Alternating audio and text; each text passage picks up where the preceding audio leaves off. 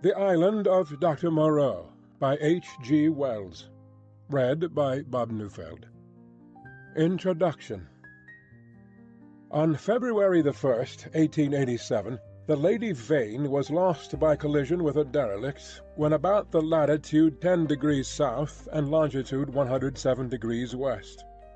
On January the 5th, 1888, that is, 11 months and 4 days after my uncle, Edward Prendick, a private gentleman who certainly went aboard the Lady Vane at Callao, and who had been considered drowned, was picked up in latitude 50 degrees 3 minutes south and longitude 101 degrees west, in a small open boat of which the name was illegible, but which is supposed to have belonged to the missing schooner Ipecacuanha.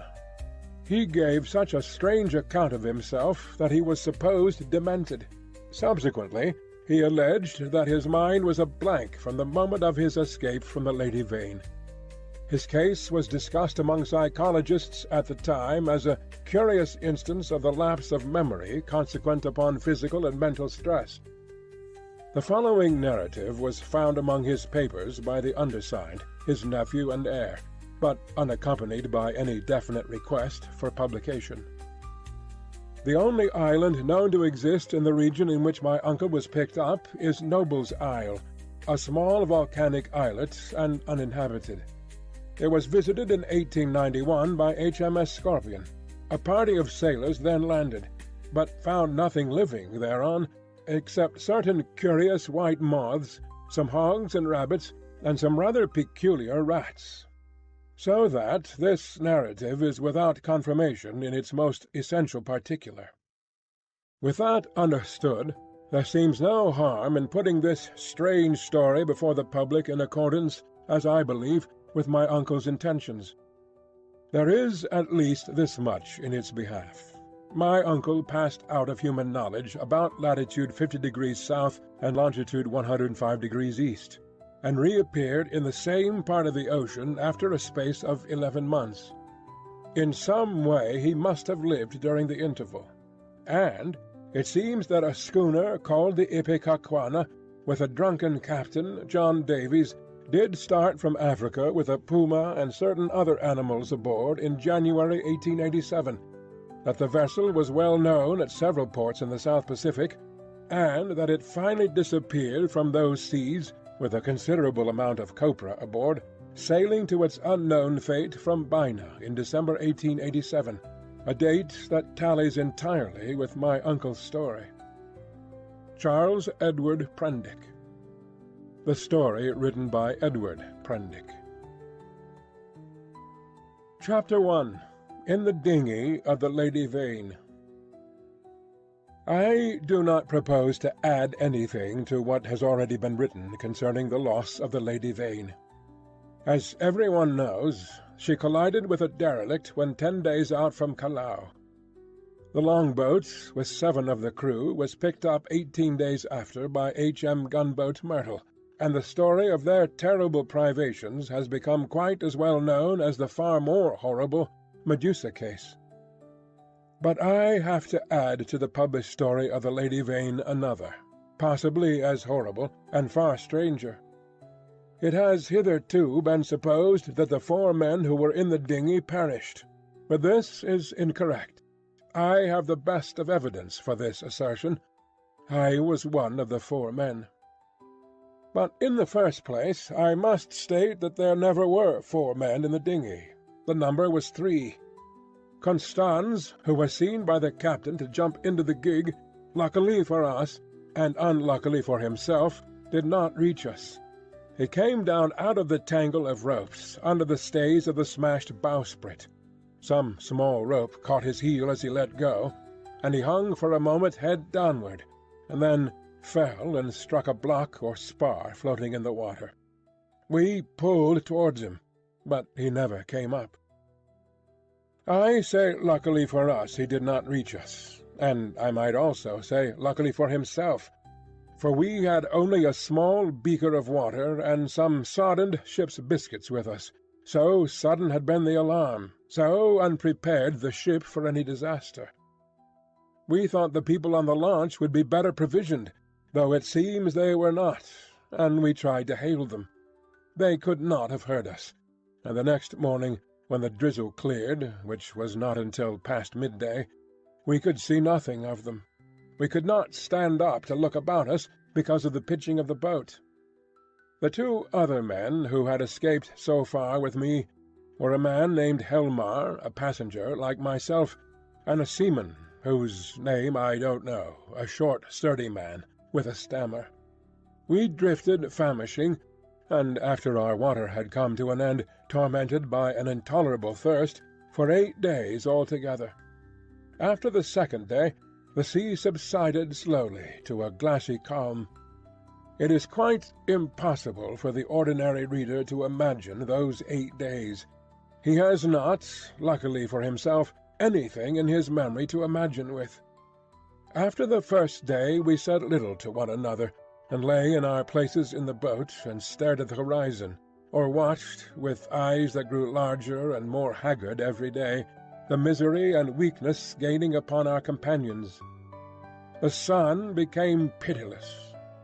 The water ended on the 4th day, and we were already thinking strange things and saying them with our eyes. But it was, I think, the 6th before Helmar gave voice to the thing we had all been thinking. I remember our voices were dry and thin, so that we bent towards one another and spared our words. I stood out against it with all my might, was rather for scuttling the boat and perishing together among the sharks that followed us. But when Helmar said that if his proposal was accepted, we should have drink, the sailor came round to him. I would not draw lots, however, and in the night the sailor whispered to Helmar again and again, and I sat in the bows with my clasp knife in my hand, though I doubt if I had the stuff in me to fight. And in the morning I agreed to Helmar's proposal, and we handed halfpence to find the odd man. The lot fell upon the sailor, but he was the strongest of us and would not abide by it, and attacked Helmar with his hands. They grappled together and almost stood up. I crawled along the boat to them, intending to help Helmar by grasping the sailor's leg. But the sailor stumbled with the swaying of the boat, and the two fell upon the gunwale and rolled overboard together. They sank like stones. I remember laughing at that, and wondering why I laughed. The laugh caught me suddenly, like a thing from without.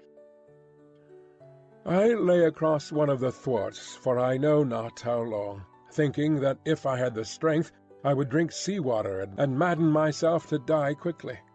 And even as I lay there, I saw, with no more interest than if it had been a picture, a sail come up towards me over the skyline. My mind must have been wandering, and yet I remember all that happened quite distinctly.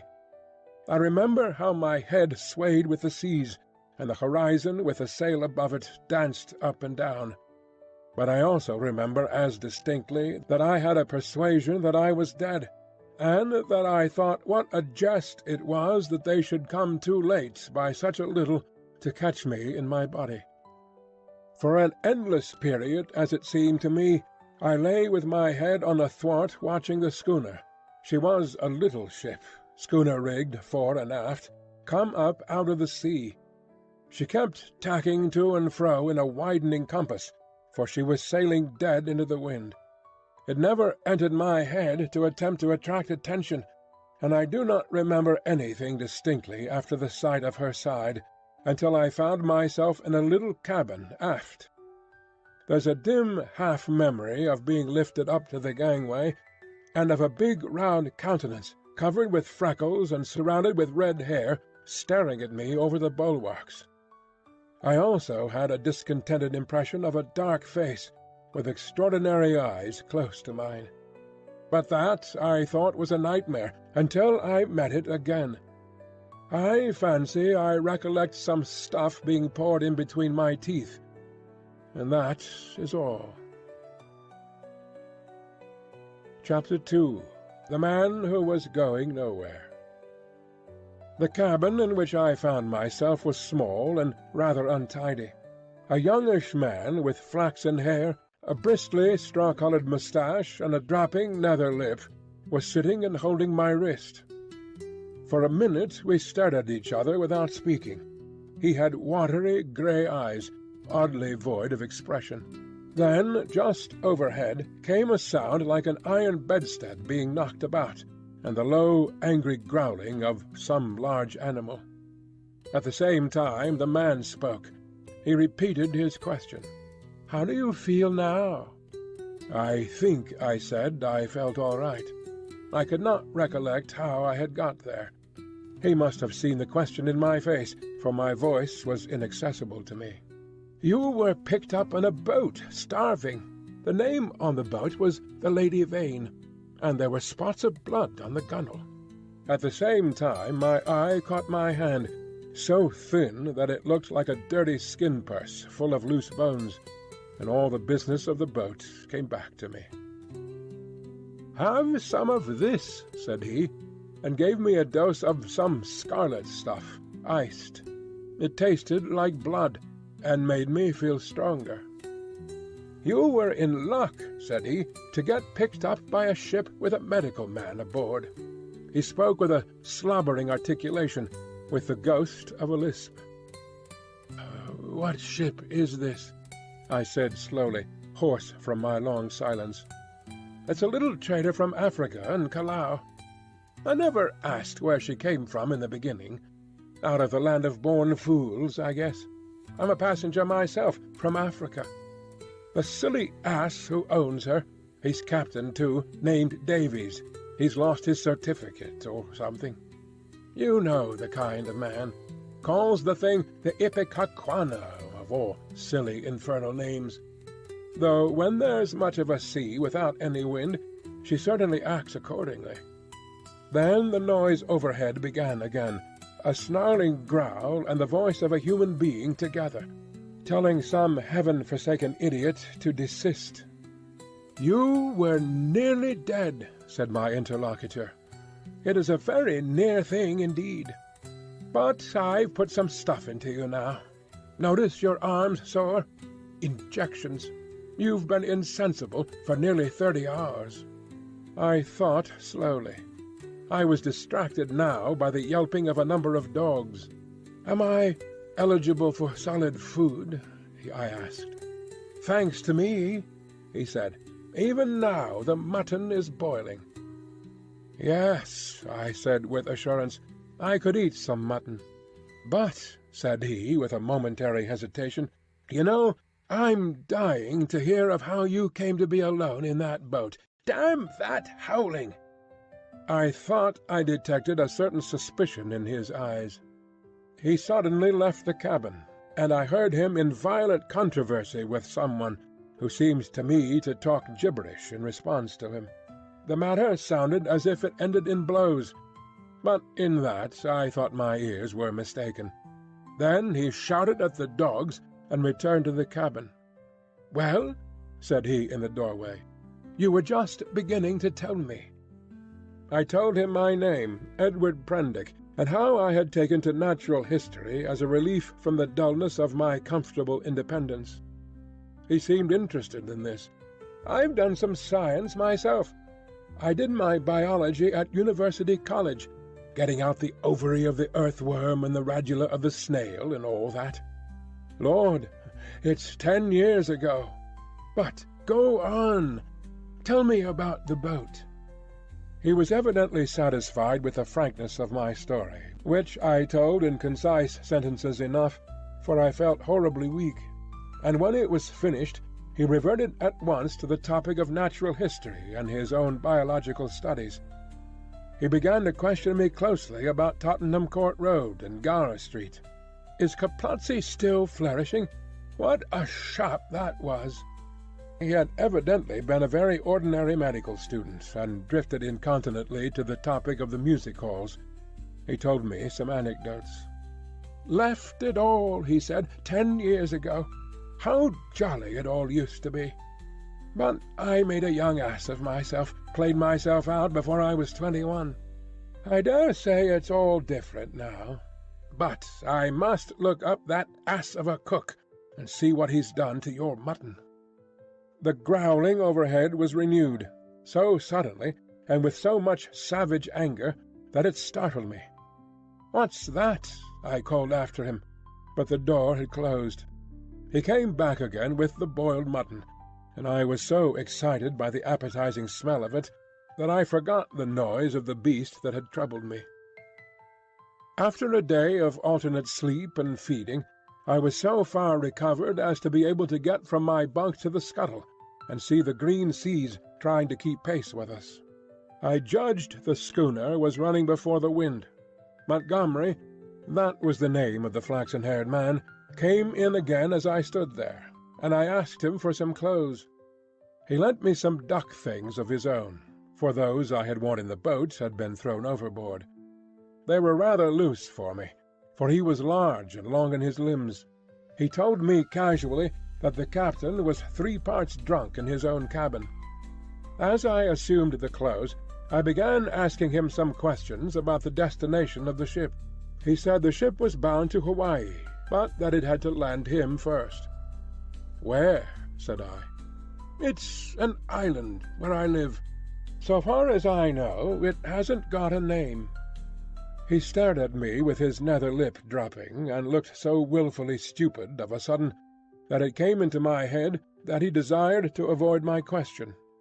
I had the discretion to ask no more. Chapter 3. The Strange Face.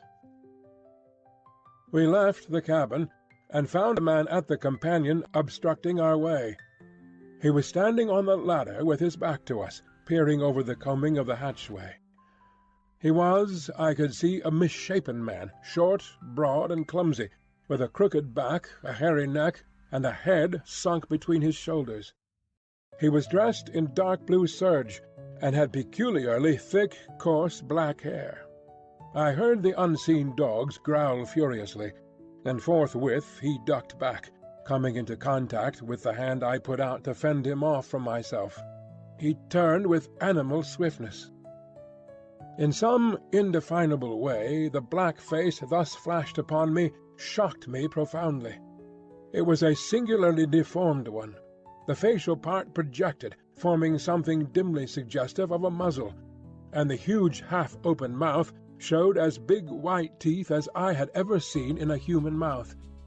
His eyes were bloodshot at the edges, with scarcely a rim of white round the hazel pupils. There was a curious glow of excitement in his face. "Confound you!"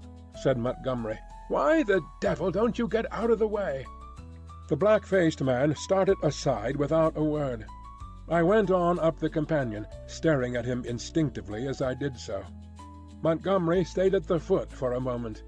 "You have no business here, you know," he said in a deliberate tone. "Your place is forward." The black-faced man cowered. "They won't have me forward."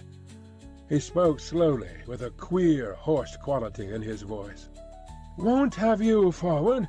said Montgomery in a menacing voice. "But I tell you to go." He was on the brink of saying something further, then looked up at me suddenly, and followed me up the ladder.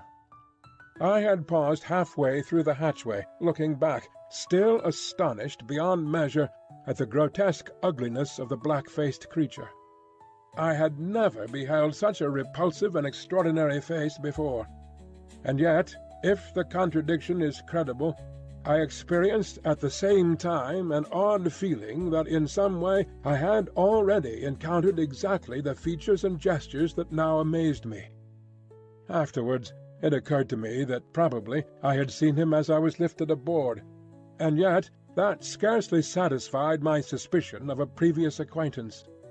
Yet how one could have set eyes on so singular a face, and yet have forgotten the precise occasion, passed my imagination. Montgomery's movements to follow me released my attention, and I turned and looked about me at the flush deck of the little schooner. I was already half prepared by the sounds I had heard for what I saw. Certainly I never beheld a deck so dirty. It was littered with scraps of carrot, shreds of green stuff, and indescribable filth. Fastened by chains to the main mast, were a number of grisly staghounds, who now began leaping and barking at me. And by the mizzen a huge puma was cramped in a little iron cage far too small even to give it turning room. Farther under the starboard bulwark were some big hutches containing a number of rabbits, and a solitary llama was squeezed in a mere box of a cage forward. The dogs were muzzled by leather straps. The only human being on deck was a gaunt and silent sailor at the wheel. The patched and dirty spankers were tense before the wind, and up aloft the little ship seemed carrying every sail she had. The sky was clear, the sun midway down the western sky. Long waves, capped by the breeze with froth, were running with us. We went past the steersman to the taffrail, saw the water come foaming under the stern, and the bubbles go dancing and vanishing in her wake. I turned and surveyed the unsavoury length of the ship. "Is this an ocean menagerie?" said I. "Looks like it," said Montgomery. "What are these beasts for? Merchandise? Curios? Does the captain think he is going to sell them somewhere in the South Seas?" "It looks like it, doesn't it?" said Montgomery, and turned towards the wake again. Suddenly we heard a yelp and a volley of furious blasphemy from the companion hatchway, and the deformed man with the black face came up hurriedly. He was immediately followed by a heavy red-haired man in a white cap. At the sight of the former, the staghounds, who had all tired of barking at me by this time, became furiously excited, howling and leaping against their chains. The black hesitated before them, and this gave the red-haired man time to come up with him and deliver a tremendous blow between the shoulder blades. The poor devil went down like a felled ox, and rolled in the dirt among the furiously excited dogs. It was lucky for him that they were muzzled. The red-haired man gave a yelp of exultation, and stood staggering, and, as it seemed to me, in serious danger of either going backwards down the companion hatchway or forwards upon his victim. So soon as the second man had appeared, Montgomery had started forward. "Steady on there!" he cried, in a tone of remonstrance. A couple of sailors appeared on the forecastle. The black-faced man, howling in a singular voice, rolled about under the feet of the dog. No one attempted to help him. The brutes did their best to worry him, butting their muzzles at him. There was a quick dance of their little grey-figured bodies over the clumsy prostrate figure. The sailors forward shouted, as though it was admirable sport. Montgomery gave an angry exclamation and went striding down the deck, and I followed him. The black-faced man scrambled up and staggered forward, going and leaning over the bulwark by the main shrouds, where he remained, panting and glaring over his shoulder at the dogs. The red-haired man laughed a satisfied laugh. "Look here, Captain," said Montgomery, with his lisp a little accentuated, gripping the elbows of the red-haired man. "This won't do." I stood behind Montgomery. The captain came half round and regarded him with the dull and solemn eyes of a drunken man. "What won't do?" he said, and added, after looking sleepily into Montgomery's face for a minute, "Blasted sawbones!" With a sudden movement he shook his arms free, and after two ineffectual attempts stuck his freckled fists into his side pockets. "That man's a passenger," said Montgomery. "I'd advise you to keep your hands off him." "Go to hell," said the captain loudly. He suddenly turned and staggered towards the side. "Do what I like on my own ship," he said. I think Montgomery might have left him then, seeing the brute was drunk. But he only turned a shade paler and followed the captain to the bulwarks. "Look you here, Captain," he said. "That man of mine is not to be ill-treated. He has been hazed ever since he came aboard." For a minute alcoholic fumes kept the captain speechless. "Blasted sawbones!" was all he considered necessary. I could see that Montgomery had one of those slow, pertinacious tempers that will warm day after day to a white heat, and never again cool to forgiveness. And I saw, too, that this quarrel had been some time growing. "The man's drunk," said I, perhaps officiously. "You'll do no good." Montgomery gave an ugly twist to his dropping lip. "He's always drunk. Do you think that excuses his assaulting his passengers?" "My ship," began the captain, waving his hand unsteadily towards the cages, "was a clean ship. Look at it now." It was certainly anything but clean. "Crew," continued the captain, "clean, respectable crew. You agreed to take the beasts. I wish I never set eyes on your infernal island. What the devil want beasts for on an island like that? Then, that man of yours. Understood he was a man. He's a lunatic, and he hadn't no business aft. Do you think the whole damned ship belongs to you? Your sailors began to haze the poor devil as soon as he came aboard. That's just what he is. He's a devil, an ugly devil. My men can't stand him. I can't stand him. None of us can't stand him. Nor you, either." Montgomery turned away.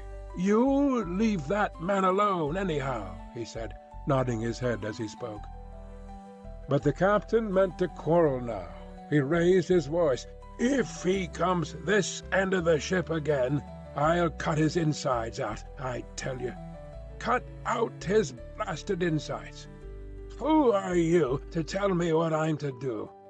I tell you I'm captain of this ship, captain and owner.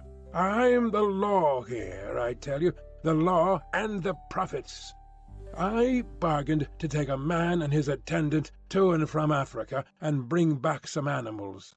I never bargained to carry a mad devil and a silly sawbones. Well, never mind what he called Montgomery.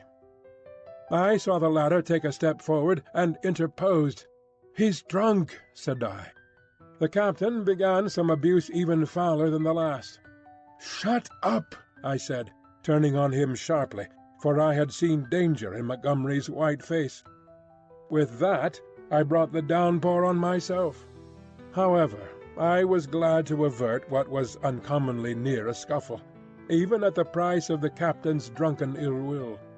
I do not think I have ever heard quite so much vile language come in a continuous stream from any man's lips before, though I have frequented eccentric company enough. I found some of it hard to endure, though I am a mild-tempered man. But certainly, when I told the captain to shut up, I had forgotten that I was merely a bit of human flotsam, cut off from my resources, and with my fare unpaid. A mere casual dependent on the bounty, or speculative enterprise, of the ship. He reminded me of it with considerable vigour, but at any rate I prevented a fight. Chapter 4. At the Schooner's Rail. That night land was sighted after sundown, and the schooner hove to. Montgomery intimated that was his destination. It was too far to see any details. It seemed to me then simply a low-lying patch of dim blue in the uncertain blue-grey sea. An almost vertical streak of smoke went up from it into the sky. The captain was not on deck when it was sighted. After he had vented his wrath on me he had staggered below, and I understood he went to sleep on the floor of his own cabin. The mate practically assumed the command. He was the gaunt, taciturn individual we had seen at the wheel. Apparently he was in an evil temper with Montgomery. He took not the slightest notice of either of us. We dined with him in a sulky silence, after a few ineffectual efforts on my part to talk. It struck me, too, that the men regarded my companion and his animals in a singularly unfriendly manner. I found Montgomery very reticent about his purpose with these creatures, and about his destination, and though I was sensible of a growing curiosity as to both, I did not press him. We remained talking on the quarter-deck until the sky was thick with stars. Except for an occasional sound in the yellow-lit forecastle and a movement of the animals now and then, the night was very still. The puma lay crouched together, watching us with shining eyes, a black heap in the corner of its cage. Montgomery produced some cigars. He talked to me of London in a tone of half-painful reminiscence, asking all kinds of questions about changes that had taken place. He spoke like a man who had loved his life there, and had been suddenly and irrevocably cut off from it. I gossiped as well as I could of this and that. All the time the strangeness of him was shaping itself in my mind, and as I talked I peered at his odd, pallid face in the dim light of the binnacle lantern behind me. Then I looked out at the darkling sea, where in the dimness his little island was hidden. This man, it seemed to me, had come out of immensity merely to save my life.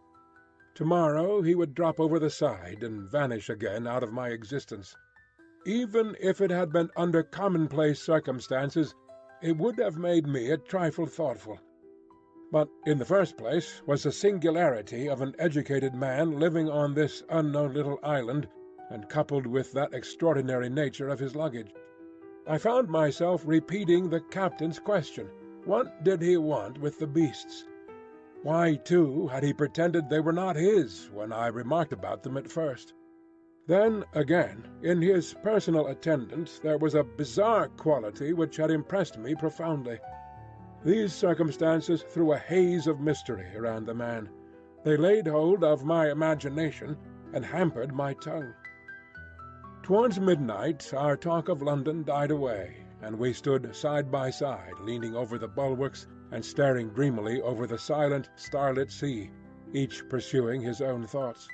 It was the atmosphere for sentiment, and I began upon my gratitude. "If I may say it," I said after a time, "you have saved my life." "Chance," he answered, "just chance. I prefer to make my thanks to this accessible agent."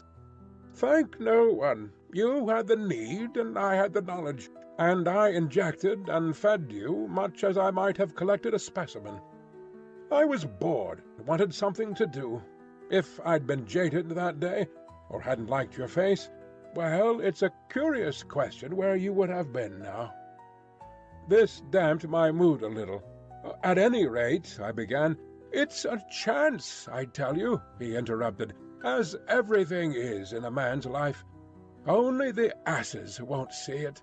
Why am I here now, an outcast from civilization, instead of being a happy man enjoying all the pleasures of London? Simply because 11 years ago I lost my head for 10 minutes on a foggy night." He stopped. "Yes," said I, "that's all." We relapsed into silence. Presently he laughed. "There's something in this starlight that loosens one's tongue. I'm an ass, and yet somehow I would like to tell you. Whatever you tell me, you may rely upon my keeping it to myself, if that's it." He was on the point of beginning, and then shook his head doubtfully. "Don't," said I. "It is all the same to me. After all, it is better to keep your secret. There's nothing gained but a little relief if I respect your confidence. If I don't, well—" He grunted undecidedly. I felt I had him at a disadvantage, had caught him in the mood of indiscretion. And to tell the truth, I was not curious to learn what might have driven a young medical student out of London. I have an imagination. I shrugged my shoulders and turned away. Over the taffrail leant a silent black figure, watching the stars. It was Montgomery's strange attendant. It looked over its shoulder quickly with my movement, then looked away again.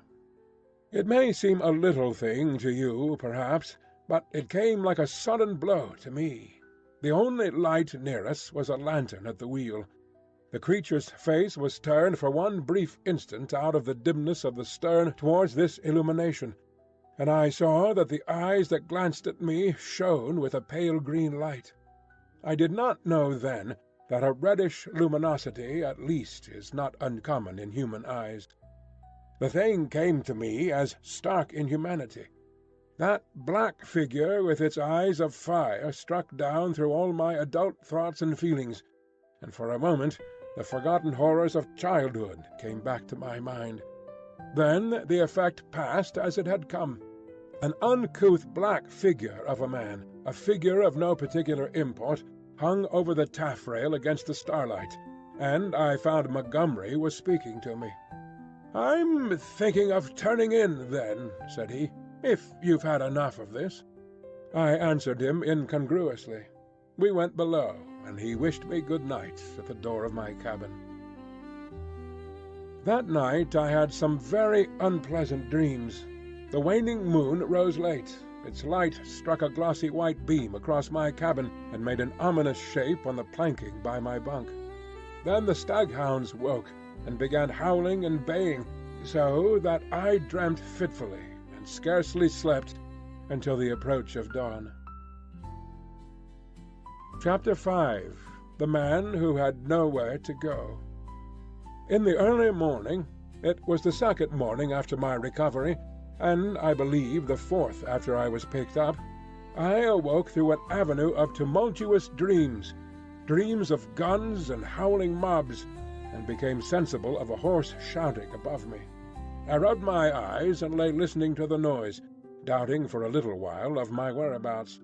Then came a sudden pattering of bare feet, the sound of heavy objects being thrown about, a violent creaking and the rattling of chains.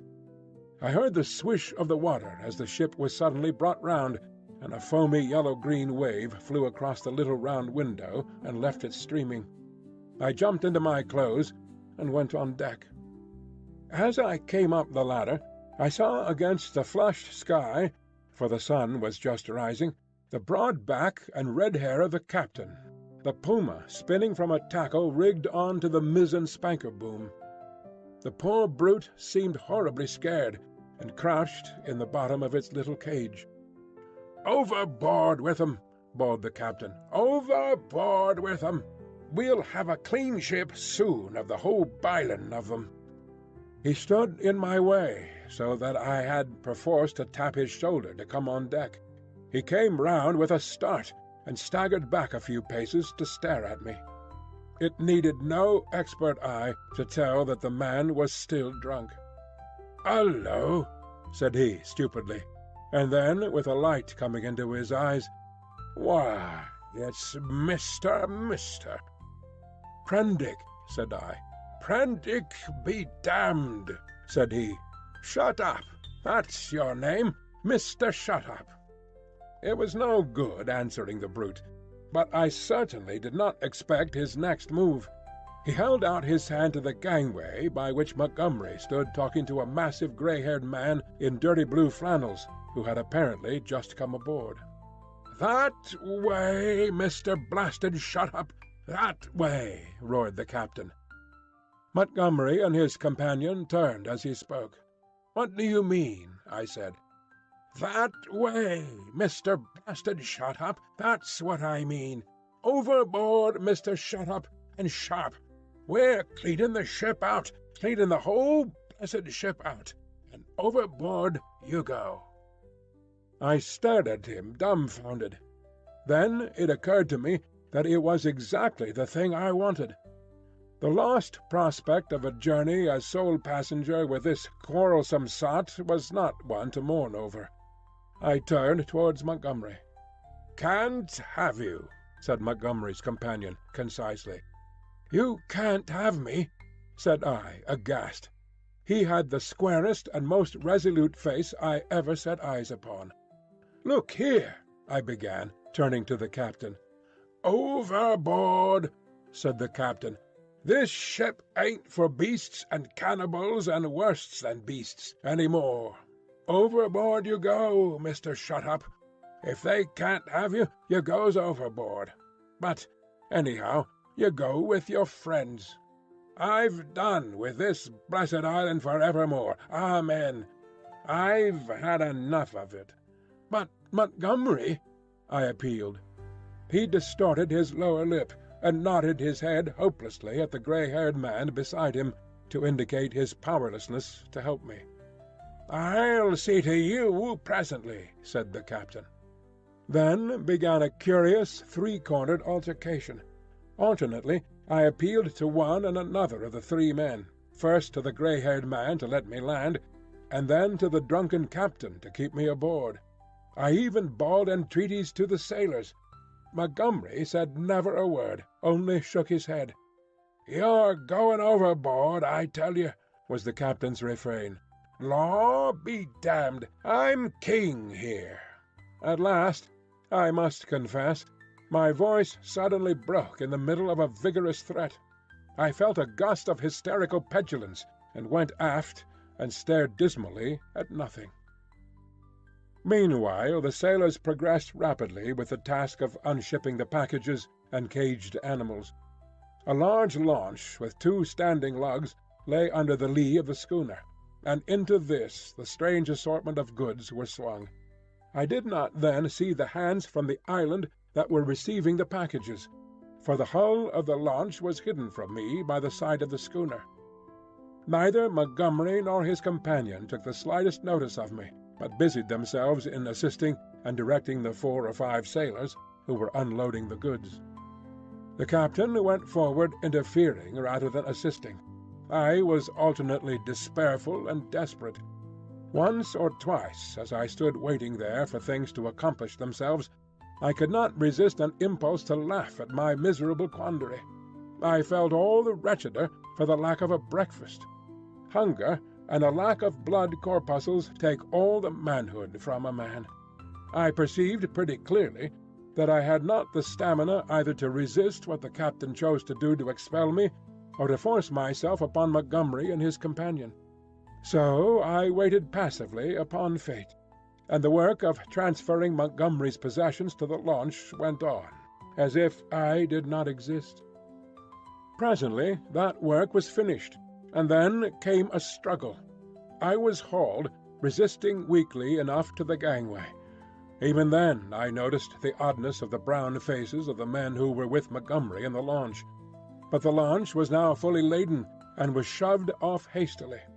A broadening gap of green water appeared under me, and I pushed back with all my strength to avoid falling headlong. The hands in the launch shouted derisively, and I heard Montgomery curse at them. And then the captain, the mate, and one of the seamen helping him ran me aft towards the stern. The dinghy of the Lady Vain had been towing behind. It was half full of water, had no oars, and was quite unvictualled. I refused to go aboard her, and flung myself full length on the deck. In the end they swung me into her by a rope, for they had no stern ladder, and then they cut me adrift. I drifted slowly from the schooner. In a kind of stupor I watched all hands take to the rigging, and slowly but surely she came round to the wind. The sails fluttered, and then bellied out as the wind came into them. I stared at her weather-beaten side heeling steeply towards me, and then she passed out of my range of view. I did not turn my head to follow her. At first I could scarcely believe what had happened. I crouched in the bottom of the dinghy, stunned, and staring blankly at the vacant, oily sea. Then I realized that I was in that little hell of mine again, now half swamped, and looking back over the gunwale, I saw the schooner standing away from me, with the red-haired captain mocking at me over the taffrail, and turning towards the island, saw the launch growing smaller as she approached the beach. Abruptly the cruelty of this desertion became clear to me. I had no means of reaching the land unless I should chance to drift there. I was still weak, you must remember, from my exposure in the boat. I was empty and very faint, or I should have had more heart. But as it was, I suddenly began to sob and weep, as I had never done since I was a little child. The tears ran down my face. In a passion of despair I struck with my fists at the water in the bottom of the boat, and kicked savagely at the gunwale. I prayed aloud for God to let me die. Chapter 6. The Evil-Looking Boatmen. But the islanders, seeing that I was really adrift, took pity on me. I drifted very slowly to the eastward, approaching the island slantingly, and presently I saw, with hysterical relief, the launch come round and return towards me. She was heavily laden, and I could make out as she drew nearer Montgomery's white-haired, broad-shouldered companion, sitting cramped up with the dogs and several packing cases in the stern sheets. This individual stared fixedly at me, without moving or speaking. The black-faced cripple was glaring at me as fixedly in the bows near the puma. There were 3 other men besides, 3 strange, brutish-looking fellows, at whom the staghounds were snarling savagely. Montgomery, who was steering, brought the boat by me, and rising, caught and fastened my painter to the tiller to tow me, for there was no room aboard. I had recovered from my hysterical phase by this time, and answered his hail as he approached bravely enough. I told him the dinghy was nearly swamped, and he reached me a piggin. I was jerked back as the rope tightened between the boats. For some time I was busy bailing. It was not until I had got the water under, for the water in the dinghy had been shipped, the boat was perfectly sound, that I had leisure to look at the people in the launch again. The white-haired man, I found, was still regarding me steadfastly, but with an expression, as I now fancied, of some perplexity. When my eyes met his, he looked down at the staghound that sat between his knees.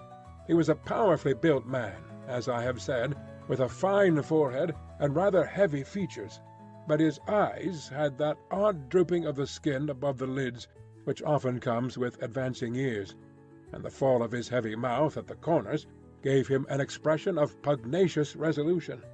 He talked to Montgomery in a tone too low for me to hear. From him my eyes travelled to his 3 men, and a strange crew they were. I saw only their faces, yet there was something in their faces, I knew not what, that gave me a queer spasm of disgust. I looked steadily at them, and the impression did not pass, though I failed to see what had occasioned it. They seemed to me then to be brown men, but their limbs were oddly swathed in some thin, dirty white stuff, down even to the fingers and feet. I have never seen men so wrapped up before, and women so only in the East. They wore turbans, too, and thereunder peered out their elfin faces at me, faces with protruding lower jaws and bright eyes. They had lank black hair, almost like horsehair, and seemed as they sat to exceed in stature any race of men I have seen. The white-haired man, who I knew was a good 6 feet in height, sat a head below any one of the 3. I found afterwards that really none were taller than myself, but their bodies were abnormally long, and the thigh part of the leg short and curiously twisted. At any rate, they were an amazingly ugly gang, and over the heads of them, under the forward lug, peered the black face of the man whose eyes were luminous in the dark. As I stared at them, they met my gaze, and then first one and then another turned away from my direct stare and looked at me in an odd, furtive manner. It occurred to me that I was perhaps annoying them, and I turned my attention to the island we were approaching. It was low and covered with thick vegetation, chiefly a kind of palm that was new to me. From one point a thin white thread of vapour rose slantingly to an immense height, and then frayed out like a down feather. We were now within the embrace of a broad bay, flanked on either hand by a low promontory. The beach was of dull grey sand, and sloped steeply up to a ridge, perhaps 60 or 70 feet above the sea level, and irregularly set with trees and undergrowth. Halfway up was a square enclosure of some greyish stone, which I found subsequently was built partly of coral and partly of pumiceous lava. 2 thatched roofs peeped from within this enclosure. A man stood awaiting us at the water's edge. I fancied, while we were still far off, that I saw some other and very grotesque-looking creatures scuttle into the bushes upon the slope. But I saw nothing of these as we drew nearer. This man was of a moderate size, and with a black negroid face. He had a large, almost lipless mouth, extraordinary lank arms, long thin feet, and bow legs, and stood with his heavy face thrust forward, staring at us. He was dressed like Montgomery and his white-haired companion, in jacket and trousers of blue serge. As we came still nearer, this individual began to run to and fro on the beach, making the most grotesque movements. At a word of command from Montgomery, the four men in the launch sprang up, and with singularly awkward gestures struck the lugs. Montgomery steered us round and into a narrow little dock excavated in the beach. Then the man on the beach hastened towards us. This dock, as I call it, was really a mere ditch just long enough at this phase of the tide to take the longboat. I heard the bows ground in the sand, staved the dinghy off the rudder of the big boat with my piggin, and freeing the painter, landed. The three muffled men, with the clumsiest movements, scrambled out upon the sand, and forthwith set to landing the cargo, assisted by the man on the beach. I was struck especially by the curious movements of the legs of the three swathed and bandaged boatmen. Not stiff they were, but distorted in some odd way, almost as if they were jointed in the wrong place. The dogs were still snarling, and strained at their chains after these men as the white-haired man landed with them. The three big fellows spoke to one another in odd guttural tones, and the man who had waited for us on the beach began chattering to them excitedly, a foreign language, as I fancied, as they laid hands on some bales piled near the stern.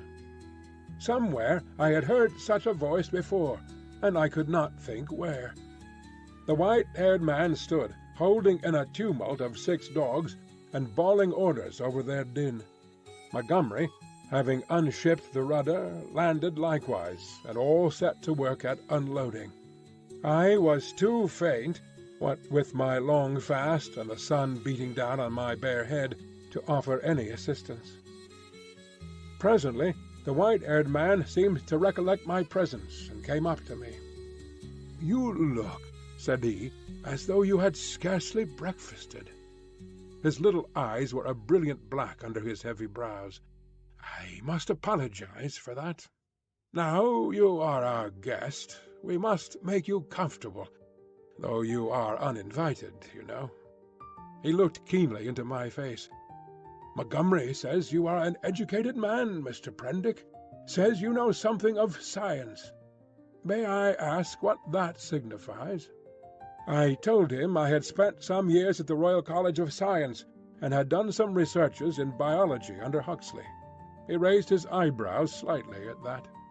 "That alters the case a little, Mr. Prendick," he said, with a trifle more respect in his manner. "As it happens, we are biologists here.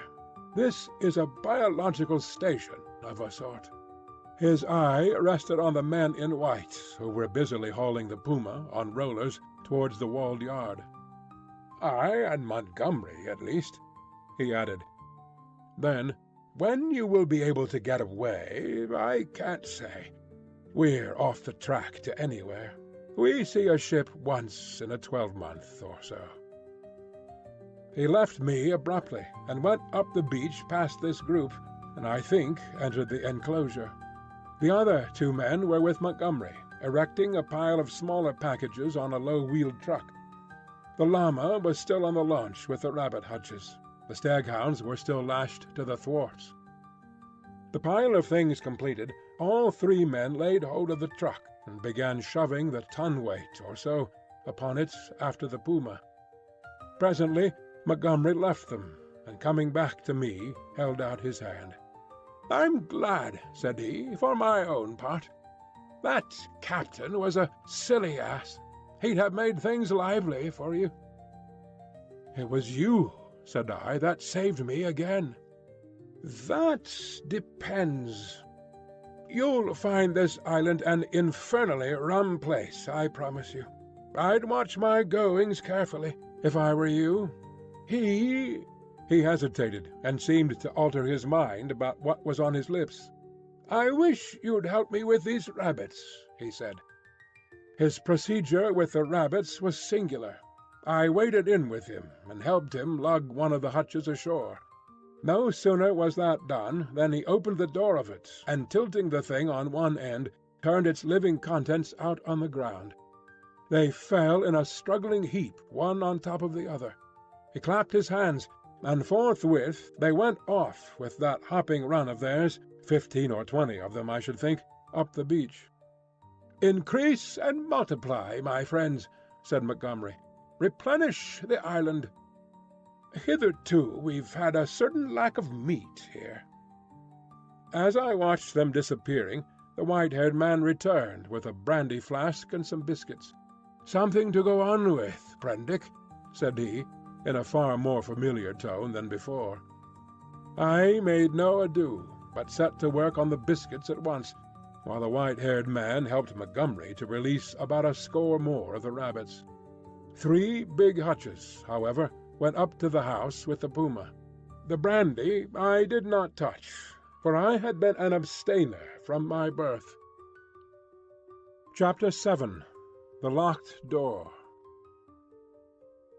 The reader will perhaps understand that at first everything was so strange about me, and my position was the outcome of such unexpected adventures, that I had no discernment of the relative strangeness of this or that thing. I followed the llama up the beach, and was overtaken by Montgomery, who asked me not to enter the stone enclosure. I noticed then that the puma in its cage and the pile of packages had been placed outside the entrance to this quadrangle. I turned and saw that the launch had now been unloaded, run out again, and was being beached, and the white-haired man was walking towards us. He addressed Montgomery. "And now comes the problem of this uninvited guest. What are we to do with him?" "He knows something of science," said Montgomery. "I'm itching to get to work again with this new stuff," said the white-haired man, nodding towards the enclosure. His eyes grew brighter. "I dare say you are," said Montgomery, in anything but a cordial tone.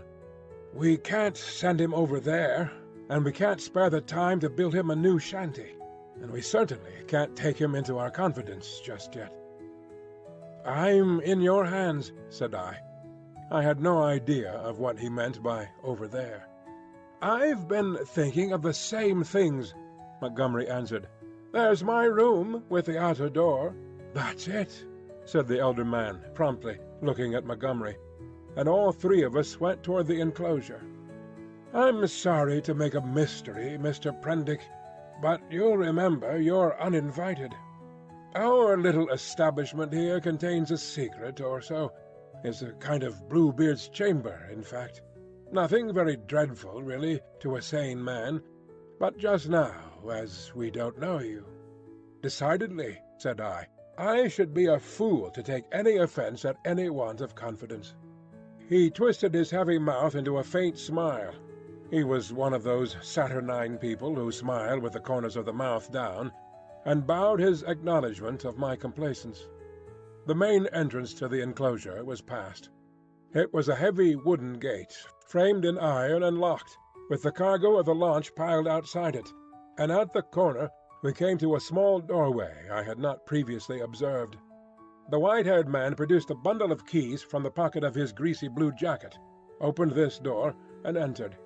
His keys, and the elaborate locking up of the place, even while it was still under his eye, struck me as peculiar. I followed him, and found myself in a small apartment, plainly but not uncomfortably furnished, and with its inner door, which was slightly ajar, opening into a paved courtyard. This inner door Montgomery at once closed. A hammock was slung across the darker corner of the room, and a small unglazed window, defended by an iron bar, looked out towards the sea. This, the white-haired man told me, was to be my apartment, and the inner door, which, for fear of accidents, he said, he would lock on the other side, was my limit inward.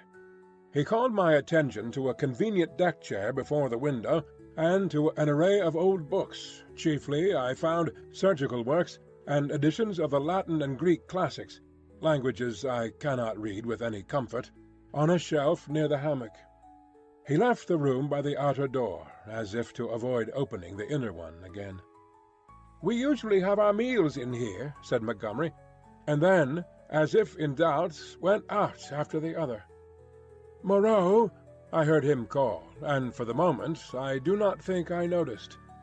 Then, as I handled the books on the shelf, it came up in consciousness. Where had I heard the name of Moreau before? I sat down before the window, took out the biscuits that still remained to me, and ate them with an excellent appetite. Moreau! Through the window I saw one of those unaccountable men in white, lugging a packing-case along the beach. Presently the window frame hid him. Then I heard a key inserted and turned in the lock behind me. After a little while I heard through the locked door the noise of the staghounds that had now been brought up from the beach. They were not barking, but sniffing and growling in a curious fashion. I could hear the rapid patter of their feet, and Montgomery's voice soothing them.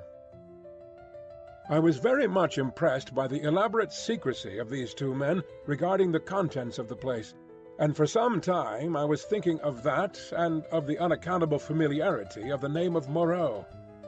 But so odd is the human memory that I could not then recall that well-known name in its proper connection. From that my thoughts went to the indefinable queerness of the deformed man on the beach. I never saw such a gait, such odd motions as he pulled at the box. I recalled that none of these men had spoken to me, though most of them I had found looking at me at one time or another in a peculiarly furtive manner, quite unlike the frank stare of your unsophisticated savage. Indeed, they had all seemed remarkably taciturn, and when they did speak, endowed with very uncanny voices. What was wrong with them? Then I recalled the eyes of Montgomery's ungainly attendant. Just as I was thinking of him, he came in.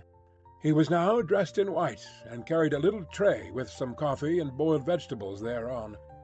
I could hardly repress a shuddering recoil as he came, bending amiably, and placed the tray before me on the table. Then astonishment paralyzed me. Under his stringy black locks I saw his ear. It jumped upon me suddenly close to my face. The man had pointed ears, covered with a fine brown fur. "Your breakfast, sir?" he said. I stared at his face without attempting to answer him. He turned and went towards the door, regarding me oddly over his shoulder. I followed him out with my eyes, and as I did so, by some odd trick of unconscious cerebration, there came surging into my head the phrase, "The Moreau Hollows, was it? The Moreau—" It set my memory back 10 years. The Moreau horrors. The phrase drifted loose in my mind for a moment, and then I saw it in red lettering on a little buff-coloured pamphlet, to read which made one shiver and creep. Then I remembered distinctly all about it. That long-forgotten pamphlet came back with startling vividness to my mind. I had been a mere lad then, and Moreau was, I suppose, about 50, a prominent and masterful physiologist, well known in scientific circles for his extraordinary imagination and his brutal directness in discussion. Was this the same Moreau?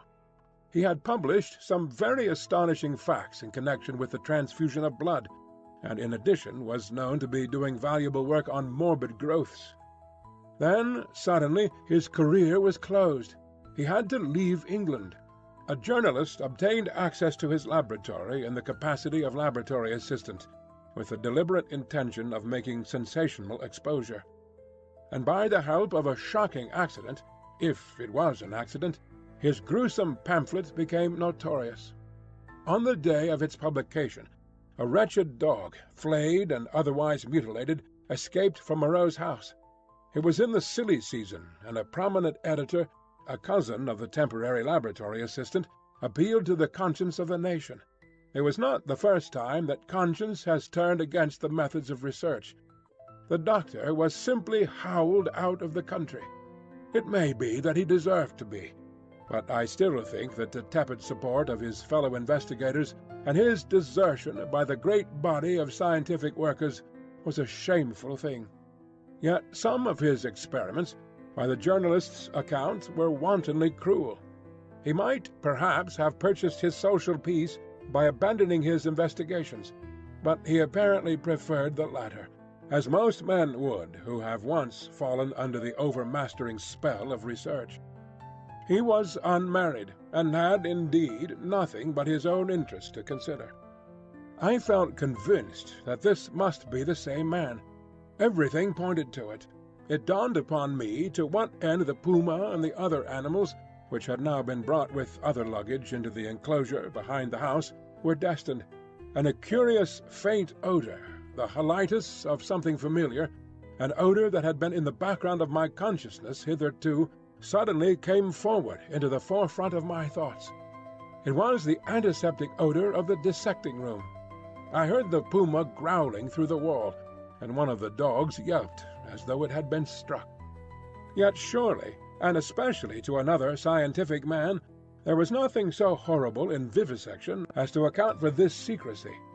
And by some odd leap in my thoughts, the pointed ears and luminous eyes of Montgomery's attendant came back again before me with the sharpest definition. I stared before me out at the green sea, frothing under a freshening breeze, and let these and other strange memories of the last few days chase one another through my mind. What could it all mean? A locked enclosure on a lonely island, a notorious vivisector, and these crippled and distorted men. Chapter 8. The Crying of the Puma. Montgomery interrupted my tangle of mystification and suspicion about 1 o'clock, and his grotesque attendant followed him with a tray bearing bread, some herbs and other eatables, a flask of whiskey, a jug of water, and 3 glasses and knives. I glanced askance at this strange creature, and found him watching me with his queer, restless eyes. Montgomery said that he would lunch with me, but that Moreau was too preoccupied with some work to come. "Moreau," said I. "I know that name." "The devil you do," said he. "What an ass I was to mention it to you. I might have thought. Anyhow, it will give you an inkling of our mysteries. Whiskey?" "No, thanks. I'm an abstainer." "I wish I'd been. But it's no use locking the door after the steed is stolen. It was that infernal stuff which led to my coming here, that and a foggy night. I thought myself in luck at the time, when Moreau offered to get me off. It's queer. Montgomery," said I suddenly, as the outer door closed, "why has your man pointed ears?" "Damn!" he said, after his first mouthful of food. He stared at me for a moment, and then repeated, "Pointed ears?" "Little points to them," said I, as calmly as possible, with a catch in my breath. "And a fine black fur at the edges." He helped himself to whiskey and water with great deliberation. "I was under the impression that his hair covered his ears." "I saw them as he stooped by me to put that coffee you sent to me on the table. And his eyes shine in the dark." By this time Montgomery had recovered from the surprise at my question. "I always thought," he said deliberately, with a certain accentuation of his flavouring of lisp, "that there was something the matter with his ears, from the way he covered them. What were they like?" I was persuaded from his manner that this ignorance was a pretence. Still, I could hardly tell the man that I thought him a liar. "Pointed," I said. "Rather small and furry, distinctly furry. But the whole man is one of the strangest beings I ever set eyes on." A sharp, hoarse cry of animal pain came from the enclosure behind us. Its depth and volume testified to the puma. I saw Montgomery wince. "Yes?" he said. "Where did you pick up the creature?" "San Francisco.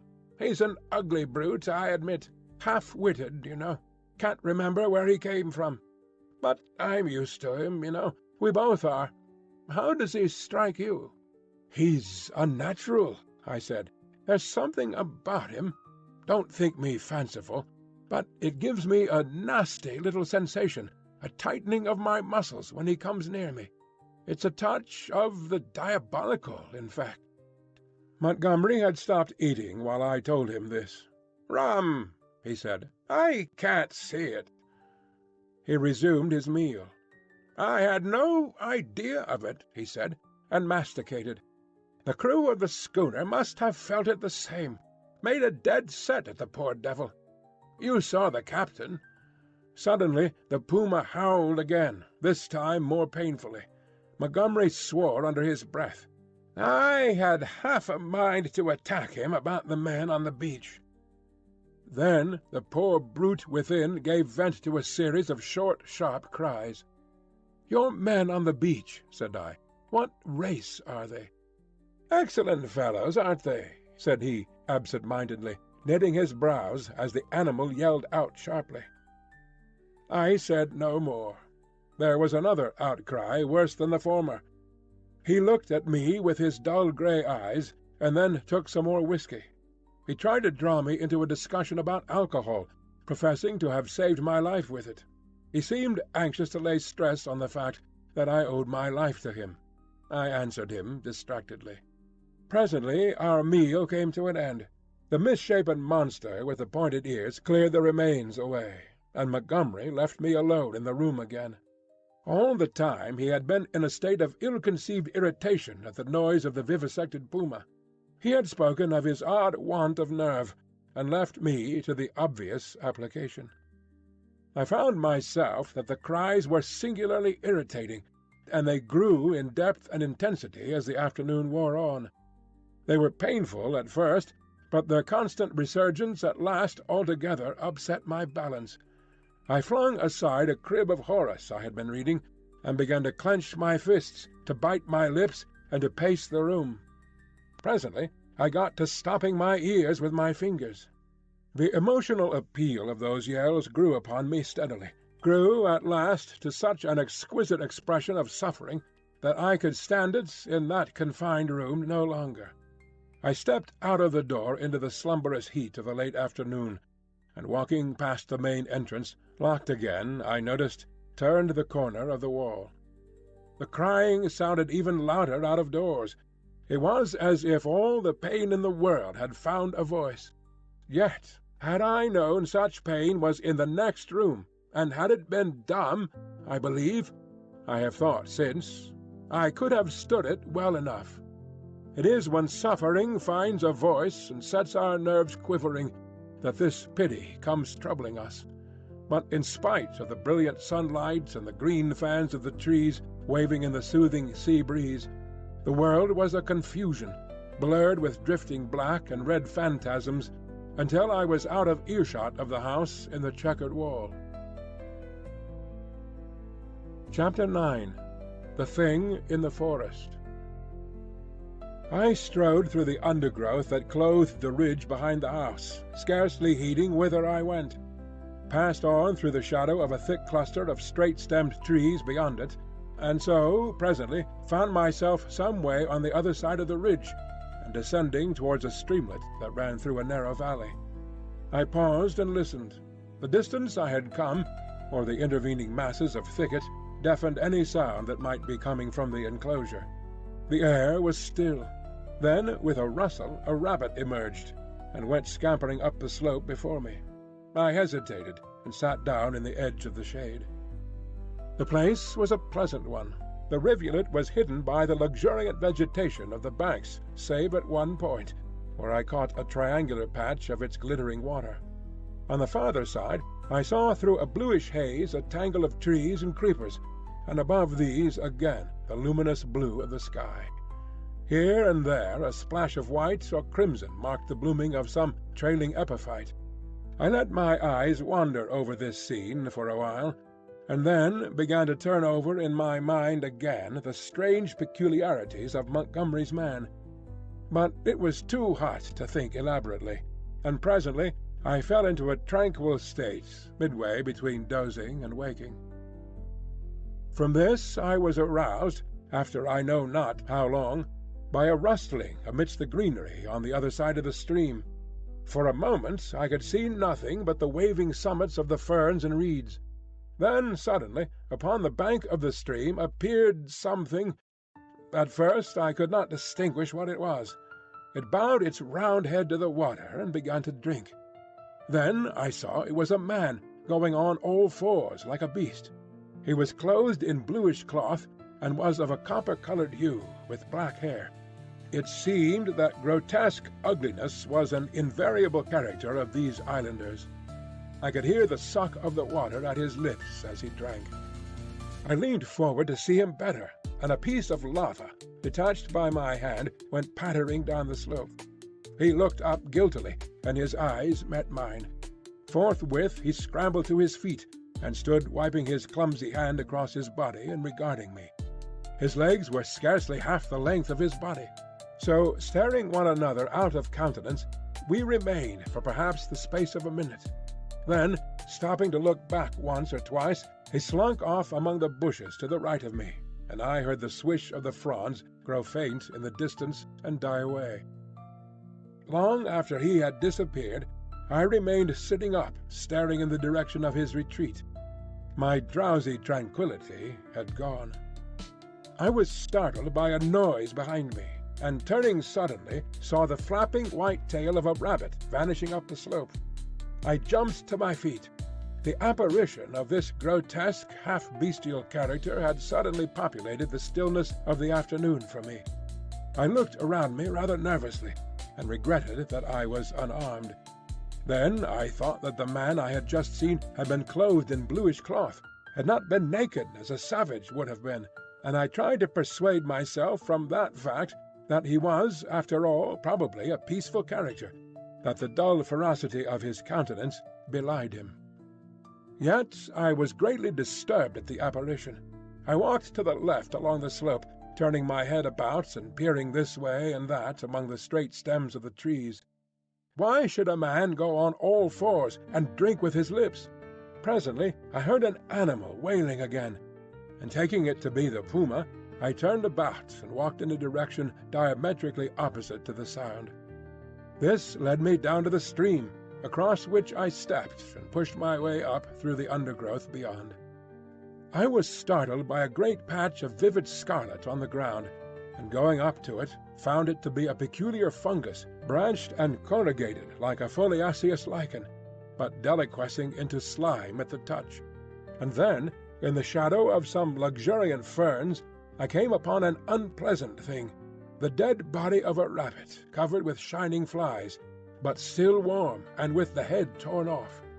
I stopped aghast at the sight of the scattered blood. Here at least was one visitor to the island disposed of. There were no traces of other violence about it. It looked as though it had been suddenly snatched up and killed, and as I stared at the little furry body, came the difficulty of how the thing had been done. The vague dread that had been in my mind since I had seen the inhuman face of the man at the stream grew distincter as I stood there. I began to realize the hardihood of my expedition among these unknown people. The thicket about me became altered to my imagination. Every shadow became something more than a shadow, became an ambush. Every rustle became a threat.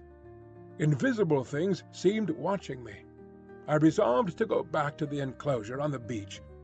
I suddenly turned away and thrust myself violently, perhaps even frantically, through the bushes, anxious to get a clear space about me again. I stopped just in time to prevent myself emerging upon an open space. It was a kind of glade in the forest, made by a fall. Seedlings were already starting up to struggle for the vacant space, and beyond, the dense growth of stems and twining vines and splashes of fungus and flowers closed in again. Before me, squatting together upon the fungoid ruins of a huge fallen tree, and still unaware of my approach, were three grotesque human figures. One was evidently a female, the other two were men. They were naked, save for swathings of scarlet cloth about the middle, and their skins were of a dull pinkish drab colour, such as I had seen in no savages before. They had fat, heavy, chinless faces, retreating foreheads, and a scant bristly hair upon their heads. I never saw such bestial-looking creatures. They were talking, or at least one of the men was talking to the other two, and all three had been too closely interested to heed the rustling of my approach. They swayed their heads and shoulders from side to side. The speaker's words came thick and sloppy, and though I could hear him distinctly, I could not distinguish what he said. He seemed to me to be reciting some complicated gibberish. Presently his articulation became shriller, and spreading his hands, he rose to his feet.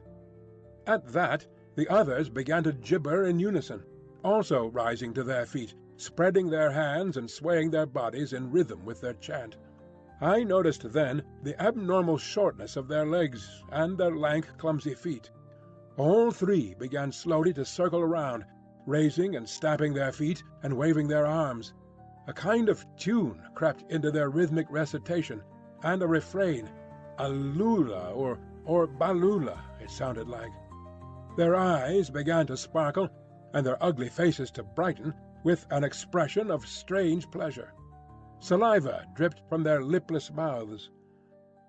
Suddenly, as I watched their grotesque and unaccountable gestures, I perceived clearly for the first time what it was that had offended me, what had given me the two inconsistent and conflicting impressions of utter strangeness, and yet of the strangest familiarity. The three creatures engaged in this mysterious rite were human in shape, and yet human beings with the strangest air about them of some familiar animal. Each of these creatures, despite its human form, its rag of clothing, and the rough humanity of its bodily form, had woven into it, into its movements, into the expression of its countenance, into its whole presence, some now irresistible suggestion of a hog, a swinish taint, the unmistakable mark of the beast. I stood overcome by this amazing realization, and then the most horrible questionings came rushing into my mind. They began leaping in the air, first one and then the other, whooping and grunting. Then one slipped, and for a moment was on all fours, to recover indeed forthwith. But that transitory gleam of the true animalism of these monsters was enough. I turned as noiselessly as possible, and became every now and then rigid with the fear of being discovered, as a branch cracked or a leaf rustled. I pushed back into the bushes. It was long before I grew bolder and dared to move freely. My only idea for the moment was to get away from those foul beings, and I scarcely noticed that I had emerged upon a faint pathway amidst the trees. Then, suddenly traversing a little glade, I saw with an unpleasant start two clumsy legs among the trees, walking with noiseless footsteps parallel with my course, and perhaps 30 yards away from me. The head and upper part of the body were hidden by a tangle of creeper. I stopped abruptly, hoping the creature did not see me. The feet stopped as I did. So nervous was I that I controlled an impulse to headlong flight with the utmost difficulty. Then, looking hard, I distinguished through the interlacing network the head and the body of the brute I had seen drinking. He moved his head. There was an emerald flash in his eyes as he glanced at me from the shadow of the trees, a half-luminous colour that vanished as he turned his head again. He was motionless for a moment, and then, with a noiseless tread, began running through the green confusion. In another moment he had vanished behind some bushes. I could not see him, but I felt that he had stopped and was watching me again. What on earth was he, man or beast? What did he want with me? I had no weapon, not even a stick. Flight would be madness. At any rate, the thing, whatever it was, lacked the courage to attack me. Setting my teeth hard, I walked straight towards him. I was anxious not to show the fear that seemed chilling my backbone. I pushed through a tangle of tall white-flowered bushes, and saw him 20 paces beyond, looking over his shoulder at me and hesitating. I advanced a step or two, looking steadfastly into his eyes. "Who are you?" said I. He tried to meet my gaze. "No," he said suddenly, and turning, went bounding away from me through the undergrowth. Then he turned and stared at me again. His eyes shone brightly out of the dusk under the trees. My heart was in my mouth, but I felt my only chance was bluff, and walked steadily towards him. He turned again, vanished into the dusk. Once more I thought I caught the glint of his eyes, and that was all. For the first time I realized how the lateness of the hour might affect me. The sun had set some minutes since. The swift dusk of the tropics was already fading out of the eastern sky, and a pioneer moth fluttered silently by my head. Unless I would spend the night among the unknown dangers of the mysterious forest, I must hasten back to the enclosure. The thought of a return to that pain-haunted refuge was extremely disagreeable, but still more so was the idea of being overtaken in the open by darkness and all that darkness might conceal. I gave one more look into the blue shadows that had swallowed up this odd creature, and then retraced my way down the slope towards the stream, going, as I judged, in the direction from which I had come. I walked eagerly, my mind confused with many things, and presently found myself in a level place among scattered trees. The colourless clearness that comes after the sunset flush was darkling. The blue sky above grew momentarily deeper, and the little stars, one by one, pierced the attenuated light. The interspaces of the trees, the gaps in the further vegetation that had been hazy blue in the daylight, grew black and mysterious. I pushed on. The colour vanished from the world. The tree-tops rose against the luminous blue sky in inky silhouette, and all below that outline melted into one formless blackness. Presently the trees grew thinner, and the shrubby undergrowth more abundant. Then there was a desolate space covered with a white sand, and then another expanse of tangled bushes. I did not remember crossing the sand opening before. I began to be tormented by a faint rustling upon my right hand. I thought at first it was fancy, for whenever I stopped there was silence, save for the evening breeze in the tree-tops. Then, when I turned to hurry on again, there was an echo to my footsteps. I turned away from the thickets, keeping to the more open ground, and endeavouring, by sudden turns, now and then, to surprise something in the act of creeping upon me. I saw nothing, and nevertheless my sense of another presence grew steadily. I increased my pace, and after some time came to a slight ridge, crossed it, and turned sharply, regarding it steadfastly from the further side. It came out black and clear-cut against the darkling sky, and presently a shapeless lump heaved up momentarily against the skyline and vanished again. I felt assured now that my tawny-faced antagonist was stalking me once more, and coupled with that was another unpleasant realization that I had lost my way. For a time I hurried on, hopelessly perplexed, and pursued by that stealthy approach. Whatever it was, the thing either lacked the courage to attack me, or it was waiting to take me at some disadvantage. I kept studiously to the open. At times I would turn and listen, and presently I had half persuaded myself that my pursuer had abandoned the chase, or was a mere creation of my disordered imagination. Then I heard the sound of the sea. I quickened my footsteps almost into a run, and immediately there was a stumble in my rear. I turned suddenly and stared at the uncertain trees behind me. One black shadow seemed to leap into another. I listened, rigid, and heard nothing but the creep of the blood in my ears. I thought that my nerves were unstrung and that my imagination was tricking me, and turned resolutely towards the sound of the sea again. In a minute or so the trees grew thinner, and I emerged upon a bare, low headland running out into the sombre water. The night was calm and clear, and the reflection of the growing multitude of the stars shivered in the tranquil heaving of the sea. Some way out, the wash upon an irregular band of reef shone with a pallid light of its own. Westward I saw the zodiacal light mingling with the yellow brilliance of the evening star. The coast fell away from me to the east, and westward it was hidden by the shoulder of the cape. Then I recalled the fact that Moreau's beach lay to the west. A twig snapped behind me, and there was a rustle. I turned and stood facing the dark trees. I could see nothing, or else I could see too much.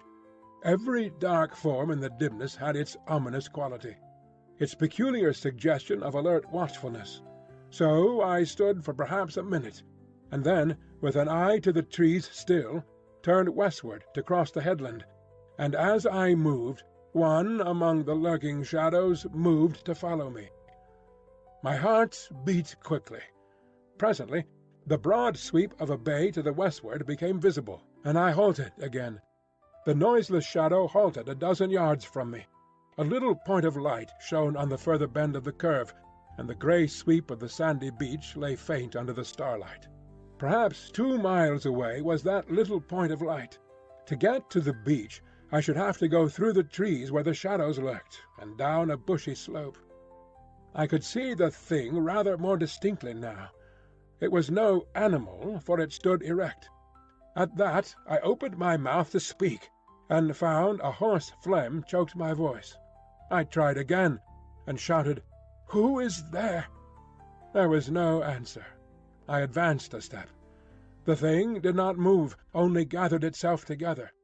My foot struck a stone. That gave me an idea. Without taking my eyes off the black form before me, I stooped and picked up this lump of rock.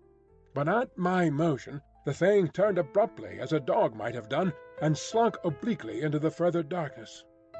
Then I recalled a schoolboy expedient against big dogs, and twisted the rock into my handkerchief, and gave this a turn round my wrist. I heard a movement farther off among the shadows, as if the thing was in retreat. Then, suddenly, my tense excitement gave way. I broke into a profuse perspiration and fell a-trembling, with my adversary routed, and this weapon in my hand. It was some time before I could summon resolution to go down through the trees and bushes upon the flank of the headland to the beach. At last I did it at a run, and as I emerged from the thicket upon the sand, I heard some other body come crashing after me. At that I completely lost my head with fear, and began running along the sand. Forthwith there came the swift patter of soft feet in pursuit. I gave a wild cry, and redoubled my pace. Some dim black things, about 3 or 4 times the size of rabbits, were running and hopping up from the beach towards the bushes as I passed. So long as I live, I shall remember the terror of that chase. I ran near the water's edge, and heard every now and then the splash of the feet that gained upon me. Far away, hopelessly far, was the yellow light. All the night about us was black and still. Splash, splash, came the pursuing feet, nearer and nearer. I felt my breath going, for I was quite out of training. It whooped as I drew it, and I felt a pain like a knife at my side. I perceived the thing would come up with me long before I reached the enclosure, and desperate and sobbing for my breath, I wheeled round upon it and struck at it as it came up to me, struck with all my strength. The stone came out of the sling of the handkerchief as I did so. As I turned, the thing, which had been running on all fours, rose to its feet, and the missile fell fair on its left temple. The skull rang loud, and the animal man blundered into me, thrust me back with its hands, and went staggering past me, to fall headlong upon the sand with its face in the water. There it lay still. I could not bring myself to approach that black heap. I left it there, with the water rippling round it under the still stars, and giving it a wide berth, pursued my way towards the yellow glow of the house. And presently, with a positive effect of relief, came the pitiful moaning of the puma, the sound that had originally driven me out to explore this mysterious island. At that, though I was faint and horribly fatigued, I gathered together all my strength, and began running again towards the light. I thought I heard a voice calling me.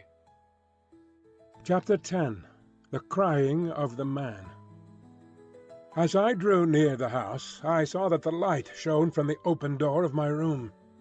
And then I heard coming from out of the darkness at the side of that orange oblong of light the voice of Montgomery shouting, "Prendick!" I continued running. Presently I heard him again. I replied by a feeble "hello," and in another moment had staggered up to him. "Where have you been?" said he, holding me at arm's length so that the light from the door fell on my face. We have both been so busy that we forgot you until about half an hour ago." He led me into the room and sat me down in the deck chair. For a while I was blinded by the light. "We did not think you would start to explore this island of ours without telling us," he said. And then, "I was afraid. But what? Hello?" My last remaining strength slipped from me, and my head fell forward on my chest. I think he found a certain satisfaction in giving me brandy. "For God's sake," said I, "fasten that door." "You've been meeting some of our curiosities, eh?" said he. He locked the door and turned to me again. He asked me no questions, but gave me some brandy and water and pressed me to eat. I was in a state of collapse. He said something vague about his forgetting to warn me, and asked me briefly when I left the house and what I had seen. I answered him as briefly, in fragmentary sentences. "Tell me what it all means," said I, in a state bordering on hysterics. "It's nothing so very dreadful," said he, "but I think you have had about enough for one day." The puma suddenly gave a sharp yell of pain. At that he swore under his breath. "I'm damned," said he, "if this place is not as bad as Gower Street with its cats." "Montgomery," said I, "what was that thing that came after me? Was it a beast, or was it a man?" "If you don't sleep tonight," he said, "you'll be off your head tomorrow." I stood up in front of him. "What was that thing that came after me?" I asked. He looked me squarely in the eyes and twisted his mouth askew. His eyes, which had seemed animated a minute before, went dull. "From your account," said he, "I'm thinking it was a bogle." I felt a gust of intense irritation, which passed as quickly as it came. I flung myself into the chair again, pressed my hands on my forehead. The puma began once more. Montgomery came round behind me and put his hand on my shoulder. "Look here, Prendick," he said, "I had no business to let you drift off into this silly island of ours. But it's not so bad as you feel, man. Your nerves are worked to rags. Let me give you something that will make you sleep. That will keep on for hours yet. You must simply get to sleep, or I won't answer for it." I did not reply. I bowed forward and covered my face with my hands. Presently he returned with a small measure containing a dark liquid. This he gave me. I took it unresistingly, and he helped me into the hammock. When I awoke it was broad day. For a little while I lay flat, staring at the roof above me. The rafters, I observed, were made out of the timbers of a ship. Then I turned my head and saw a meal prepared for me on the table. I perceived that I was hungry, and prepared to clamber out of the hammock, which, very politely anticipating my intention, twisted round and deposited me upon all fours on the floor. I got up and sat down before the food. I had a heavy feeling in my head, and only the vaguest memory at first of the things that had happened overnight. The morning breeze blew very pleasantly through the unglazed window, and that and the food contributed to the sense of animal comfort which I experienced. Presently the door behind me, the door inward towards the yard of the enclosure, opened. I turned and saw Montgomery's face. "All right," said he. "I'm frightfully busy," and he shut the door. Afterwards I discovered that he forgot to relock it. Then I recalled the expression of his face the previous night, and with that the memory of all I had experienced reconstructed itself before me. Even as that fear came back to me, came a cry from within. But this time it was not the cry of a puma.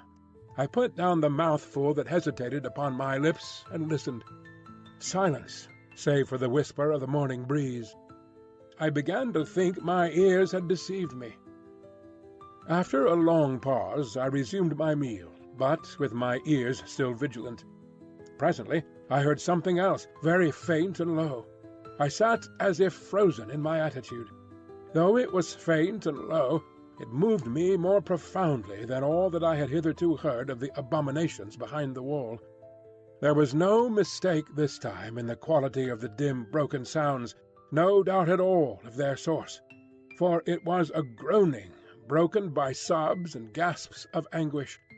It was no brute this time. It was a human being in torment. As I realized this, I rose, and in 3 steps had crossed the room, seized the handle of the door into the yard, and flung it open before me. "Prendick, man, stop!" cried Montgomery, intervening. A startled deerhound yelped and snarled. There was blood, I saw, in the sink, brown and some scarlet, and I smelt the peculiar smell of carbolic acid. Then, through an open doorway beyond, in the dim light of the shadow, I saw something bound painfully upon a framework, scarred, red, and bandaged. And then, blotting this out, appeared the face of old Moreau, white and terrible. In a moment he had gripped me by the shoulder with a hand that was smeared red, had twisted me off my feet, and flung me headlong back into my own room. He lifted me as though I was a little child. I fell at full length upon the floor, and the door slammed and shut out the passionate intensity of his face. Then I heard the key turn in the lock, and Montgomery's voice in expostulation. "Ruined the work of a lifetime," I heard Moreau say. "He does not understand," said Montgomery, and other things that were inaudible. "I can't spare the time yet," said Moreau. The rest I did not hear. I picked myself up and stood trembling, my mind a chaos of the most horrible misgivings. Could it be possible, I thought, that such a thing as the vivisection of men was carried on here? The question shot like lightning across a tumultuous sky, and suddenly the clouded horror of my mind condensed into a vivid realization of my own danger. Chapter 11. The Hunting of the Man. It came before my mind with an unreasonable hope of escape that the outer door of my room was still open to me. I was convinced now, absolutely assured, that Moreau had been vivisecting a human being. All the time since I had heard his name, I had been trying to link in my mind in some way the grotesque animalism of the islanders with his abominations. And now I thought I saw it all. The memory of his work on the transfusion of blood recurred to me. These creatures I had seen were the victims of some hideous experiment.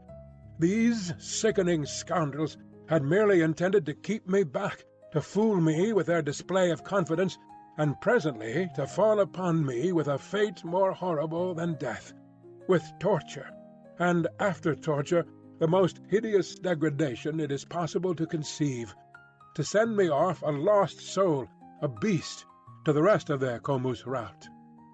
I looked round for some weapon. Nothing. Then, with an inspiration, I turned over the deck chair, put my foot on the side of it, and tore away the side rail. It happened that a nail came away with the wood, and, projecting, gave a touch of danger to an otherwise petty weapon. I heard a step outside, and incontinently flung upon the door, and found Montgomery within a yard of it. He meant to lock the outer door. I raised this nailed stick of mine and cut at his face, but he sprang back. I hesitated a moment, then turned and fled round the corner of the house. "Prendick, man!" I heard his astonished cry. "Don't be a silly ass, man!" Another minute, thought I, and he would have me locked in and as ready as a hospital rabbit for my fate. He emerged behind the corner, for I had heard him shout, "Prendick!" Then he began to run after me, shouting things as he ran. This time, running blindly, I went northeastward, in a direction of right angles to my previous expedition. Once, as I went running headlong up the beach, I glanced over my shoulder and saw his attendant with him. I ran furiously up the slope, over it, then, turning eastward along a rocky valley fringed on either side with jungle, I ran for perhaps a mile altogether, my chest straining, my heart beating in my ears, and then, hearing nothing of Montgomery or his man, and feeling upon the verge of exhaustion, I doubled sharply back towards the beach as I judged and lay down in the shelter of a canebrake. There I remained for a long time, too fearful to move, and indeed too fearful even to plan a course of action. The wild scene about me lay sleeping silently under the sun, and the only sound near me was the thin hum of some small gnats that had discovered me. Presently I became aware of a drowsy breathing sound, the soughing of the sea upon the beach. After about an hour I heard Montgomery shouting my name far away to the north. That set me thinking of my plan of action. As I interpreted it then, this island was inhabited only by these two vivisectors and their animalized victims. Some of these no doubt they could pass into their service against me if need arose. I knew both Moreau and Montgomery carried revolvers, and save for a feeble bar of deal spiked with a small nail, the merest mockery of a mace, I was unarmed. So I lay still there, until I began to think of food and drink, and at that thought the real hopelessness of my position came home to me. I knew no way of getting anything to eat.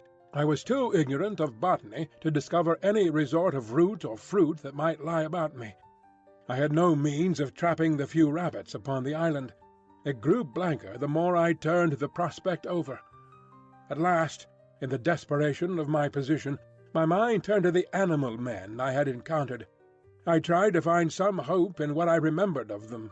In turn I recalled each one I had seen, and tried to draw some augury of assistance from my memory. Then, suddenly, I heard a staghound bay, and at that realized a new danger. I took little time to think, or they would have caught me then, but snatching up my nailed stick, rushed headlong from my hiding-place towards the sound of the sea. I remember a growth of thorny plants with spines that stabbed like penknives. I emerged, bleeding and with torn clothes, upon the lip of a long creek opening northward. I went straight into the water without a minute's hesitation, wading up the creek, and presently finding myself knee-deep in a little stream. I scrambled out at last on the westward bank, and with my heart beating loudly in my ears, crept into a tangle of ferns to await the issue. I heard the dog, there was only one, draw nearer and yelp when it came to the thorns. Then I heard no more, and presently began to think I had escaped. The minutes passed, the silence lengthened out, and at last, after an hour of security, my courage began to return to me. By this time I was no longer very much terrified or very miserable. I had, as it were, passed the limit of terror and despair. I felt now that my life was practically lost, and that persuasion made me capable of daring anything. I had even a certain wish to encounter Moreau face to face, and as I had waded into the water, I remembered that if I were too hard pressed, at least one path of escape from torment still lay open to me. They could not very well prevent my drowning myself. I had half a mind to drown myself then. But an odd wish to see the whole adventure out, a queer, impersonal, spectacular interest in myself, restrained me. I stretched my arms, sore and painful from the pricks of the spiny plants, and stared around me at the trees. And so suddenly that it seemed to jump out of the green tracery about it, my eyes lit upon a black face watching me. I saw that it was the simian creature who had met the launch upon the beach. He was clinging to the oblique stem of a palm tree. I grabbed my stick and stood up, facing him. He began chattering. "You, was all I could distinguish at first. Suddenly he dropped from the tree, and in another moment was holding the fronds apart and staring curiously at me. I did not feel the same repugnance towards this creature which I had experienced in my encounters with the other Beast-Men. "You," he said, "in the boat." He was a man, then, at least as much of a man as Montgomery's attendant, for he could talk.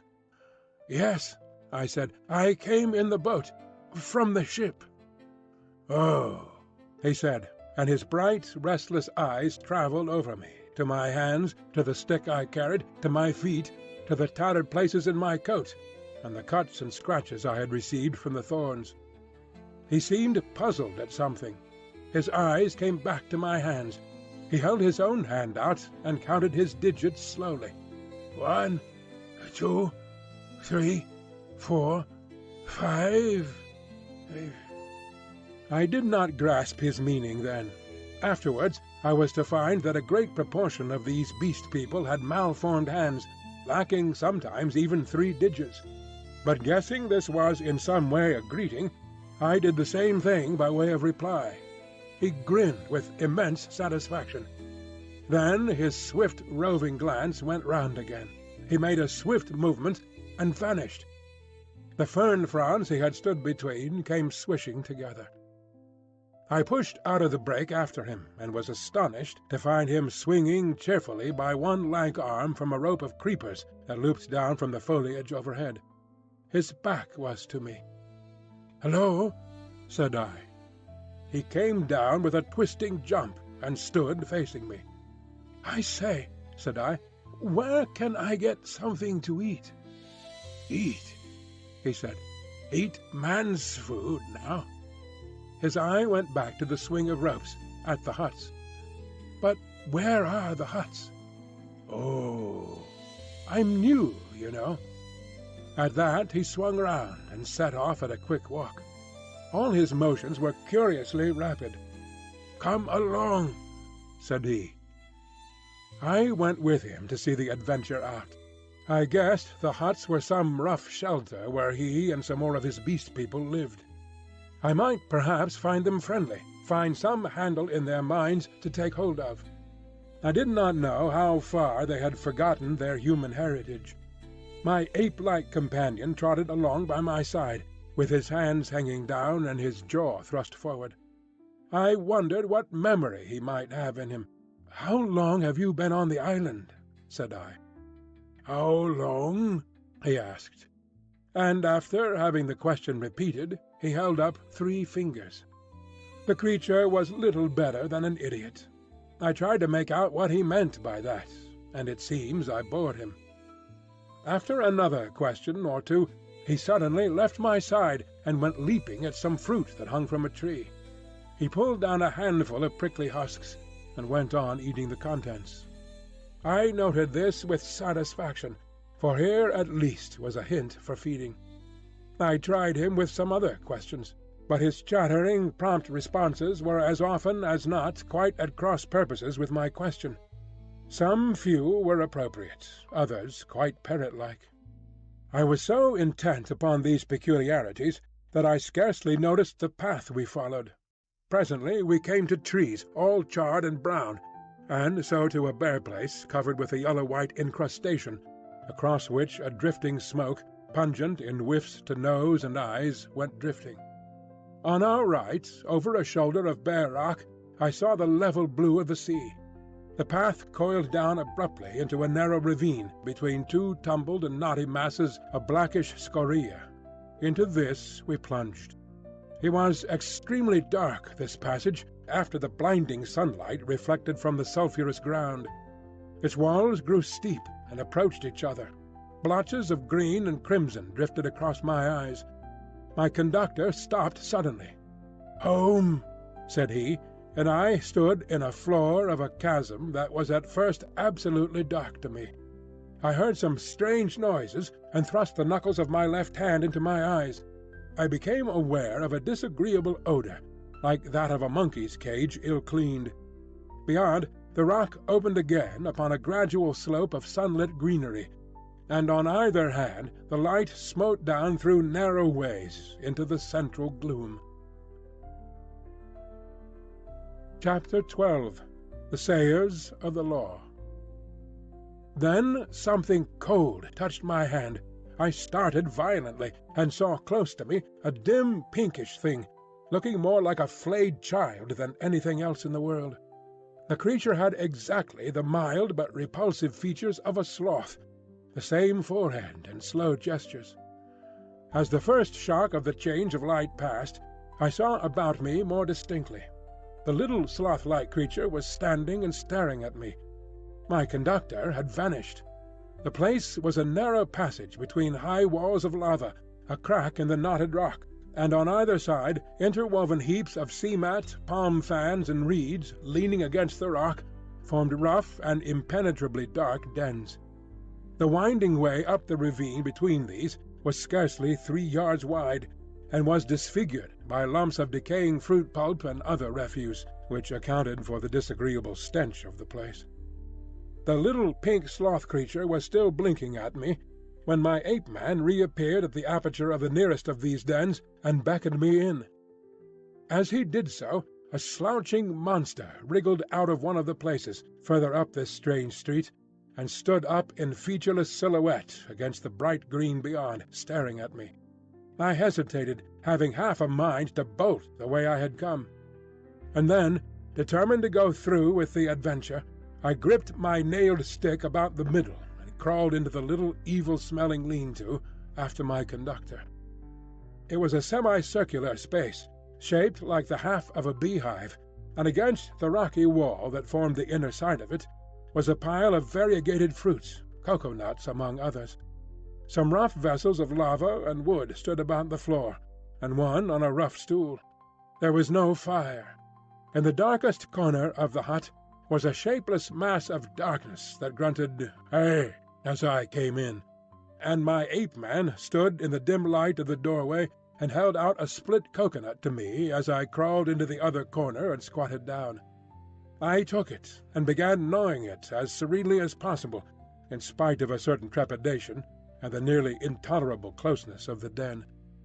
The little pink sloth creature stood in the aperture of the hut, and something else with a drab face and bright eyes came staring over its shoulder. "Hey!" came out of the lump of mystery opposite. "It is a man!" "It is a man," gabbled my conductor. "A man! A man!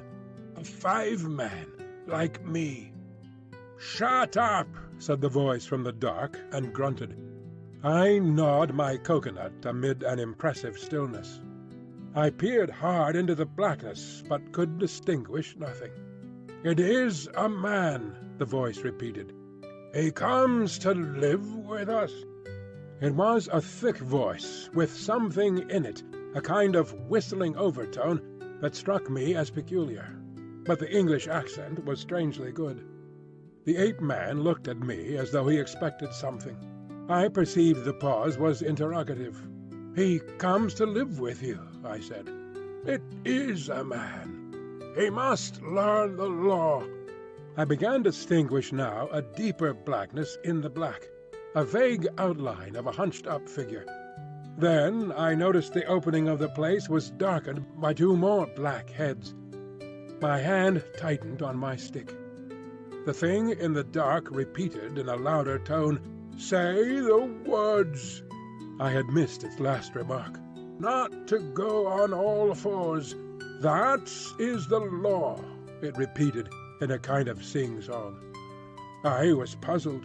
"Say the words," said the ape-man, repeating, and the figures in the doorway echoed this, with a threat in the tone of their voices. I realized that I had to repeat this idiotic formula. And then began the insanest ceremony.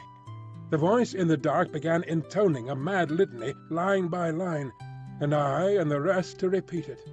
As they did so, they swayed from side to side in the oddest way, and beat their hands upon their knees, and I followed their example.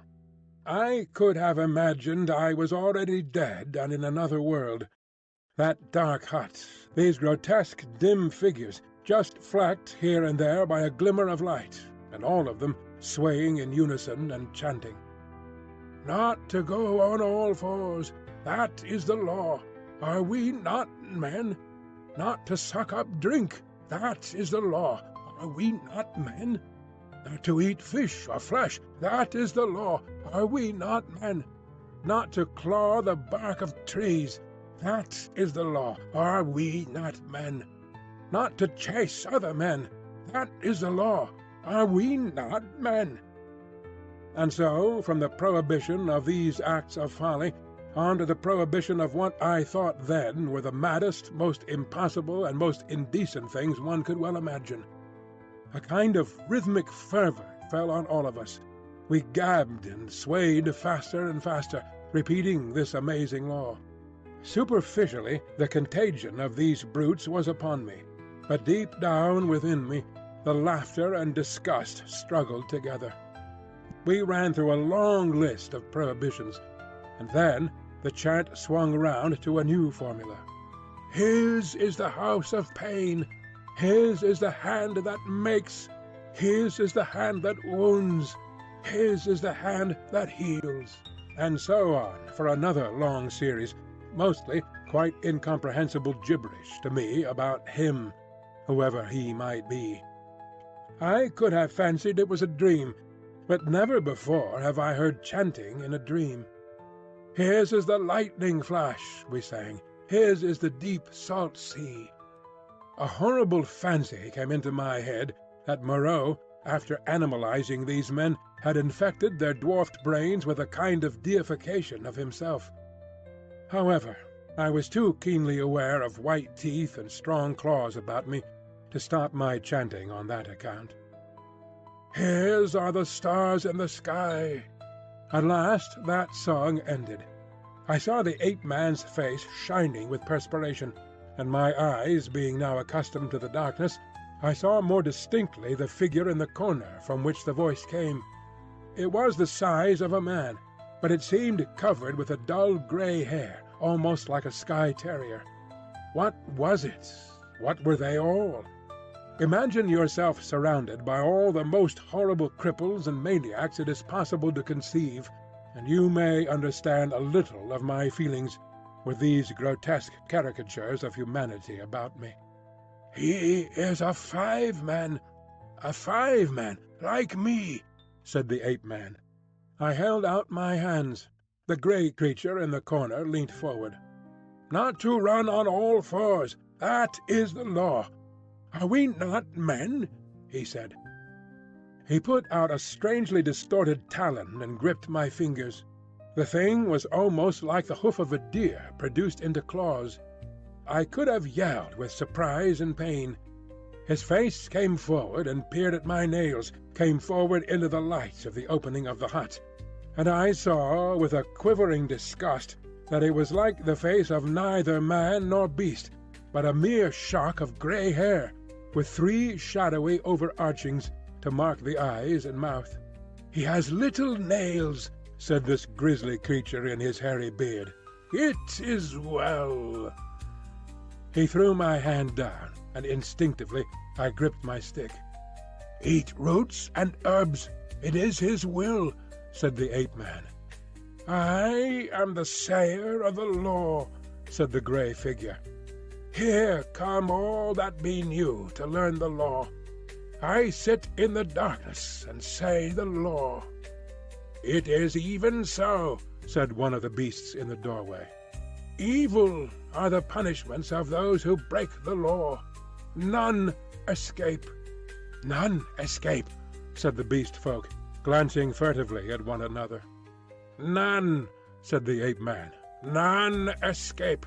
See, I did a little thing, a wrong thing once. I jabbered, stopped talking. None could understand. I am burnt, branded in the hand. He is great, he is good." "None escape," said the grey creature in the corner. "None escape," said the beast people, looking askance at one another. "For every one the want that is bad," said the great sayer of the law. "What you will want we do not know. We shall know. Some want to follow things that move, to watch and slink and wait and spring, to kill and bite, bites deep and rich, sucking the blood. It is bad. Not to chase other men, that is the law. Are we not men? Not to eat flesh or fish, that is the law. Are we not men? None escape," said a dappled brute standing in the doorway. "For every one the want is bad," said the grey sayer of the law. "Some want to go tearing with teeth and hands into the roots of things, snuffing into the earth. "It is bad. None escape," said the men in the door. "Some go clawing trees. Some go scratching at the graves of the dead. Some go fighting with foreheads or feet or claws. Some bite suddenly, none giving occasion. Some love uncleanness." "None escape," said the ape-man, scratching his calf. "None escape," said the little pink sloth creature. "Punishment is sharp and sure. Therefore learn the law. Say the words." And incontinently he began again the strange litany of the law, and again I and all these creatures began singing and swaying. My head reeled with this jabbering and the close stench of the place, but I kept on, trusting to find presently some chance of a new development. "Not to go on all fours. That is the law. Are we not men?" We were making such a noise that I noticed nothing of a tumult outside until someone, who I think was one of the two swine men I had seen, thrust his head over the little pink sloth creature and shouted something excitedly, something that I did not catch. Incontinently those at the opening of the hut vanished. My ape-man rushed out. The thing that had sat in the dark followed him. I only observed that it was big and clumsy, and covered with silvery hair, and I was left alone. Then, before I reached the aperture, I heard the yelp of a staghound. In another moment I was standing outside the hovel, my chair-rail in my hand, every muscle of me quivering. Before me were the clumsy backs of perhaps a score of these Beast People, their misshapen heads half hidden by their shoulder-blades. They were gesticulating excitedly. Other half-animal faces glared interrogation out of the hovels. Looking in the direction in which they faced, I saw, coming through the haze under the trees beyond the end of the passage of dens, the dark figure and awful white face of Moreau. He was holding the leaping staghound back, and close behind him came Montgomery, revolver in hand. For a moment I stood horror-struck. I turned and saw the passage behind me blocked by another heavy brute, with a huge grey face and twinkling little eyes, advancing towards me. I turned and saw the passage behind me blocked by another heavy brute, with a huge grey face and twinkling little eyes, advancing towards me. I looked round and saw to the right of me, and a half-dozen yards in front of me, a narrow gap in the wall of rock, through which a ray of light slanted into the shadows. "Stop!" cried Moreau as I strode towards him, and then, "Hold him!" At that, first one face turned towards me, and then others. Their bestial minds were happily slow. I dashed my shoulder into a clumsy monster who was turning to see what Moreau meant, and flung him forward into another. I felt his hands fly round, clutching at me and missing me. The little pink sloth creature dashed at me, and I gashed down its ugly face with the nail in my stick, and in another minute was scrambling up a steep side pathway, a kind of sloping chimney out of the ravine. I heard a howl behind me, and cries of "Catch him! Hold him!" and a grey-faced creature appeared behind me and jammed his huge bulk into the cleft. "Go on!" they howled. I clambered up the narrow cleft in the rock, and came out upon the sulphur on the west side of the village of the Beast Men. That gap was altogether fortunate for me, for the narrow chimney, slanting obliquely upward, must have impeded the nearer pursuers. I ran over the white space and down a steep slope, through a scattered growth of trees, and came to a low-lying stretch of tall reeds, through which I pushed into a dark, thick undergrowth that was black and succulent underfoot. As I plunged into the reeds, my foremost pursuers emerged from the gap. I broke my way through this undergrowth for some minutes. The air behind me and about me was soon full of threatening cries.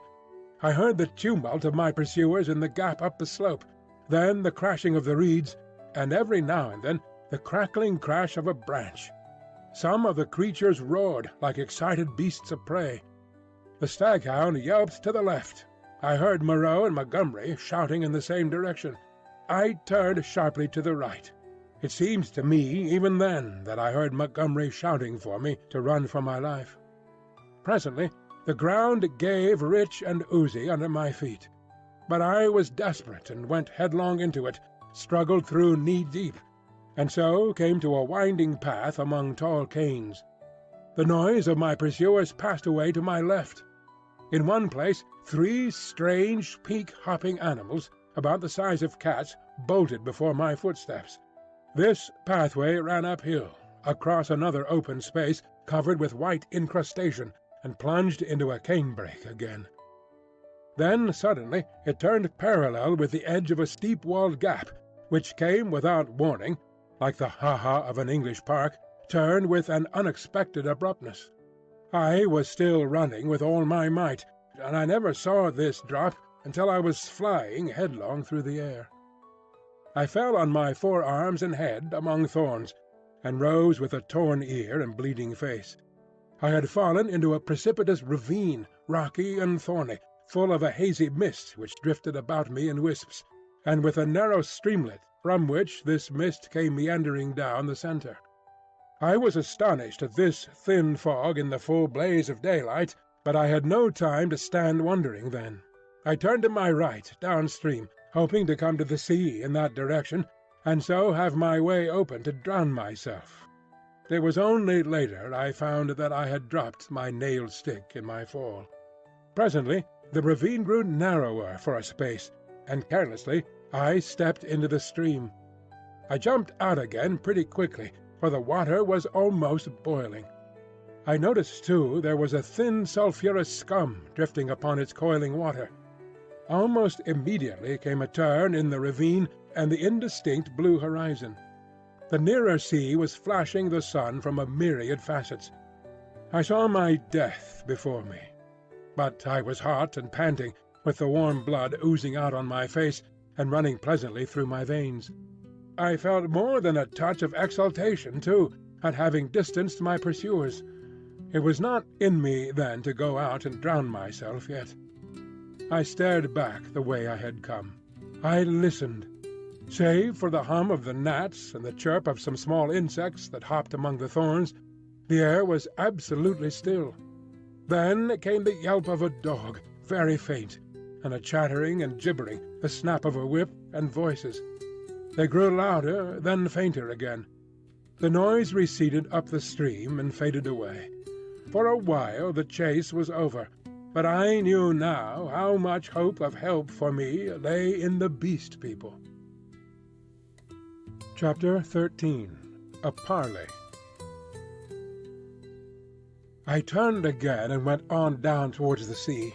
I found the hot stream broadened out to a shallow, weedy sand, in which an abundance of crabs and long-bodied, many-legged creatures started from my footfall. I walked to the very edge of the salt water, and then I felt I was safe. I turned and stared, arms akimbo, at the thick green behind me, into which the steamy ravine cut like a smoking gash.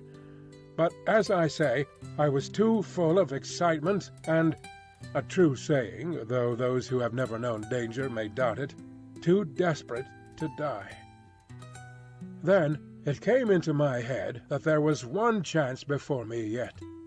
While Moreau and Montgomery and their bestial rabble chased me through the island, might I not go round the beach until I came to their enclosure, make a flank march upon them, in fact, and then, with a rock lugged out of their loosely built wall, perhaps smash in the lock of the smaller door, and see what I could find, knife, pistol, or what not, to fight them with when they returned.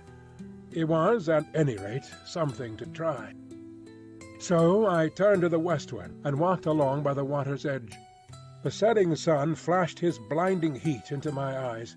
The slight Pacific tide was running in with a gentle ripple. Presently the shore fell away southward, and the sun came round upon my right hand. Then, suddenly, far in front of me, I saw first one and then several figures emerging from the bushes, Moreau with his grey staghound, then Montgomery, and 2 others. At that I stopped. They saw me and began gesticulating and advancing. I stood watching them approach. The two beast men came running forward to cut me off from the undergrowth, inland. Montgomery came, running also, but straight towards me. Moreau followed slower with his dog. At last I roused myself from my inaction, and turning seaward, walked straight into the water. The water was very shallow at first. I was 30 yards out before the waves reached my waist. Dimly I could see the intertidal creatures darting away from my feet. "What are you doing, man?" cried Montgomery.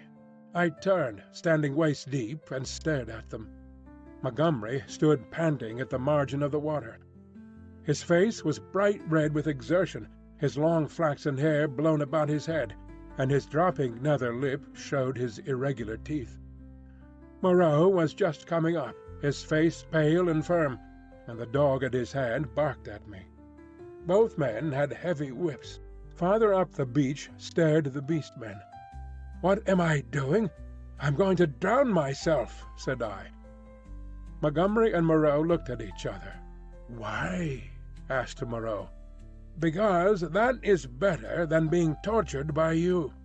"I told you so," said Montgomery, and Moreau said something in a low tone.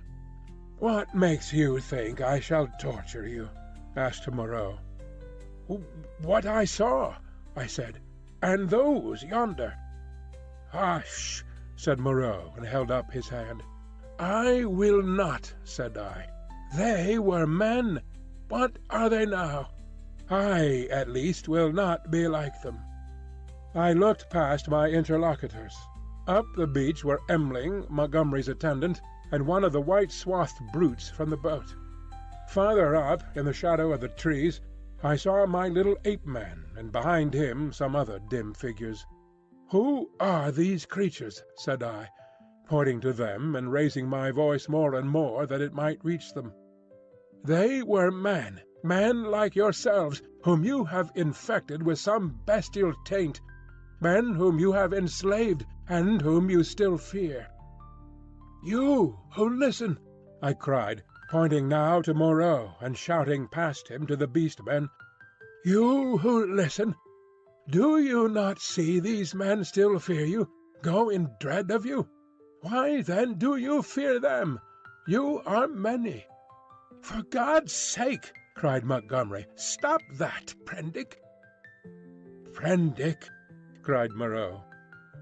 They both shouted together as if to drown my voice, and behind them lowered the staring faces of the beast men, wondering, their deformed hands hanging down, their shoulders hunched up. They seemed, as I fancied, to be trying to understand me, to remember, I thought, something of their human past. I went on shouting. I scarcely remember what. That Moreau and Montgomery could be killed, that they were not to be feared. That was the burden of what I put into the heads of the beast people. I saw the green-eyed man in the dark rags, who had met me on the evening of my arrival, come out from among the trees, and others followed him, to hear me better. At last, for want of breath, I paused. "Listen to me for a moment," said the steady voice of Moreau, "and then say what you will." "Well?" said I. He coughed, thought, then shouted, "Latin, Prendick! Bad Latin, schoolboy Latin, but try and understand. He non sunt homines, sunt animalia, qui nos habemus vivisected. A humanizing process. I will explain. Come ashore." I laughed. "A pretty story," said I. "They talk, build houses. They were men. It's likely I'll come ashore. The water just beyond where you stand is deep and full of sharks. That's my way," said I, "short and sharp, presently. Wait a minute." He took something out of his pocket that flashed back the sun, and dropped the object at his feet. "That's a loaded revolver," said he. "Montgomery here will do the same. Now, we are going up the beach until you are satisfied the distance is safe. Then come and take the revolvers. Not I. You have a third between you. I want you to think over things, Prendick. In the first place, I never asked you to come upon this island. If we vivisected men, we should import men, not beasts. In the next, we had you drugged last night, had we wanted to work you any mischief. And in the next, now your first panic is over and you can think a little, is Montgomery here quite up to the character you give him? We have chased you for your good, because this island is full of inimical phenomena. Besides, why should we want to shoot you when you have just offered to drown yourself? Why did you set your people onto me when I was in the hut? We felt sure of catching you and bringing you out of danger. Afterwards we drew away from the scent for your good. I mused. It seemed just possible. Then I remembered something again. "But I saw," said I, "in the enclosure. That was a puma." "Look here, Prendick," said Montgomery, "you're a silly ass. Come out of the water and take these revolvers and talk. We can't do anything more than we could do now. I will confess that then, and indeed always, I distrusted and dreaded Moreau. But Montgomery was a man I felt I understood. "Go up the beach," said I after thinking, and added, "holding your hands up." "Can't do that," said Montgomery, with an explanatory nod over his shoulder. "Undignified." "Go up to the trees, then," said I, "as you please." "It's a damned silly ceremony," said Montgomery. Both turned and faced the 6 or 7 grotesque creatures who stood there in the sunlight, solid, casting shadows, moving, and yet so incredibly unreal. Montgomery cracked his whip at them, and forthwith they all turned and fled helter-skelter into the trees. And when Montgomery and Moreau were at a distance I judged sufficient, I waded ashore and picked up and examined the revolvers. To satisfy myself against the subtlest trickery, I discharged one at a round lump of lava, and had the satisfaction of seeing the stone pulverized and the beach splashed with lead. Still I hesitated for a moment. "I'll take the risk," said I, "at last." And with a revolver in each hand, I walked up the beach towards them. "That's better," said Moreau without affectation. "As it is, you have wasted the best part of my day with your confounded imagination." And with a touch of contempt which humiliated me, he and Montgomery turned and went on in silence before me. The knot of beast-men, still wondering, stood back among the trees. I passed them as serenely as possible. One started to follow me, but retreated again when Montgomery cracked his whip. The rest stood silent, watching. They may once have been animals, but I never before saw an animal trying to think.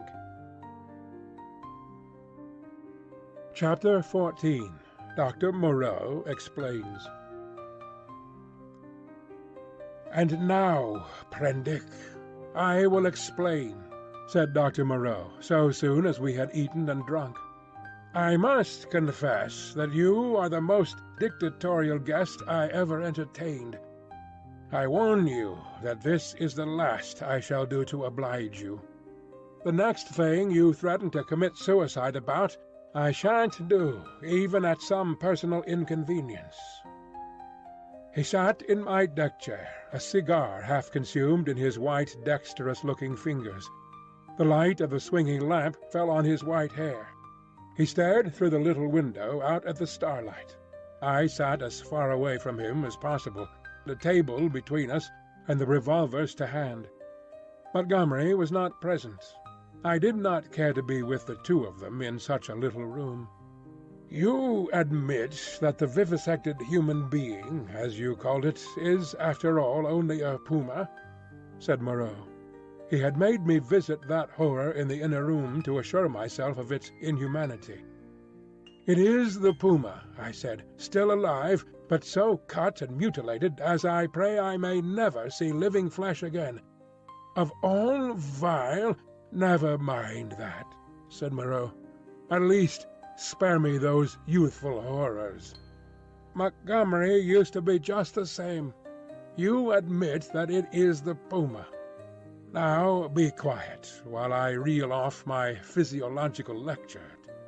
And forthwith, beginning in the tone of a man supremely bored, but presently warming a little, he explained his work to me. It was very simple and convincing. Now and then there was a touch of sarcasm in his voice. Presently I found myself hot with shame at our mutual positions. The creatures I had seen were not men, had never been men. They were animals, humanized animals, triumphs of vivisection. "You forget all that a skilled vivisector can do with living things," said Moreau. "For my own part, I'm puzzled why the things I have done here have not been done before. Small efforts, of course, have been made: amputation, tongue-cutting, excisions. Of course, you know a squint may be induced or cured by surgery. Then, in the course of excisions, you have all kinds of secondary changes, pigmentary disturbances, modifications of the passions, alterations in the secretion of fatty tissue. I have no doubt you have heard of these things." "Of course," said I. "But these foul creatures of yours—" "All in good time," said he, waving his hand at me. "I am only beginning. Those are trivial cases of alteration. Surgery can do better things than that. There is building up as well as breaking down and changing. You have heard, perhaps, of a common surgical operation resorted to in cases where the nose has been destroyed. A flap of skin is cut from the forehead, turned down on the nose, and heals in the new position. This is a kind of grafting in a new position of part of an animal upon itself. Grafting of freshly obtained material from another animal is also possible. The case of teeth, for example. The grafting of skin and bone is done to facilitate healing. The surgeon places in the middle of the wound pieces of skin snipped from another animal, or fragments of bone from a victim freshly killed. Hunter's cockspur, possibly you have heard of that, flourished on the bull's neck, and the rhinoceros rats of the Algerian Zouaves are also to be thought of. Monsters manufactured by transferring a slip from the tail of an ordinary rat to its snout, and allowing it to heal in that position." "Monsters manufactured?" said I. "Then you mean to tell me—" "Yes. These creatures you have seen are animals carven and wrought into new shapes. To that, to the study of the plasticity of living forms, my life has been devoted. I have studied for years, gaining in knowledge as I go. I see you look horrified, and yet I am telling you nothing new. It all lay in the surface of practical anatomy years ago, but no one had the temerity to touch it.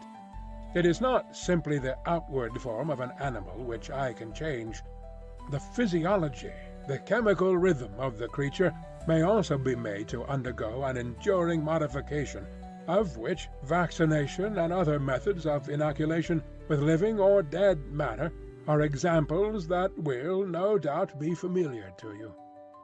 A similar operation is the transfusion of blood, with which subject, indeed, I began. These are all familiar cases.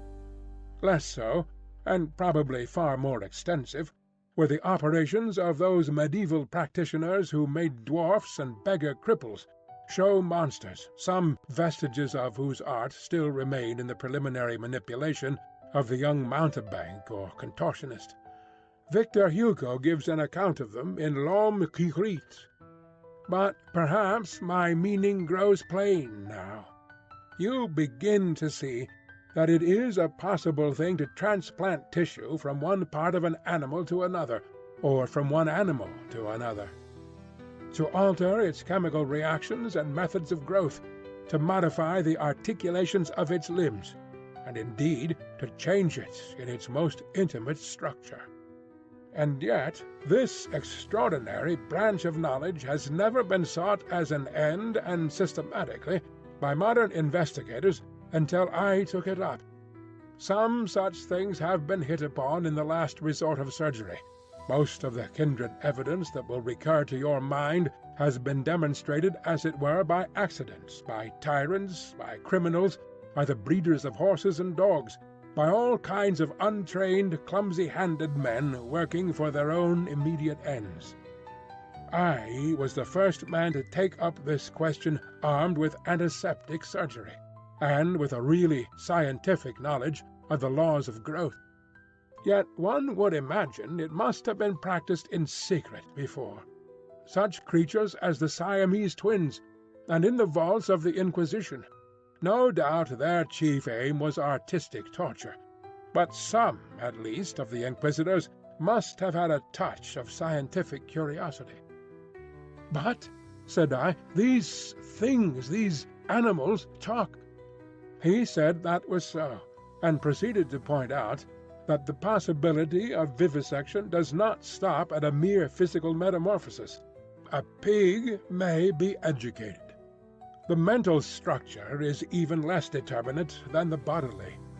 In our growing science of hypnotism, we find the promise of a possibility of superseding old inherent instincts by new suggestions, grafting upon or replacing the inherited fixed ideas.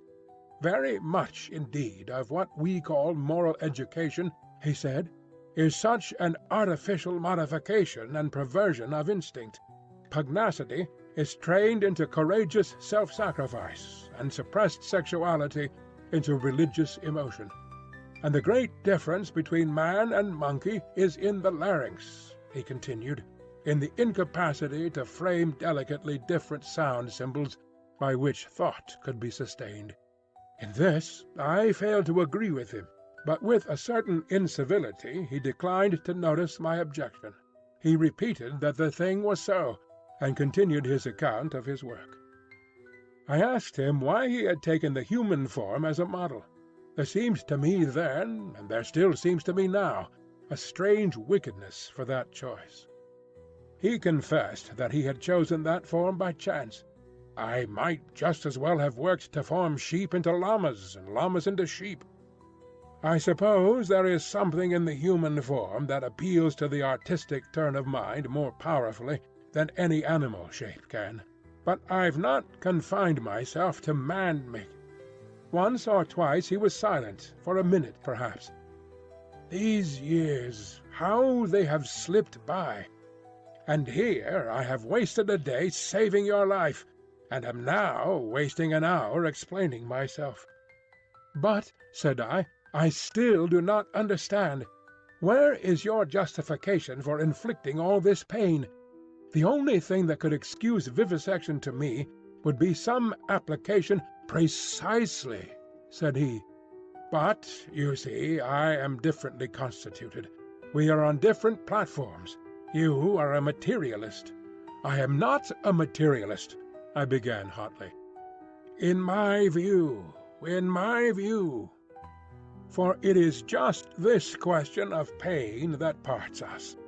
So long as visible or audible pain turns you sick, so long as your own pains drive you, so long as pain underlies your propositions about sin, so long, I tell you, you are an animal, thinking a little less obscurely what an animal feels. This pain—" I gave an impatient shrug at such sophistry. "Oh, but it is such a little thing. A mind truly opened to what science has to teach must see that it is a little thing. It may be that, save in this little planet, this speck of cosmic dust, invisible long before the nearest star could be attained, it may be, I say, that nowhere else does this thing called pain occur. But the laws we feel our way towards, why, even on this earth, even among living things, what pain is there?" As he spoke, he drew a little penknife from his pocket, opened the smaller blade, and moved his chair so that I could see his thigh. Then, choosing the place deliberately, he drove the blade into his leg and withdrew it. "No doubt," he said, "you have seen that before. It does not hurt a pinprick. But what does it show? The capacity for pain is not needed in the muscle, and it is not placed there, is but little needed in the skin, and only here and there over the thigh is a spot capable of feeling pain. Pain is simply our intrinsic medical adviser to warn us and stimulate us. Not all living flesh is painful, nor is all nerve, not even our sensory nerve. There's no taint of pain, real pain, in the sensations of the optic nerve. If you wound the optic nerve, you merely see flashes of light, just as disease of the auditory nerve merely means a humming in our ears. Plants do not feel pain, nor the lower animals. It's possible that such animals as the starfish and crayfish do not feel pain at all. Then, with men, the more intelligent they become, the more intelligently they will see after their own welfare, and the less they will need the goad to keep them out of danger. I never yet heard of a useless thing that was not ground out of existence by evolution sooner or later. Did you? And pain gets needless. Then I am a religious man, Prendick, as every sane man must be. It may be, I fancy, that I have seen more of the ways of this world's Maker than you, for I have sought his laws, in my way, all my life, while you, I understand, have been collecting butterflies. And I tell you, pleasure and pain have nothing to do with heaven or hell. Pleasure and pain, bah! What is your theologian's ecstasy but Mahomet's Uri in the dark? This store which men and women set on pleasure and pain, Prendick, is the mark of the beast upon them, the mark of the beast from which they came. Pain and pleasure, they are for us only so long as we wriggle in the dust. You see, I went on with this research just the way it led me. That is the only way I ever heard of true research going. I asked a question, devised some method of obtaining an answer, and got a fresh question. Was this possible or that possible? You cannot imagine what this means to an investigator, what an intellectual passion grows upon him. You cannot imagine the strange, colorless delight of these intellectual desires. The thing before you is no longer an animal, a fellow creature, but a problem. Sympathetic pain, all I know of it, I remember as a thing I used to suffer from years ago. I wanted, it was the one thing I wanted, to find out the extreme limit of plasticity in a living shape. But, said I, the thing is an abomination. To this day I have never troubled about the ethics of the matter, he continued. The study of nature makes a man at last as remorseless as nature. I have gone on, not heeding anything but the question I was pursuing, and the material has dripped into the huts yonder. It is nearly 11 years since we came here, I and Montgomery and 6 Kanakas. I remember the green stillness of the island and the empty ocean about us as though it was yesterday. The place seemed waiting for me. The stores were landed and the house was built. The Kanakas founded some huts near the ravine. I went to work here upon what I had brought with me. There were some disagreeable things happened at first. I began with a sheep and killed it after a day and a half by a slip of the scalpel.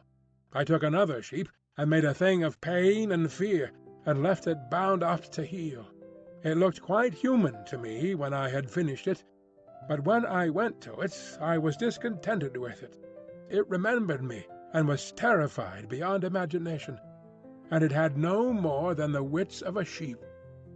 The more I looked at it, the clumsier it seemed, until at last I put the monster out of its misery. These animals without courage, these fear-haunted, pain-driven things, without a spark of pugnacious energy to face torment, they are no good for man-making. Then I took a gorilla I had, and upon that, working with infinite care and mastering difficulty after difficulty, I made my first man. All the week, night and day, I moulded him. With him it was chiefly the brain that needed moulding. Much had to be added, much changed. I thought him a fair specimen of the negroid type when I had finished him, and he lay bandaged, bound, and motionless before me. It was only when his life was assured that I left him and came into this room again, and found Montgomery much as you are. He had heard some of the cries as the thing grew human, cries like those that disturbed you so. I didn't take him into my confidence at first, and the Kanakas too had realized something of it. They were scared out of their wits by the sight of me. I got Montgomery over to me, in a way, but I and he had the hardest job to prevent the Kanakas deserting. Finally they did, and so we lost the yacht. I spent many days educating the brute. Altogether I had him for 3 or 4 months. I taught him the rudiments of English, gave him ideas of counting, even made the thing read the alphabet. But at that he was slow, though I've met with idiots slower. He began with a clean sheet mentally, had no memories left in his mind of what he had been. When his scars were quite healed, and he was no longer anything but painful and stiff, and able to converse a little, I took him yonder and introduced him to the Kanakas as an interesting stowaway. They were horribly afraid of him at first, somehow, which offended me rather, for I was conceited about him. But his ways seemed so mild, and he was so abject, that after a time they received him and took his education in hand. He was quick to learn, very imitative and adaptive, and built himself a hovel rather better, it seemed to me, than their own shanties. There was one among the boys a bit of a missionary, and he taught the thing to read, or at least to pick out letters, and gave him some rudimentary ideas of morality. But it seems the beast's habits were not all that is desirable. I rested from work for some days after this, and was in a mind to write an account of the whole affair, to wake up English physiology. Then I came upon the creature squatting up in a tree and gibbering at 2 of the Kanakas who had been teasing him. I threatened him, told him the inhumanity of such a proceeding, aroused his sense of shame, and came home resolved to do better before I took my work back to England.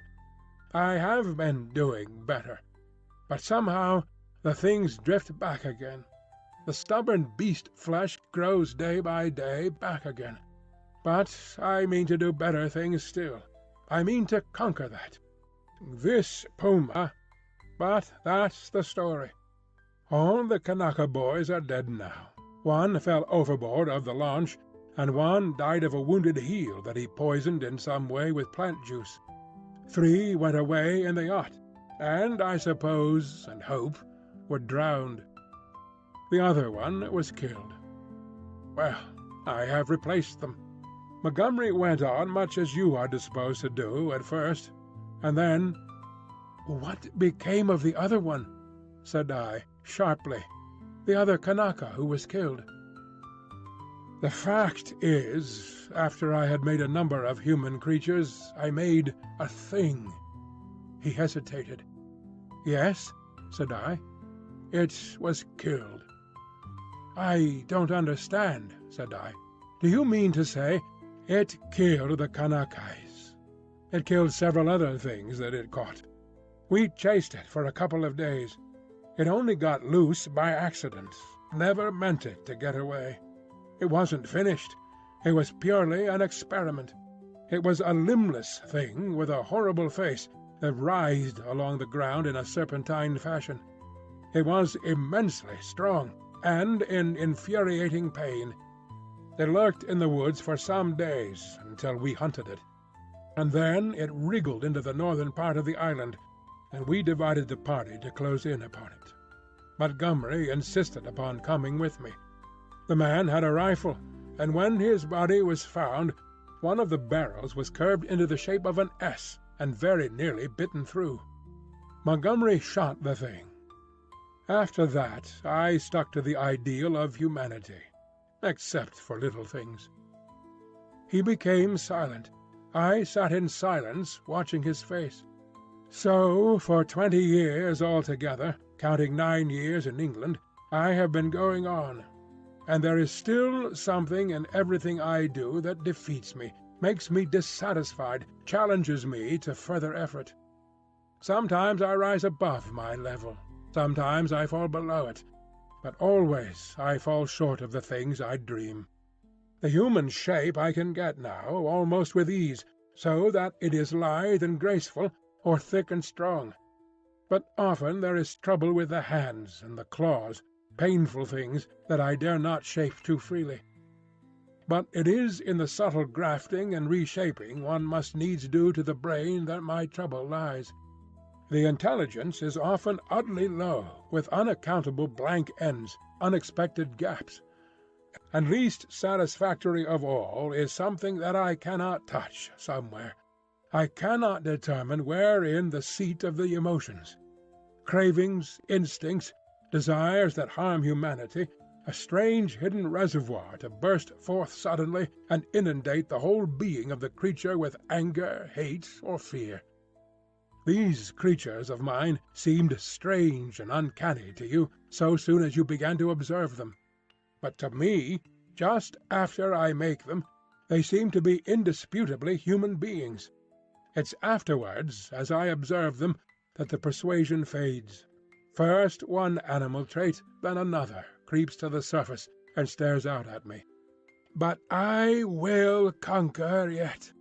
Each time I dip a living creature into the bath of burning pain, I say, this time I will burn out all the animal. This time I will make a rational creature of my own. After all, what is 10 years? Men have been 100,000 in the making, he thought darkly.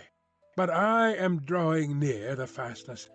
This puma of mine, after a silence, and they revert. As soon as my hand is taken from them, the beast begins to creep back, begins to assert itself again. Another long silence. Then you take the things you make into those dens, said I. They go. I turn them out when I begin to feel the beast in them. Presently they wander there. They all dread this house and me. There is a kind of travesty of humanity over there. Montgomery knows about it, for he interferes in their affairs. He has trained 1 or 2 of them to our service. He's ashamed of it, but I believe he half likes some of those beasts. It's his business, not mine. They only sicken me with a sense of failure. I take no interest in them. I fancy they follow in the lines the Kanaka missionary marked out, and have a kind of mockery of a rational life, poor beasts. There's something they call the law, sing hymns about whole thine. They build themselves their dens, gather fruits, and pull herbs, marry even. But I can see through it all, see into their very souls, and see there nothing but the souls of beasts, beasts that perish, anger and the lusts to live and gratify themselves. Yet they're odd, complex, like everything else alive. There is a kind of upward striving in them, part vanity, part waste sexual emotion, part waste curiosity. It only mocks me. I have some hope of this puma. I have worked hard at her head and brain. And now, said he, standing up after a long gap of silence, during which we had each pursued our own thoughts, what do you think? Are you in fear of me still? I looked at him, and saw but a white-faced, white-haired man with calm eyes. Save for his serenity, the touch almost of beauty that resulted from his set tranquillity and his magnificent build, he might have passed muster among 100 other comfortable old gentlemen. Then I shivered. By way of answer to his second question, I handed him a revolver with either hand. "Keep them," he said, and snatched at a yawn. He stood up, stared at me for a moment, and smiled. "You have had 2 eventful days," said he. "I should advise some sleep. I'm glad it's all clear. Good night." He thought me over for a moment, then went out by the inner door. I immediately turned the key in the outer one. I sat down again, sat for a time in a kind of stagnant mood, so weary emotionally, mentally, and physically, that I could not think beyond the point at which he had left me. The black window stared at me like an eye. At last, with an effort, I put out the light and got into the hammock. Very soon I was asleep. Chapter 15. Concerning the Beast Folk. I woke early. Moreau's explanation stood before my mind, clear and definite, from the moment of my awakening. I got out of the hammock and went to the door to assure myself that the key was turned. Then I tried the window bar and found it firmly fixed. That these man-like creatures were in truth only bestial monsters, mere grotesque travesties of men, filled me with a vague uncertainty of their possibilities which was far worse than any definite fear. A tapping came at the door, and I heard the glutinous accents of M'ling speaking. I pocketed one of the revolvers, keeping one hand upon it, and opened to him. "Good morning, sir," he said, bringing in addition to the customary herb breakfast, an ill-cooked rabbit. Montgomery followed him. His roving eye caught the position of my arm, and he smiled askew. The puma was resting to heal that day, but Moreau, who was singularly solitary in his habits, did not join us. I talked with Montgomery to clear my ideas of the way in which the beast folk lived. In particular, I was urgent to know how these inhuman monsters were kept from falling upon Moreau and Montgomery, and from rending one another. He explained to me that the comparative safety of Moreau and himself was due to the limited mental scope of these monsters. In spite of their increased intelligence and the tendency of their animal instincts to reawaken, they had certain fixed ideas implanted by Moreau in their minds, which absolutely bounded their imaginations. They were really hypnotized, had been told that certain things were impossible, and that certain things were not to be done, and these prohibitions were woven into the texture of their minds beyond any possibility of disobedience or dispute. Certain matters, however, in which old instinct was at war with Moreau's convenience, were in a less stable condition. A series of propositions, called the law, I had already heard them recited, battled in their minds with the deep-seated, ever-rebellious cravings of their animal natures. This law they were ever repeating, I found, and ever breaking. Both Montgomery and Moreau displayed particular solicitude to keep them ignorant of the taste of blood. They feared the inevitable suggestions of that flavor. Montgomery told me that the law, especially among the feline beast people, became oddly weakened about nightfall, that then the animal was at its strongest, that a spirit of adventure sprang up in them at the dusk, when they would dare things they never seemed to dream about by day. To that I owed my stalking by the Leopard Man on the night of my arrival. But during these earlier days of my stay they broke the law only furtively and after dark. In the daylight there was a general atmosphere of respect for its multifarious prohibitions. And here, perhaps, I may give a few general facts about the island and the beast people. The island, which is of irregular outline and lay low upon the wide sea, had a total area, I suppose, of 7 or 8 square miles. It was volcanic in origin, and was now fringed on 3 sides by coral reefs. Some fumaroles to the northward and a hot spring were the only vestiges of the forces that had long since originated it. Now and then a faint quiver of earthquake would be sensible, and sometimes the ascent of the spire of smoke would be rendered tumultuous by gusts of steam. But that was all. The population of the island, Montgomery informed me, now numbered rather more than 60 of these strange creations of Moreau's art, not counting the smaller monstrosities which lived in the undergrowth and were without human form. Altogether he had made nearly 120, but many had died, and others, like the writhing footless thing of which he had told me, had come by violent ends. In answer to my question, Montgomery said that they actually bore offspring, but that these generally died. When they lived, Moreau took them and stamped the human form upon them. There was no evidence of the inheritance of their acquired human characteristics. The females were less numerous than the males, and liable to much furtive persecution, in spite of the monogamy the law enjoined. It would be impossible for me to describe these Beast People in detail. My eye has had no training in details, and unhappily I cannot sketch.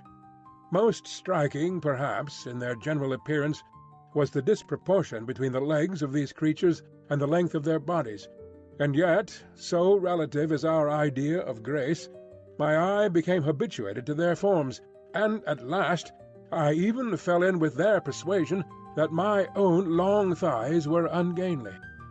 Another point was the forward carriage of the head and the clumsy and inhuman curvature of the spine. Even the ape-man lacked that inward sinuous curve of the back which makes the human figure so graceful. Most had their shoulders hunched clumsily, and their short forearms hung weakly at their sides. Few of them were conspicuously hairy, at least until the end of my time upon the island. The next most obvious deformity was in their faces, almost all of which were prognathous, malformed about the ears, with large and protuberant noses, very furry or very bristly hair, and often strangely coloured or strangely placed eyes. None could laugh, though the ape-man had a chattering titter. Beyond these general characters, their heads had little in common. Each preserved the quality of its particular species. The human mark distorted but did not hide the leopard, the ox, or the sow, or other animal or animals from which the creature had been moulded. The voices, too, varied exceedingly. The hands were almost malformed, and though some surprised me by their unexpected human appearance, almost all were deficient in the number of the digits, clumsy about the finger-nails, and lacking any tactile sensibility. The two most formidable animal men were my leopard man and a creature made of hyena and swine. Larger than these were the three bull creatures who pulled in the boat. Then came the silvery hairy man, who was also sayer of the law, Emling, and a satyr-like creature of ape and goat. There were 3 swine men and a swine woman, a mare rhinoceros creature, and several other females, whose sources I did not ascertain. There were several wolf creatures, a bear bull, and a St. Bernard man. I have already described the ape-man, and there was a particularly hateful and evil-smelling old woman, made of vixen and bear, whom I hated from the beginning. She was said to be a passionate votary of the law. Smaller creatures were certain dappled youths and my little sloth creature. But enough of this catalogue. At first I had a shivering horror of the brutes, felt all too keenly that they were still brutes, but insensibly I became a little habituated to the idea of them, and moreover I was affected by Montgomery's attitude towards them. He had been with them so long that he had come to regard them as almost normal human beings. His London days seemed a glorious, impossible past to him. Only once in a year or so did he go to Africa to deal with Moreau's agent, a trader in animals there. He hardly met the finest type of manhood in that seafaring village of Spanish mongrels.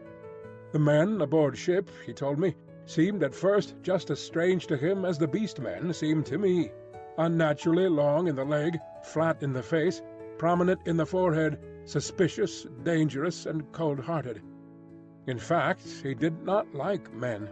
His heart had warmed to me, he thought, because he had saved my life. I fancied even then that he had a sneaking kindness for some of these metamorphosed brutes, a vicious sympathy with some of their ways, but that he attempted to veil it from me at first. Emling, the black-faced man, Montgomery's attendant, the first of the beast folk I had encountered, did not live with the others across the island, but in a small kennel at the back of the enclosure. The creature was scarcely so intelligent as the ape-man, but far more docile, and the most human-looking of all the beast folk, and Montgomery had trained it to prepare food and, indeed, to discharge all the trivial domestic offices that were required. It was a complex trophy of Moreau's horrible skill, a bear, tainted with dog and ox, and one of the most elaborately made of all his creatures. It treated Montgomery with a strange tenderness and devotion. Sometimes he would notice it, pat it, call it half-mocking, half-jocular names, and so make it caper with extraordinary delight. Sometimes he would ill-treat it, especially after he had been at the whiskey, kicking it, beating it, pelting it with stones or lighted fusees.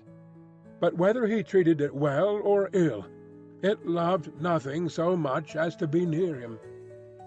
I say I became habituated to the Beast People, that 1,000 things which had seemed unnatural and repulsive speedily became natural and ordinary to me.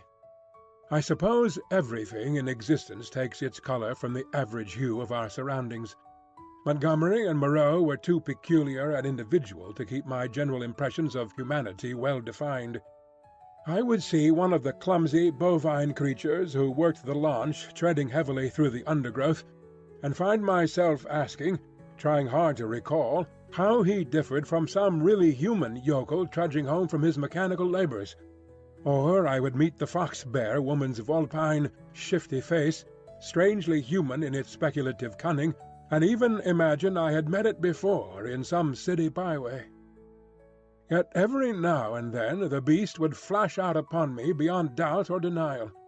An ugly-looking man, a hunchbacked human savage to all appearance, squatting in the aperture of one of the dens, would stretch his arms and yawn, showing with startling suddenness scissor-edged incisors and sabre-like canines, keen and brilliant as knives. Or, in some narrow pathway, glancing with a transitory daring into the eyes of some lithe, white-swathed female figure, I would suddenly see, with a spasmodic revulsion, that she had slit-like pupils, or glancing down, note the curving nail with which she held her shapeless wrap about her.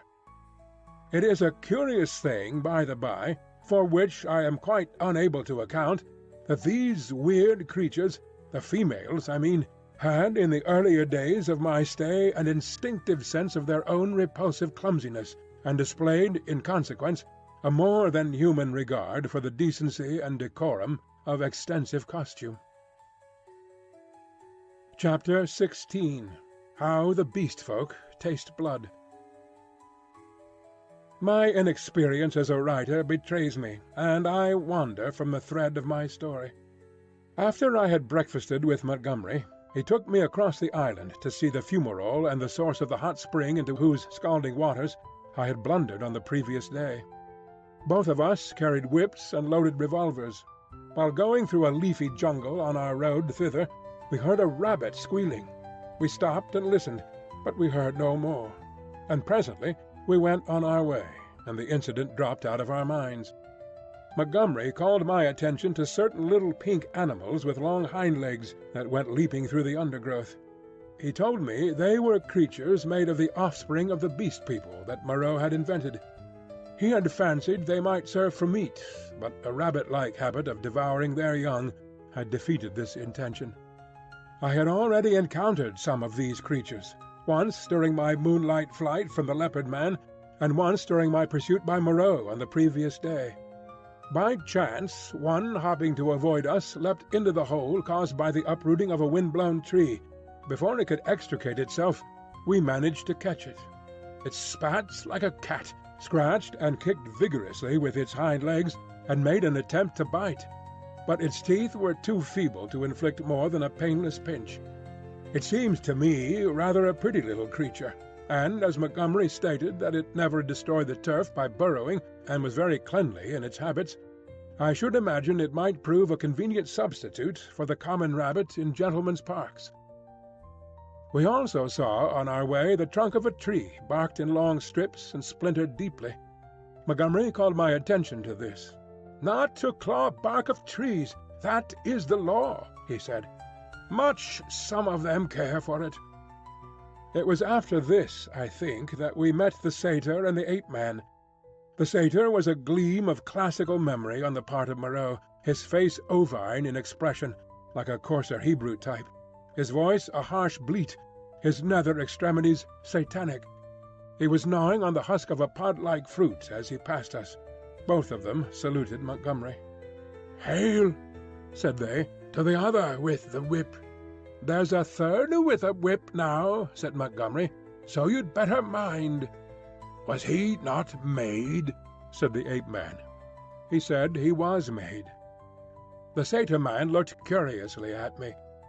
"A third with the whip, he that walks weeping into the sea, has a thin white face." "He has a thin long whip," said Montgomery.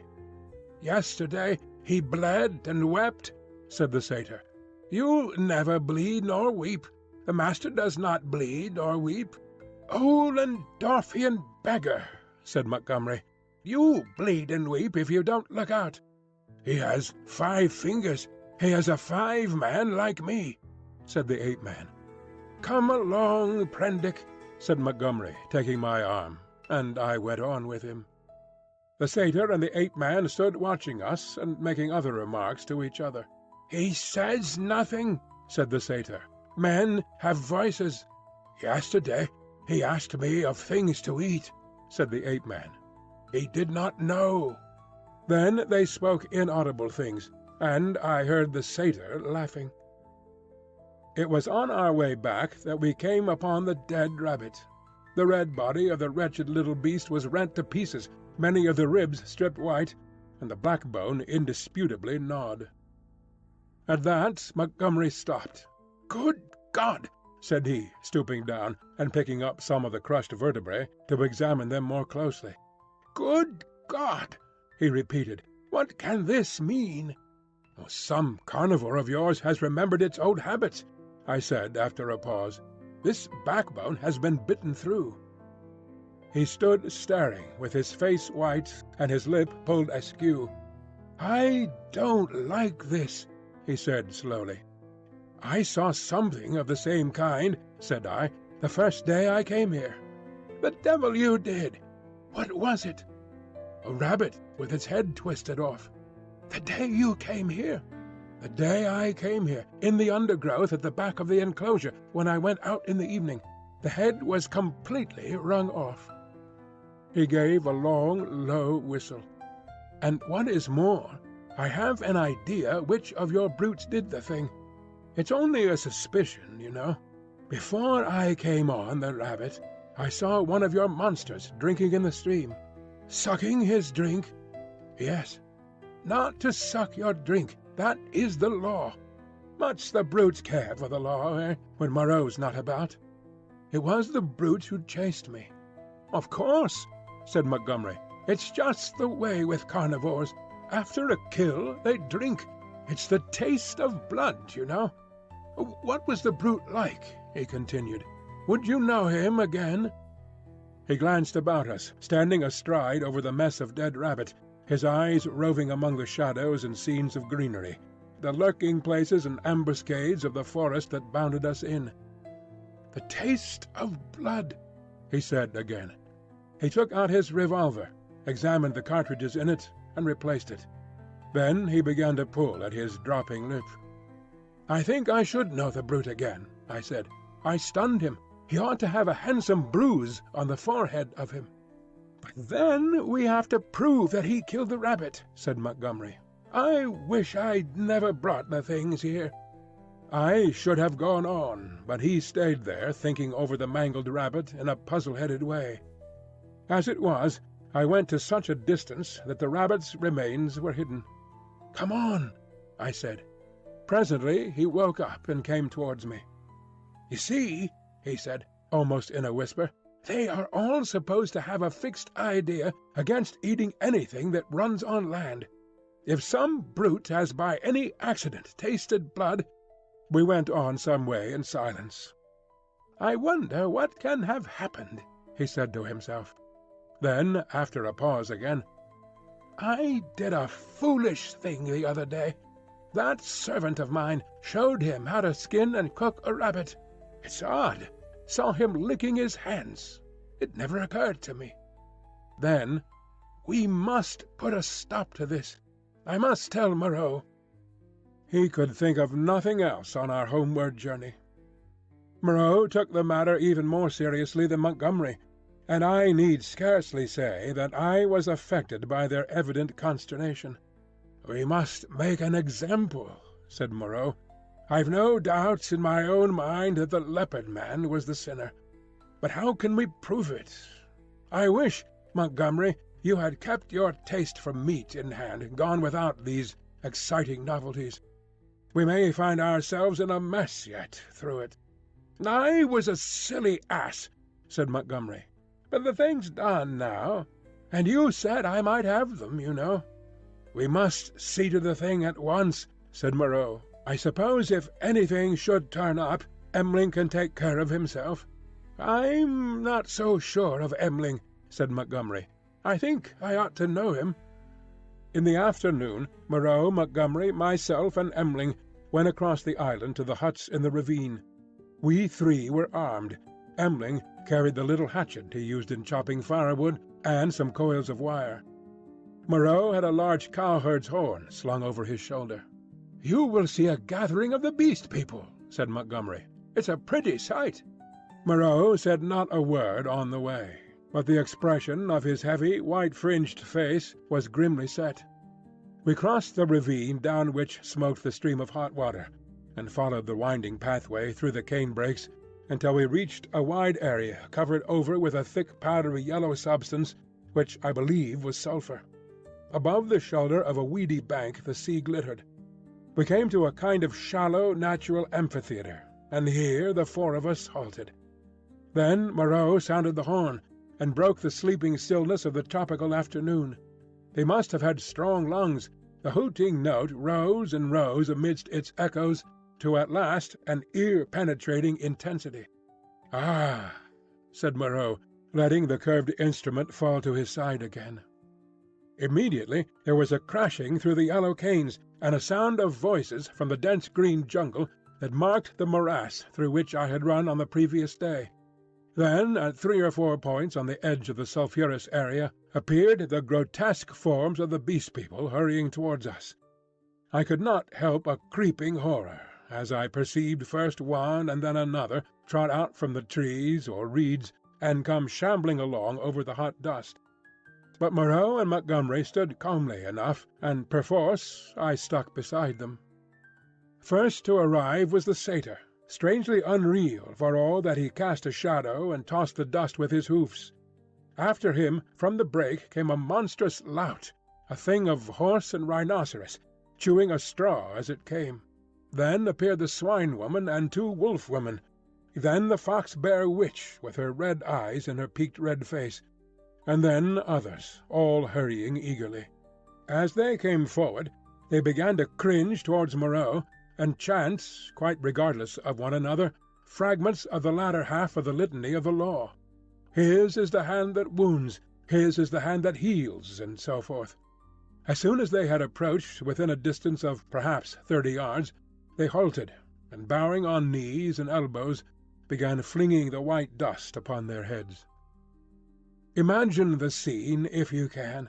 We 3 blue-clad men, with our misshapen black-faced attendant, standing in a wide expanse of sunlit yellow dust under the blazing blue sky, and surrounded by this circle of crouching and gesticulating monstrosities, some almost human save in their subtle expression and gestures, some like cripples, some so strangely distorted as to resemble nothing but the denizens of our wildest dreams, and beyond, the reedy lines of a canebrake in one direction, a dense tangle of palm trees on the other, separating us from the ravine with the huts, and to the north the hazy horizon of the Pacific Ocean.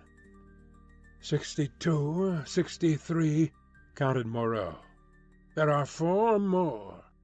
"I do not see the Leopard Man," said I. Presently Moreau sounded the great horn again, and at the sound of it all the Beast People writhed and grovelled in the dust.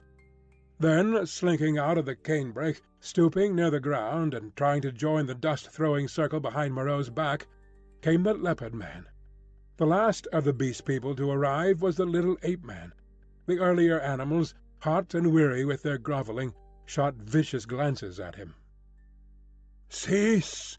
said Moreau in his firm, loud voice, and the Beast People sat back upon their hams and rested from their worshipping.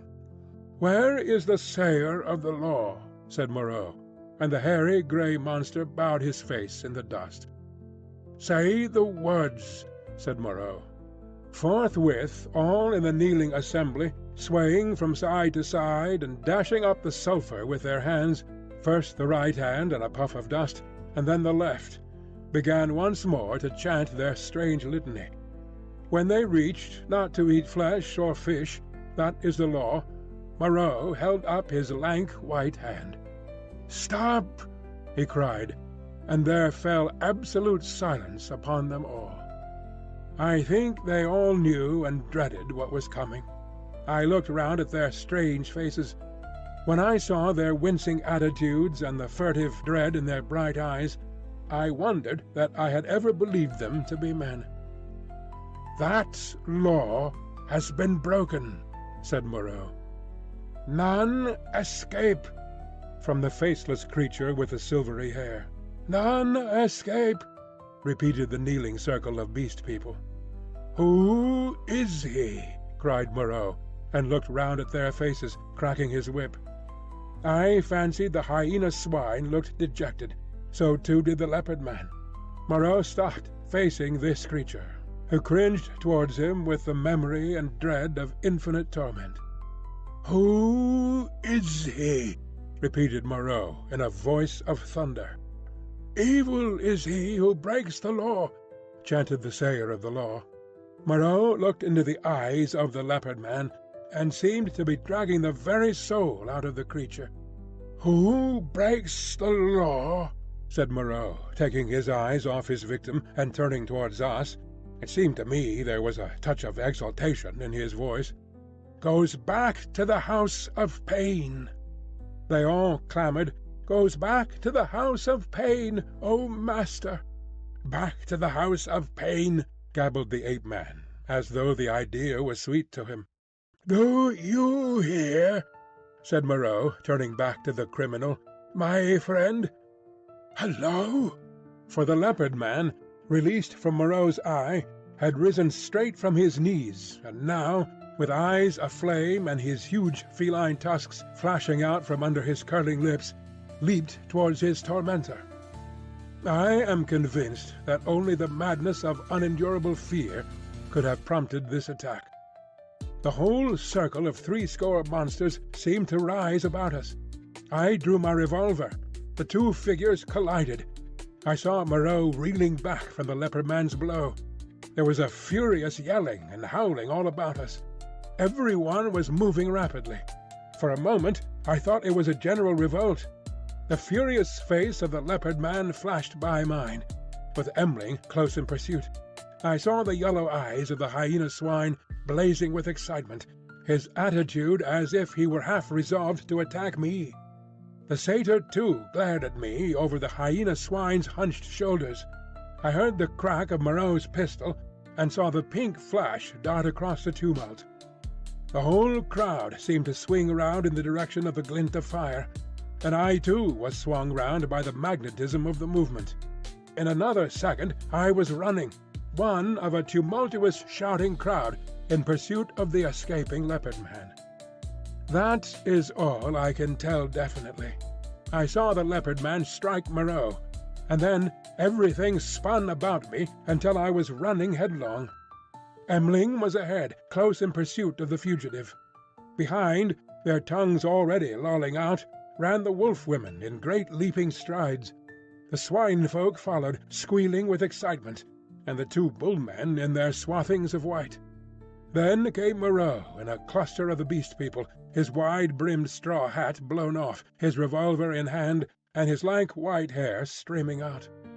The hyena swine ran beside me, keeping pace with me, and glancing furtively at me out of his feline eyes, and the others came pattering and shouting behind us.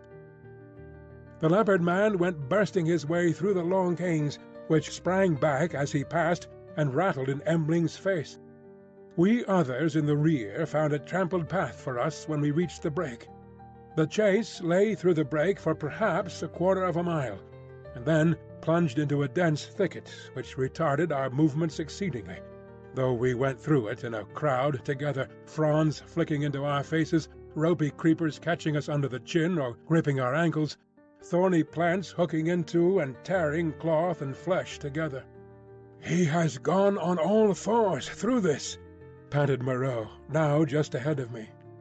"None escape," said the wolf-bear, laughing into my face with the exultation of hunting. We burst out again among rocks, and saw the quarry ahead running lightly on all fours and snarling at us over his shoulder. At that the wolf-folk howled with delight. The thing was still clothed, and at a distance its face still seemed human, but the carriage of its four limbs was feline, and the furtive droop of its shoulder was distinctly that of a hunted animal. It leapt over some thorny yellow-flowering bushes and was hidden. M'ling was halfway across the space. Most of us now had lost the first speed of the chase, and had fallen into a longer and steadier stride. I saw, as we traversed the open, that the pursuit was now spreading from a column into a line. The hyena swine still ran close to me, watching me as it ran, every now and then puckering its muzzle with a snarling laugh. At the edge of the rocks, the leopard man, realizing that he was making for the projecting cape upon which he had stalked me on the night of my arrival, had doubled in the undergrowth. But Montgomery had seen the maneuver, and turned him again. So, panting, tumbling against rocks, torn by brambles, impeded by ferns and reeds, I helped to pursue the leopard man, who had broken the law, and the hyena swine ran, laughing savagely, by my side. I staggered on, my head reeling and my heart beating against my ribs, tired almost to death, and yet not daring to lose sight of the chase lest I should be left alone with this horrible companion. I staggered on in spite of the infinite fatigue and the dense heat of the tropical afternoon. At last the fury of the hunt slackened. We had pinned the wretched brute into a corner of the island.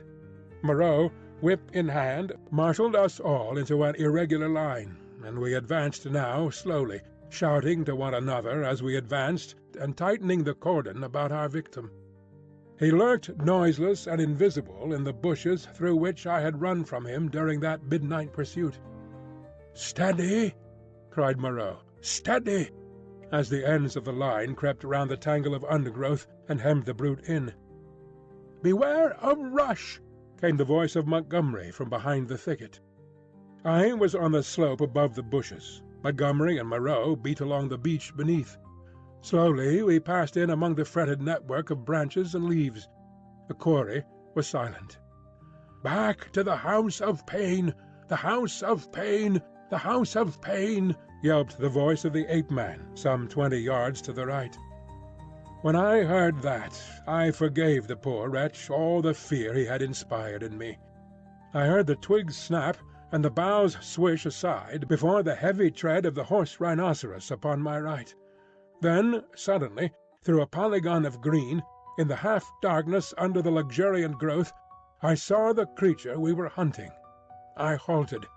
He was crouched together into the smallest possible compass, his luminous green eyes turned over his shoulder regarding me.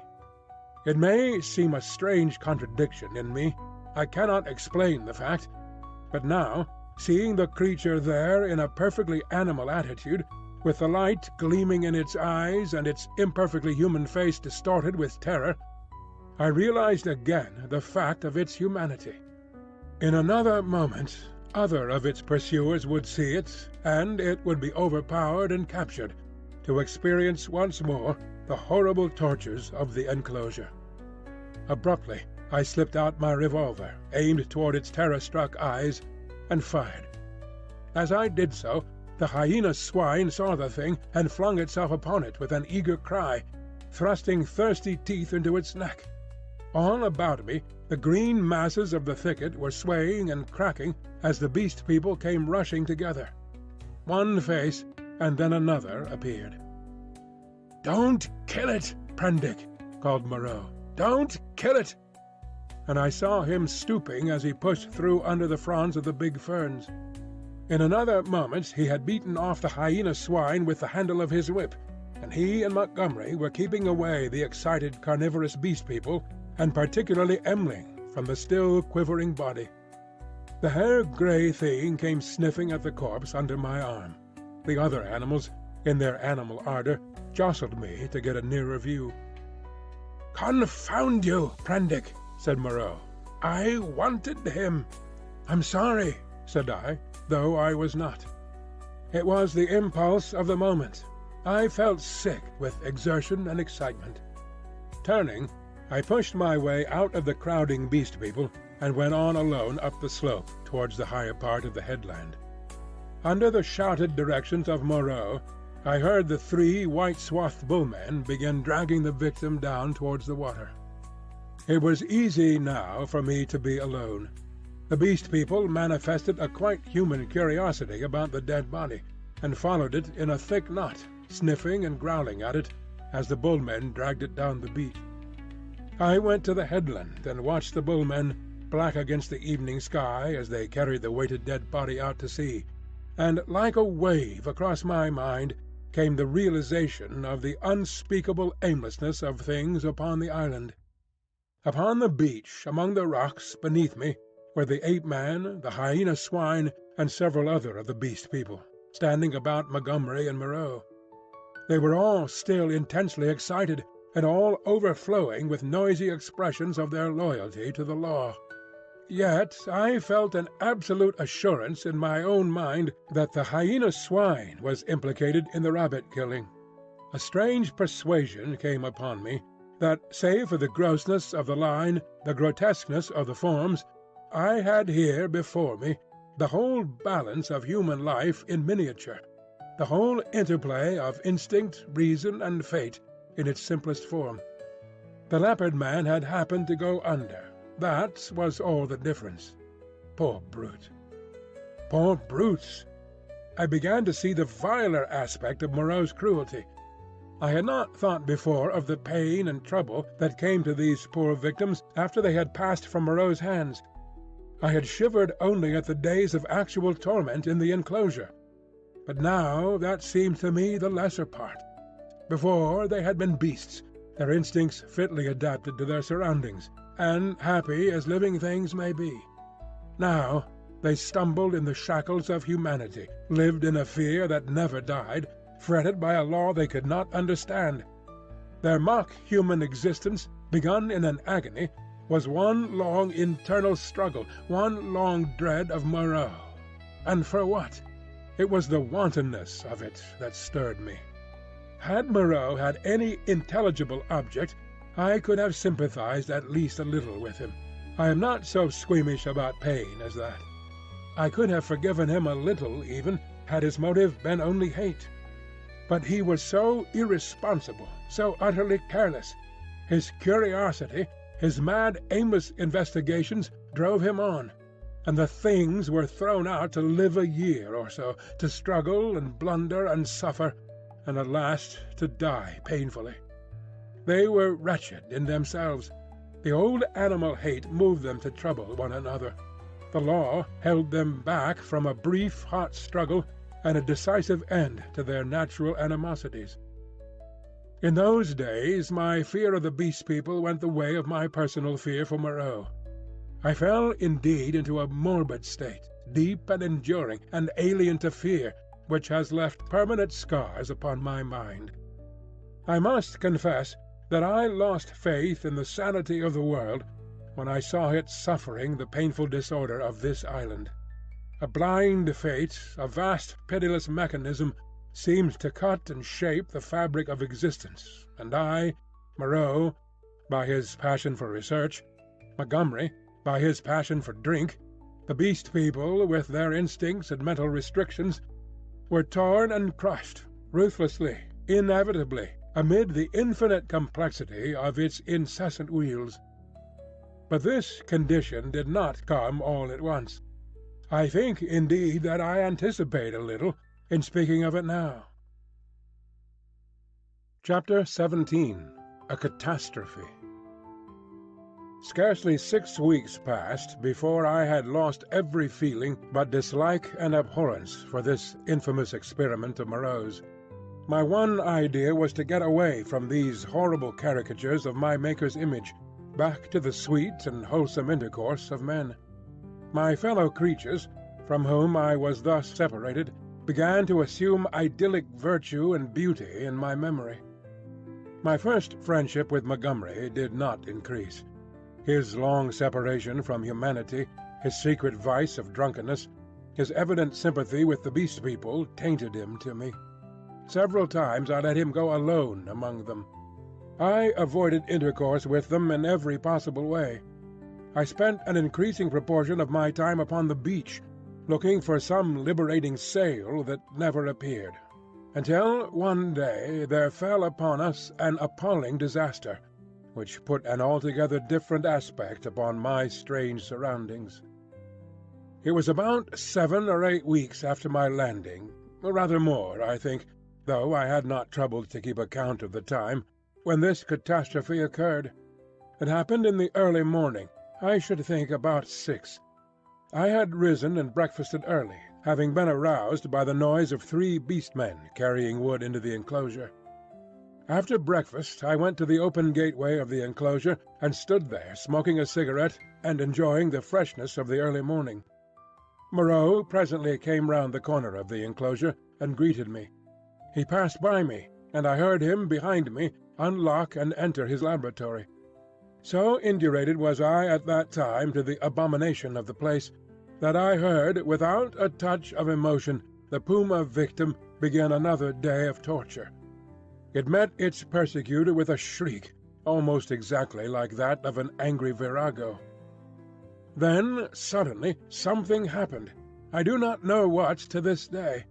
I heard a short, sharp cry behind me, a fall, and turning, saw an awful face rushing upon me, not human, not animal, but hellish, brown, seamed with red branching scars, red drops starting out upon it, and lidless eyes ablaze. I threw up my arm to defend myself from the blow that flung me headlong with a broken forearm, and the great monster, swathed in lint and with red-stained bandages fluttering about it, leaped over me and passed. I rolled over and over down the beach, tried to sit up, and collapsed upon my broken arm. Then Moreau appeared, his massive white face all the more terrible for the blood that trickled from his forehead.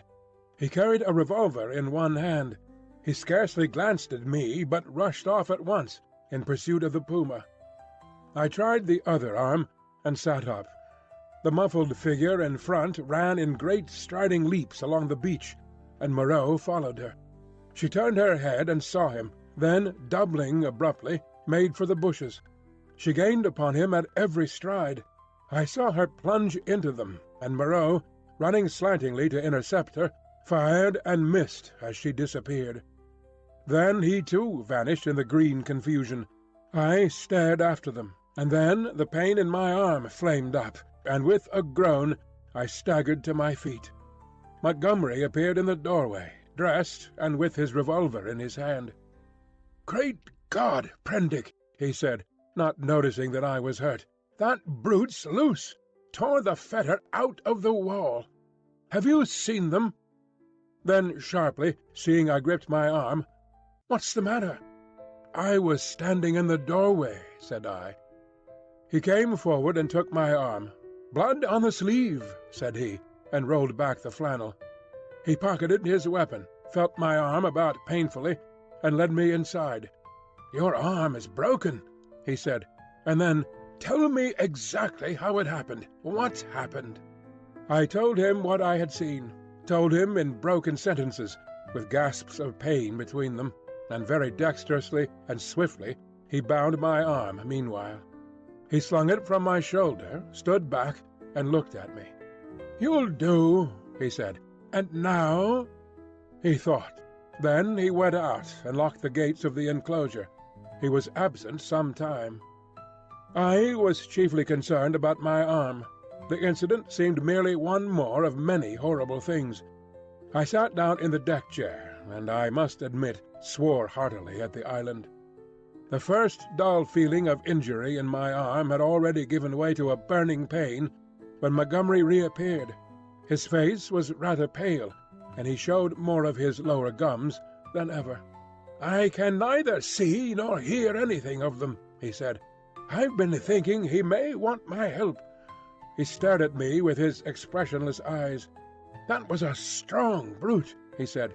"It simply wrenched its fetter out of the wall." He went to the window, then to the door, and there turned to me.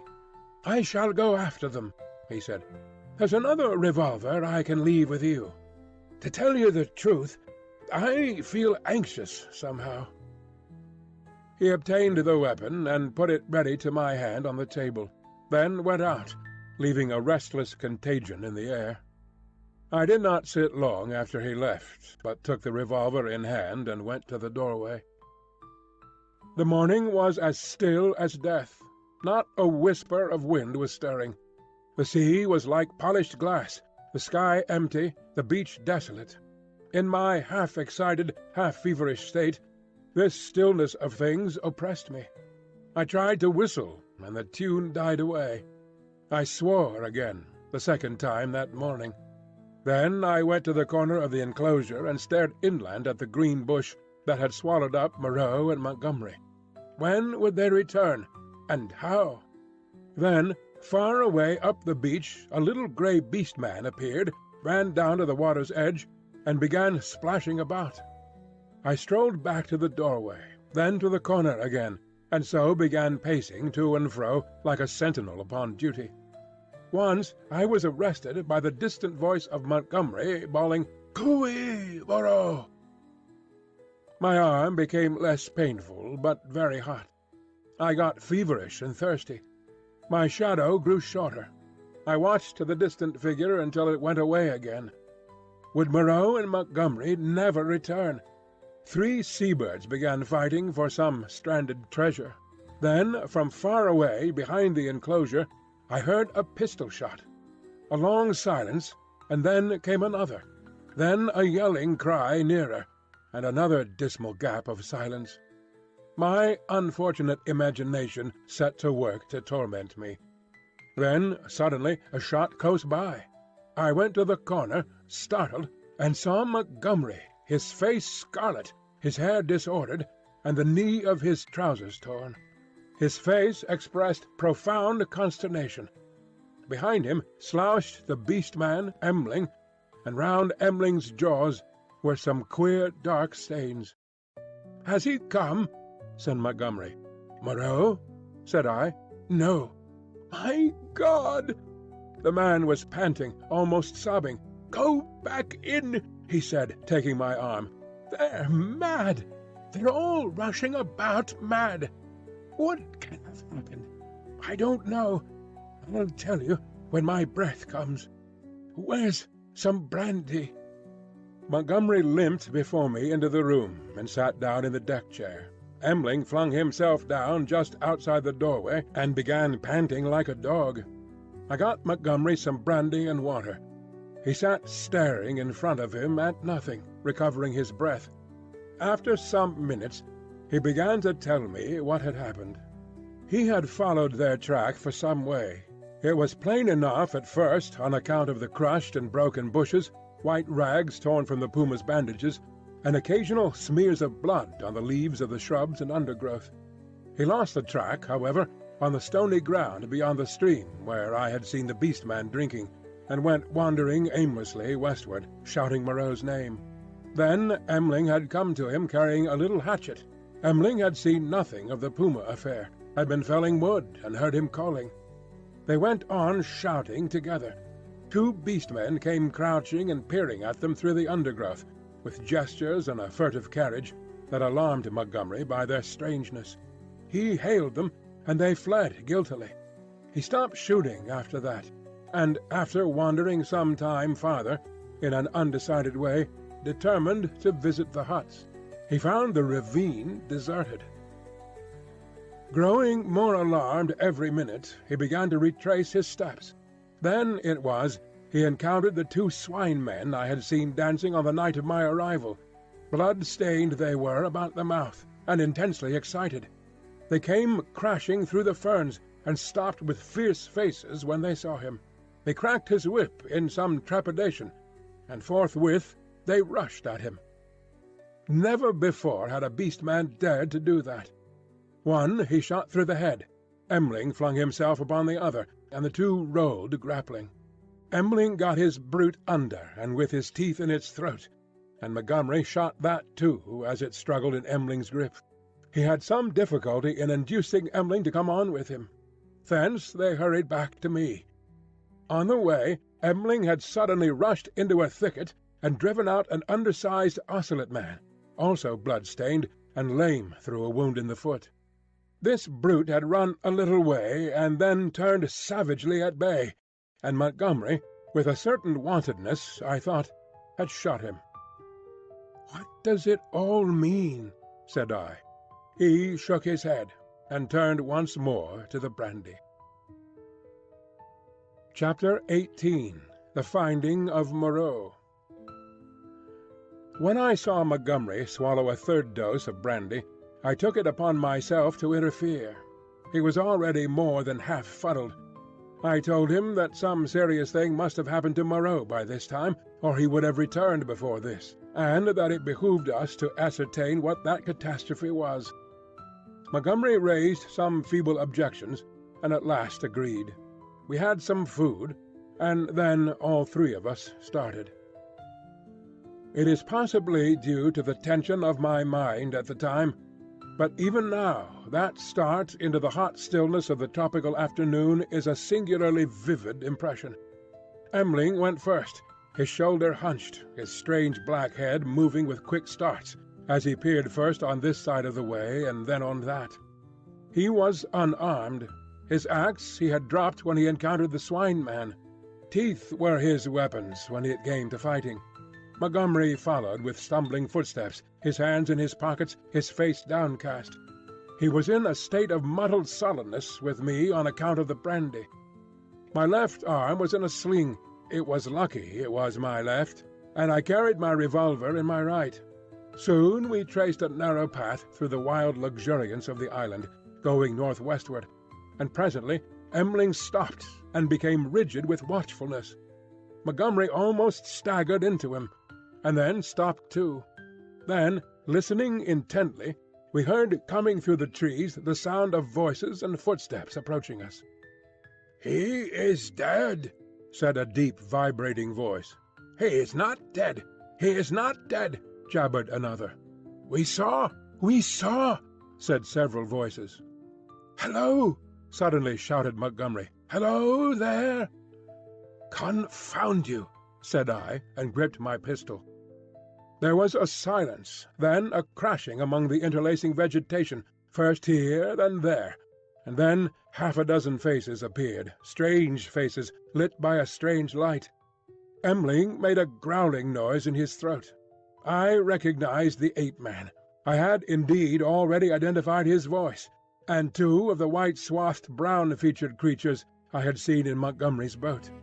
With these were the two dappled brutes and that grey, horribly crooked creature who said the law, with grey hair streaming down his cheeks, heavy grey eyebrows, and grey locks pouring off from a central parting upon its sloping forehead. A heavy, faceless thing with strange red eyes looked at us curiously from amidst the green. For a space no one spoke. Then Montgomery hiccuped, "Who said he was dead?" The monkey-man looked guiltily at the hairy grey thing. "He is dead," said this monster. They saw. There was nothing threatening about this detachment, at any rate. They seemed awe-stricken and puzzled. "Where is he?" said Montgomery. "Beyond," and the grey creature pointed. "Is there a law now?" asked the monkey-man. "Is it still to be this and that? Is he dead indeed? Is there a law?" repeated the man in white. "Is there a law, thou other with the whip?" "He is dead," said the hairy grey thing, and they all stood watching us. "Prendick?" said Montgomery, turning his dull eyes to me. "He's dead, evidently." I had been standing behind him during this colloquy. I began to see how things lay with them. I suddenly stopped in front of Montgomery and lifted up my voice. "Children of the law," I said, "he is not dead." M'ling turned his sharp eyes on me. "He has changed his shape. He has changed his body," I went on. "For a time you will not see him. He is there," I pointed upward, "where he can watch you. You cannot see him, but he can see you. Fear the law." I looked at them squarely. They flinched. "He is great. He is good," said the ape-man, peering fearfully upward among the dense trees. "And the other thing?" I demanded. "The thing that bled and ran screaming and sobbing, that is dead too," said the grey thing, still regarding me. "That's well," grunted Montgomery. "The other, with the whip," began the grey thing. "Well?" said I. "Said he was dead." But Montgomery was still sober enough to understand my motive in denying Moreau's death. "He is not dead," he said slowly. "Not dead at all. No more dead than I am. Some," said I, "have broken the law. They will die. Some have died. Show us now where his old body lies, the body he cast away because he had no more need of it." "It is this way, man who walked in the sea," said the grey thing. And with these 6 creatures guiding us, we went through the tumult of ferns and creepers and tree stems towards the northwest. Then came a yelling, a crashing among the branches, and a little pink homunculus rushed by us shrieking. Immediately after appeared a monster in headlong pursuit, blood bedabbled, who was amongst us almost before he could stop his career. The grey thing leapt aside. M'ling, with a snarl, flew at it, and was struck aside. Montgomery fired and missed, bowed his head, threw up his arm, and turned to run. I fired, and the thing still came on. Fired again, point blank into its ugly face. I saw its features vanish in a flash. Its face was driven in. Yet it passed me, gripped Montgomery, and holding him, fell headlong beside him, and pulled him sprawling upon itself in its death agony. I found myself alone with M'ling, the dead brute, and the prostrate man. Montgomery raised himself slowly, and stared in a muddled way at the shattered beast-man beside him. It more than half sobered him. He scrambled to his feet. Then I saw the grey thing returning cautiously through the trees. "See," said I, pointing to the dead brute, "is the law not alive? This came of breaking the law." He peered at the body. "He sends the fire that kills," said he in his deep voice, repeating part of the ritual. The others gathered round and stared for a space. At last we drew near the westward extremity of the island. We came upon the gnawed and mutilated body of the puma, its shoulder bone smashed by a bullet, and perhaps 20 yards farther found at last what we sought. Moreau lay face downward in a trampled space in a canebrake. One hand was almost severed at the wrist, and his silvery hair was dabbled in blood. His head had been battered in by the fetters of the puma. The broken canes beneath him were smeared with blood. His revolver we could not find. Montgomery turned him over. Resting at intervals, and with the help of the 7 Beast People, for he was a heavy man, we carried Moreau back to the enclosure. The night was darkling. Twice we heard unseen creatures howling and shrieking past our little band, and once the little pink sloth creature appeared and stared at us, and vanished again. But we were not attacked again. At the gates of the enclosure our company of Beast People left us, M'ling going with the rest. We locked ourselves in, and then took Moreau's mangled body into the yard and laid it upon a pile of brushwood. Then we went into the laboratory and put an end to all we found living there. Chapter 19. Montgomery's Bank Holiday.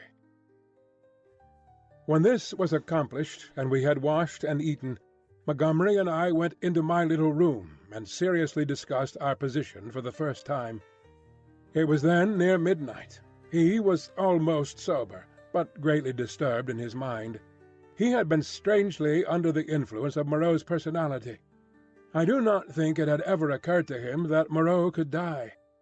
This disaster was a sudden collapse of the habits that had become part of his nature in the 10 or more monotonous years he had spent on the island.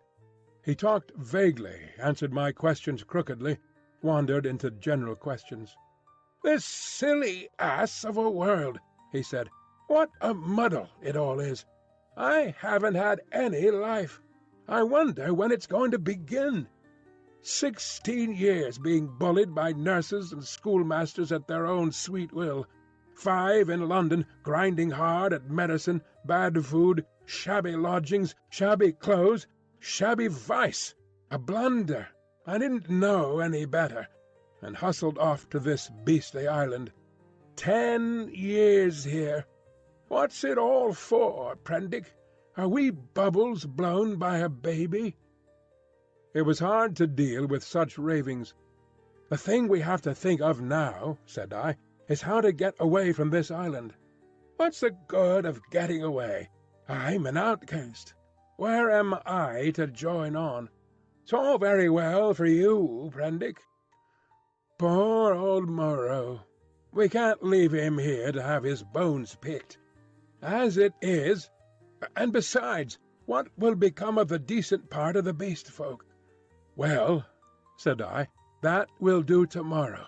I've been thinking we might make the brushwood into a pyre and burn his body, and those other things.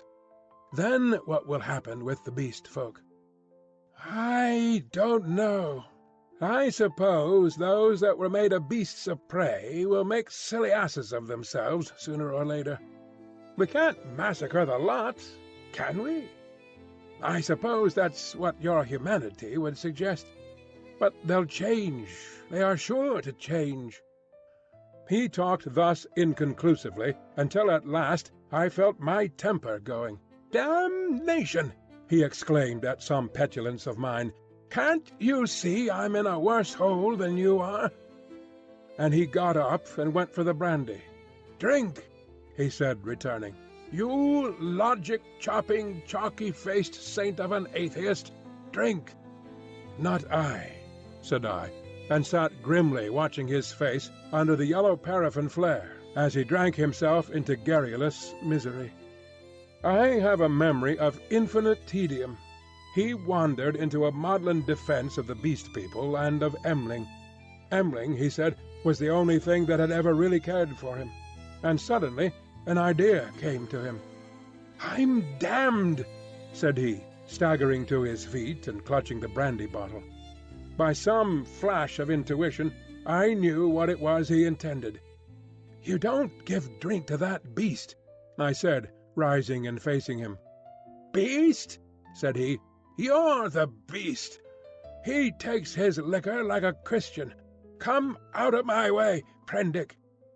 "For God's sake," said I. "Get out of the way," he roared, and suddenly whipped out his revolver. "Very well," said I, and stood aside, half-minded to fall upon him as he put his hand upon the latch, but deterred by the thought of my useless arm. "You've made a beast of yourself. To the beasts you may go." He flung the doorway open, and stood half-facing me between the yellow lamplight and the pallid glare of the moon. His eye-sockets were blotches of black under his stubbly eyebrows. "You're a solemn prig, Prendick, a silly ass. You're always fearing and fancying. We're on the edge of things. I'm bound to cut my throat tomorrow. I'm going to have a damned bank holiday tonight." He turned and went out into the moonlight. "Emling!" he cried. "Emling, old friend!" 3 dim creatures in the silvery light came along the edge of the wan beach, one a white-wrapped creature, the other 2 blotches of blackness following it. They halted, staring. Then I saw Emling's hunched shoulders as he came round the corner of the house. "Drink!" cried Montgomery. "Drink, you brutes! Drink and be men! Damn me, I'm the cleverest. Moreau forgot this. This is the last touch. Drink, I tell you!" And waving the bottle in his hand, he started off at a kind of quick trot to the westward, Emling ranging himself between him and the 3 dim creatures who followed. I went to the doorway. They were already indistinct in the mist of the moonlight before Montgomery halted. I saw him administer a dose of the raw brandy to Emling, and saw the 5 figures melt into one vague patch. "Sing!" I heard Montgomery shouting. "Sing! Shout! Sing all together! Confound old Prendick! That's right. Now again. Confound old Prendick!" The black group broke up into 5 separate figures and wound slowly away from me along the band of shining beach. Each went howling at his own sweet will, yelping insults at me, or giving whatever other vent this new inspiration of brandy demanded. Presently I heard Montgomery's voice shouting, "Right turn!"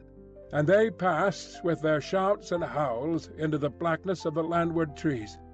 Slowly, very slowly, they receded into silence. The peaceful splendor of the night healed again. The moon was now past the meridian and travelling down the west.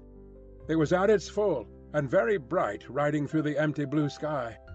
The shadow of the wall lay, a yard wide and of inky blackness, at my feet. The eastward sea was a featureless grey, dark and mysterious, and between the sea and the shadow the grey sands, of volcanic glass and crystals, flashed and shone like a beach of diamonds. Behind me the paraffin lamp flared hot and ruddy. Then I shut the door, locked it, and where Moreau lay beside his latest victims, the staghounds and the llama, and some other wretched brutes, with his massive face calm even after his terrible death, and with the hard eyes open, staring at the dead white moon above. I sat down upon the edge of the sink, and with my eyes upon that ghastly pile of silvery light and ominous shadows, began to turn over my plans. In the morning I would gather some provisions in the dinghy, and after setting fire to the pyre before me, push out into the desolation of the high sea once more. I felt that for Montgomery there was no help, that he was, in truth, half akin to these beast-folk, unfitted for human kindred. I do not know how long I sat there scheming. It must have been an hour or so. Then my planning was interrupted by the return of Montgomery to my neighbourhood.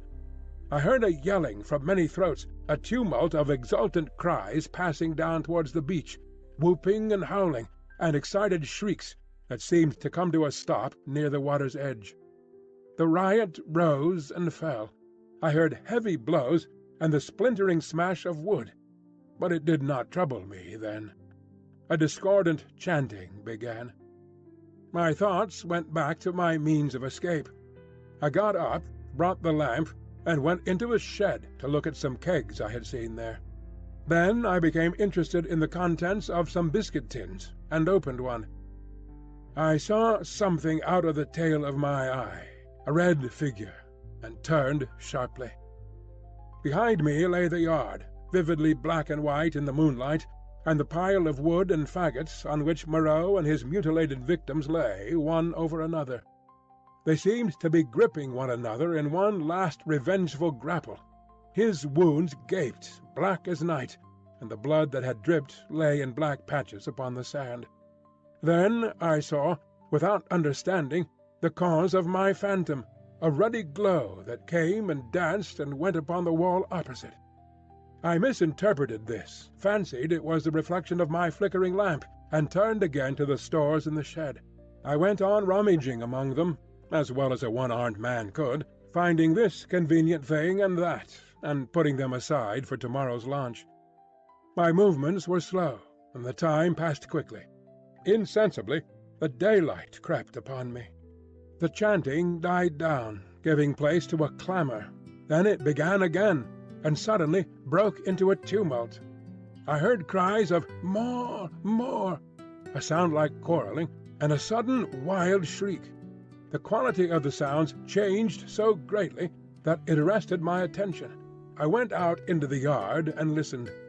Then, cutting like a knife across the confusion, came the crack of a revolver. I rushed at once through my room to the little doorway. As I did so, I heard some of the packing cases behind me go sliding down and smash together with a clatter of glass on the floor of the shed. But I did not heed these. I flung the door open and looked out. Up the beach by the boathouse a bonfire was burning, raining up sparks into the indistinctness of the dawn. Around this struggled a mass of black figures. I heard Montgomery call my name. I began to run at once towards this fire, revolver in hand. I saw the pink tongue of Montgomery's pistol lick out once, close to the ground. He was down. I shouted with all my strength and fired into the air. I heard someone cry, "The Master!" The knotted black struggle broke into scattering units. The fire leaped and sank down. The crowd of beast people fled in sudden panic before me, up the beach. In my excitement, I fired at their retreating backs as they disappeared among the bushes. Then I turned to the black heaps upon the ground. Montgomery lay on his back, with the hairy grey beast-man sprawling across his body. The brute was dead, but still gripping Montgomery's throat with its curving claws. Nearby lay Emling on his face and quite still, his neck bitten open and the upper part of the smashed brandy bottle in his hand. Two other figures lay near the fire, the one motionless, the other groaning fitfully, every now and then raising its head slowly, then dropping it again. I caught hold of the grey man and pulled him off Montgomery's body. His claws drew down the torn coat reluctantly as I dragged him away. Montgomery was dark in the face and scarcely breathing. I splashed seawater on his face and pillowed his head on my rolled-up coat. Emling was dead. The wounded creature by the fire—it was a wolf-brute with a bearded grey face—lay, I found, with the forepart of its body upon the still glowing timber. The wretched thing was injured so dreadfully that in mercy I blew its brains out at once. The other brute was one of the bullmen, swathed in white. He too was dead. The rest of the beast people had vanished from the beach. I went to Montgomery again and knelt beside him, cursing my ignorance of medicine. The fire beside me had sunk down, and only charred beams of timber glowing at the central ends and mixed with the grey ash of brushwood remained. I wondered casually where Montgomery had got his wood. Then I saw that the dawn was upon us. The sky had grown brighter, the setting moon was becoming pale and opaque in the luminous blue of the day. The sky to the eastward was rimmed with red. Suddenly I heard a thud and a hissing behind me, and looking round sprang to my feet with a cry of horror. Against the warm dawn, great tumultuous masses of black smoke were boiling up out of the enclosure, and through their stormy darkness shot flickering threads of blood-red flame. Then the thatched roof caught. I saw the curving charge of the flames across the sloping straw. A spurt of fire jetted from the window of my room. I knew at once what had happened. I remembered the crash I had heard. When I had rushed out to Montgomery's assistance, I had overturned the lamp. The hopelessness of saving any of the contents of the enclosure stared me in the face. My mind came back to my plan of flight, and turning swiftly, I looked to see where the two boats lay upon the beach. They were gone. 2 axes lay upon the sands beside me. Chips and splinters were scattered broadcast, and the ashes of the bonfire were blackening and smoking under the dawn. Montgomery had burnt the boats to revenge himself upon me and prevent our return to mankind. A sudden convulsion of rage shook me. I was almost moved to batter his foolish head in, as he lay there helpless at my feet. Then suddenly his hand moved, so feebly, so pitifully, that my wrath vanished. He groaned and opened his eyes for a minute. I knelt down beside him and raised his head. He opened his eyes again, staring silently at the dawn, and then they met mine. The lids fell. "Sorry," he said presently, with an effort. He seemed trying to think. "The last," he murmured. "The last of this silly universe. What a mess!" I listened. His head fell helplessly to one side. I thought some drink might revive him, but there was neither drink nor vessel in which to bring drink at hand. He seemed suddenly heavier. My heart went cold. I bent down to his face, put my hand through the rent in his blouse. He was dead. And even as he died, a line of white heat, the limb of the sun, rose eastward beyond the projection of the bay, splashing its radiance across the sky and turning the dark sea into a weltering tumult of dazzling light. It fell like a glory upon his death-shrunken face. I let his head fall gently upon the rough pillow I had made for him, and stood up. Before me was the glittering desolation of the sea, the awful solitude upon which I had already suffered so much.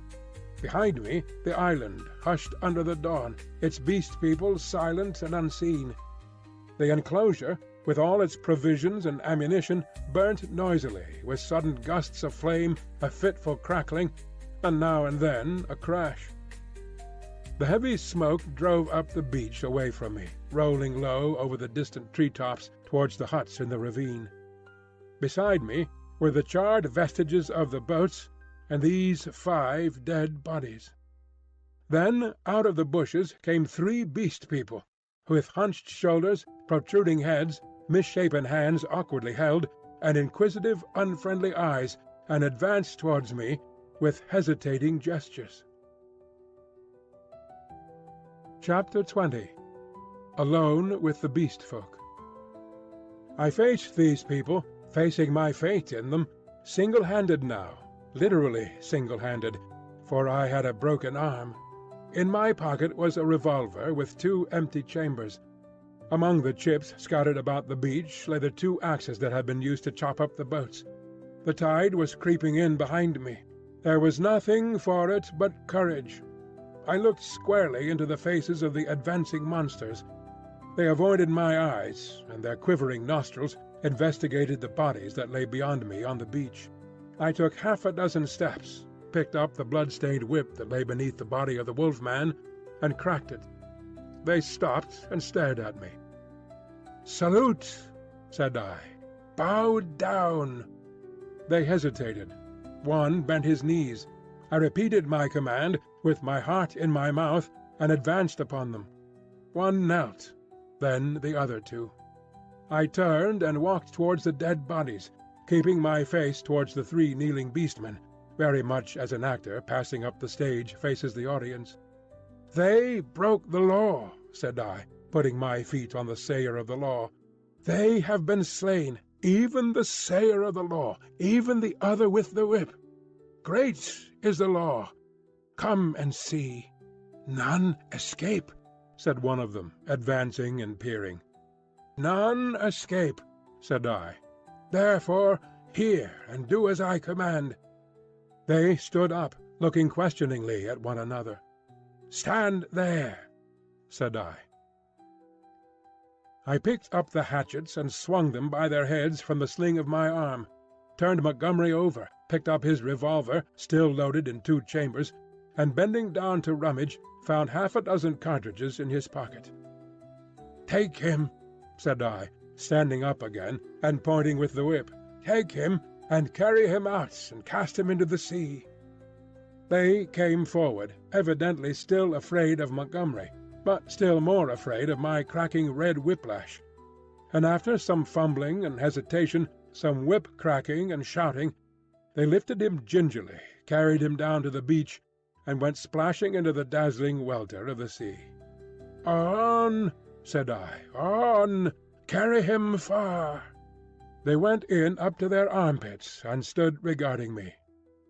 "Let go," said I. And the body of Montgomery vanished with a splash. Something seemed to tighten across my chest. "Good," said I, with a break in my voice, and they came back, hurrying and fearful, to the margin of the water, leaving long wakes of black in the silver. At the water's edge they stopped, turning and glaring into the sea, as though they presently expected Montgomery to arise therefrom and exact vengeance. "Now these," said I, pointing to the other bodies. They took care not to approach the place where they had thrown Montgomery into the water, but instead carried the 4 dead beast people slantingly along the beach for perhaps 100 yards before they waded out and cast them away. As I watched them disposing of the mangled remains of M'ling, I heard a light footfall behind me, and turning quickly, saw the big hyena swine perhaps a dozen yards away. His head was bent down, his bright eyes were fixed upon me, his stumpy hands clenched and held close by his side. He stopped in this crouching attitude when I turned, his eyes a little averted. For a moment we stood eye to eye. I dropped the whip, snatched at the pistol in my pocket, for I meant to kill this brute, the most formidable of any left now upon the island, at the first excuse. It may seem treacherous, but so I was resolved. I was far more afraid of him than of any other two of the beast folk. His continued life was, I knew, a threat against mine. I was perhaps a dozen seconds collecting myself. Then cried I, "Salute! Bow down!" His teeth flashed upon me in a snarl. "Who are you that I should?" Perhaps a little too spasmodically I drew my revolver, aimed quickly, and fired. I heard him yelp, saw him run sideways and turn, knew I had missed, and clicked back the cock with my thumb for the next shot. But he was already running headlong, jumping from side to side, and I dared not risk another miss. Every now and then he looked back at me over his shoulder. He went slanting along the beach and vanished beneath the driving masses of dense smoke that were still pouring out from the burning enclosure. For some time I stood staring after him. I turned to my 3 obedient beast folk again, and signalled them to drop the body they still carried. Then I went back to the place by the fire where the bodies had fallen, and kicked the sand until all the brown bloodstains were absorbed and hidden. I dismissed my 3 serfs with a wave of the hand, and went up the beach into the thickets. I carried my pistol in my hand, my whip thrust with the hatchets in the sling of my arm. I was anxious to be alone, to think out the position in which I was now placed. A dreadful thing that I was only beginning to realize was that over all this island there was now no safe place where I could be alone and secure to rest or sleep. I had recovered strength amazingly since my landing, but I was still inclined to be nervous and to break down under any great stress. I felt that I ought to cross the island and establish myself with the Beast People, and make myself secure in their confidence, but my heart failed me. I went back to the beach, and turning eastward past the burning enclosure, made for a point where a shallow spit of coral sand ran out towards the reef. Here I could sit down and think, my back to the sea, and my face against any surprise. And there I sat, chin on knees, the sun beating down upon my head, and unspeakable dread in my mind, plotting how I could live on against the hour of my rescue, if ever rescue came. I tried to review the whole situation as calmly as I could, but it was difficult to clear the thing of emotion. I began turning over in my mind the reason for Montgomery's despair. "They will change," he said. "They are sure to change. And Moreau, what was it that Moreau had said? The stubborn beast-flesh grows day by day back again." Then I came round to the hyena swine. I felt sure that if I did not kill that brute, he would kill me. The sayer of the law was dead. Worse luck. They knew now that we of the whips could be killed even as they themselves were killed. Were they peering at me already out of the green masses of ferns and palms over yonder, watching until I came within their spring? Were they plotting against me? What was the hyena swine telling them? My imagination was running away with me into a morass of unsubstantial fears. My thoughts were disturbed by a crying of sea-birds hurrying towards some black object that had been stranded by the waves on the beach near the enclosure. I knew what that object was, but I had not the heart to go back and drive them off. I began walking along the beach in the opposite direction, designing to come round the eastern corner of the island and so approach the ravine of the huts, without traversing the possible ambuscades of the thickets. Perhaps half a mile along the beach I became aware of one of my 3 beast folk advancing out of the landward bushes towards me. I was now so nervous with my imaginings that I immediately drew my revolver. Even the propitiatory gestures of the creature failed to disarm me. He hesitated as I approached. "Go away!" cried I. There was something very suggestive of a dog in the cringing attitude of the creature. It retreated a little way, very like a dog being sent home, and stopped, looking at me imploringly with canine brown eyes. "Go away," said I. "Do not come near me." "May I not come near you?" it said. "No, go away," I insisted, and snapped my whip. Then, putting my whip in my teeth, I stooped for a stone, and with that threat drove the creature away. So, in solitude, I came round by the ravine of the Beast People, and hiding among the weeds and reeds that separated this crevice from the sea, I watched such of them as appeared, trying to judge from their gestures and appearance how the death of Moreau and Montgomery and the destruction of the House of Pain had affected them. I know now the folly of my cowardice. Had I kept my courage up to the level of the dawn, had I not allowed it to ebb away in solitary thought, I might have grasped the vacant sceptre of Moreau and ruled over the Beast People. As it was, I lost the opportunity, and sank to the position of a mere leader among my fellows. Towards noon certain of them came and squatted, basking in the hot sand. The imperious voices of hunger and thirst prevailed over my dread. I came out of the bushes, and, revolver in hand, walked down towards these seated figures. One, a wolf-woman, turned her head and stared at me, and then the others. None attempted to rise and salute me. I felt too faint and weary to insist, and I let the moment pass. "I want food," said I, almost apologetically, and drawing near. "There is food in the huts," said an ox-boar man drowsily, and looking away from me. I passed them, and went down into the shadow and odours of the almost deserted ravine. In an empty hut I feasted on some specked and half-decayed fruit, and then, after I had propped some branches and sticks about the opening, and placed myself with my face towards it and my hand upon my revolver, the exhaustion of the last 30 hours claimed its own, and I fell into a light slumber, hoping that the flimsy barricades I had erected would cause sufficient noise in its removal to save me from surprise. Chapter 21. The Reversion of the Beast Folk. In this way I became one among the Beast People in the Island of Doctor Moreau. When I awoke, it was dark about me. My arm ached in its bandages. I sat up, wondering at first where I might be. I heard coarse voices talking outside. Then I saw that my barricade had gone, and that the opening of the hut stood clear. My revolver was still in my hand. I heard something breathing, saw something crouched together close beside me. I held my breath, trying to see what it was. It began to move slowly, interminably. Then something soft and warm and moist passed across my hand. All my muscles contracted. I snatched my hand away. A cry of alarm began and was stifled in my throat. Then I just realized what had happened sufficiently to stay my fingers on the revolver. "Who is that?" I said in a hoarse whisper, the revolver still pointed.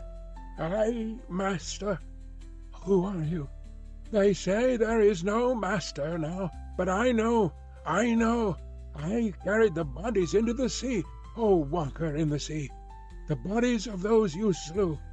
I am your slave, master." "Are you the one I met on the beach?" I asked. "The same, master." The thing was evidently faithful enough, for it might have fallen upon me as I slept. "It is well," I said, extending my hand for another licking kiss. I began to realize what its presence meant, and the tide of my courage flowed. "Where are the others?" I asked. "They are mad.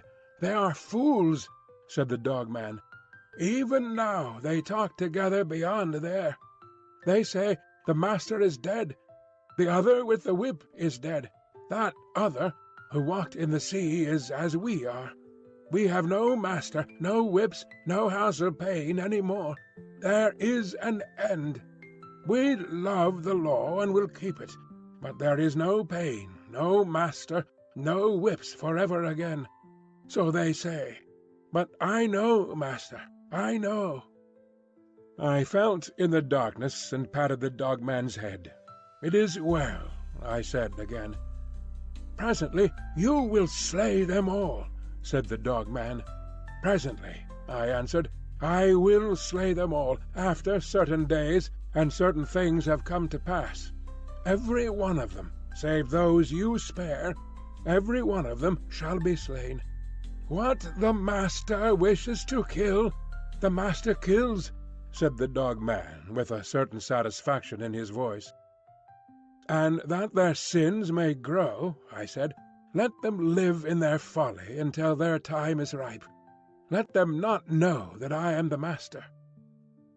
"The Master's will is sweet," said the dog-man, with the ready tact of his canine blood. "But one has sinned," said I. "Him I will kill whenever I may meet him. When I say to you, 'That is he,' see that you fall upon him. And now I will go to the men and women who are assembled together." For a moment the opening of the hut was blackened by the exit of the dog-man. Then I followed and stood up, almost in the exact spot where I had been when I had heard Moreau and his staghound pursuing me. But now it was night, and all the miasmatic ravine about me was black. And beyond, instead of a green sunlit slope, I saw a red fire, before which hunched, grotesque figures moved to and fro. Farther were the thick trees, a bank of darkness, fringed above with the black lace of the upper branches. The moon was just riding up on the edge of the ravine, and like a bar across its face drove the spire of vapour that was forever streaming from the fumaroles of the island. "Walk by me," said I, nerving myself, and side by side we walked down the narrow way, taking little heed of the dim things that peered at us out of the huts. None about the fire attempted to salute me. Most of them disregarded me, ostentatiously. I looked around for the hyena swine, but he was not there. Altogether, perhaps 20 of the beast folk squatted, staring into the fire or talking to one another. "He is dead! He is dead! The Master is dead!" said the voice of the ape-man to the right of me. "The House of Pain? There is no House of Pain." "He is not dead," said I in a loud voice. "Even now he watches us." This startled them. 20 pairs of eyes regarded me. "The House of Pain is gone," said I. "It will come again.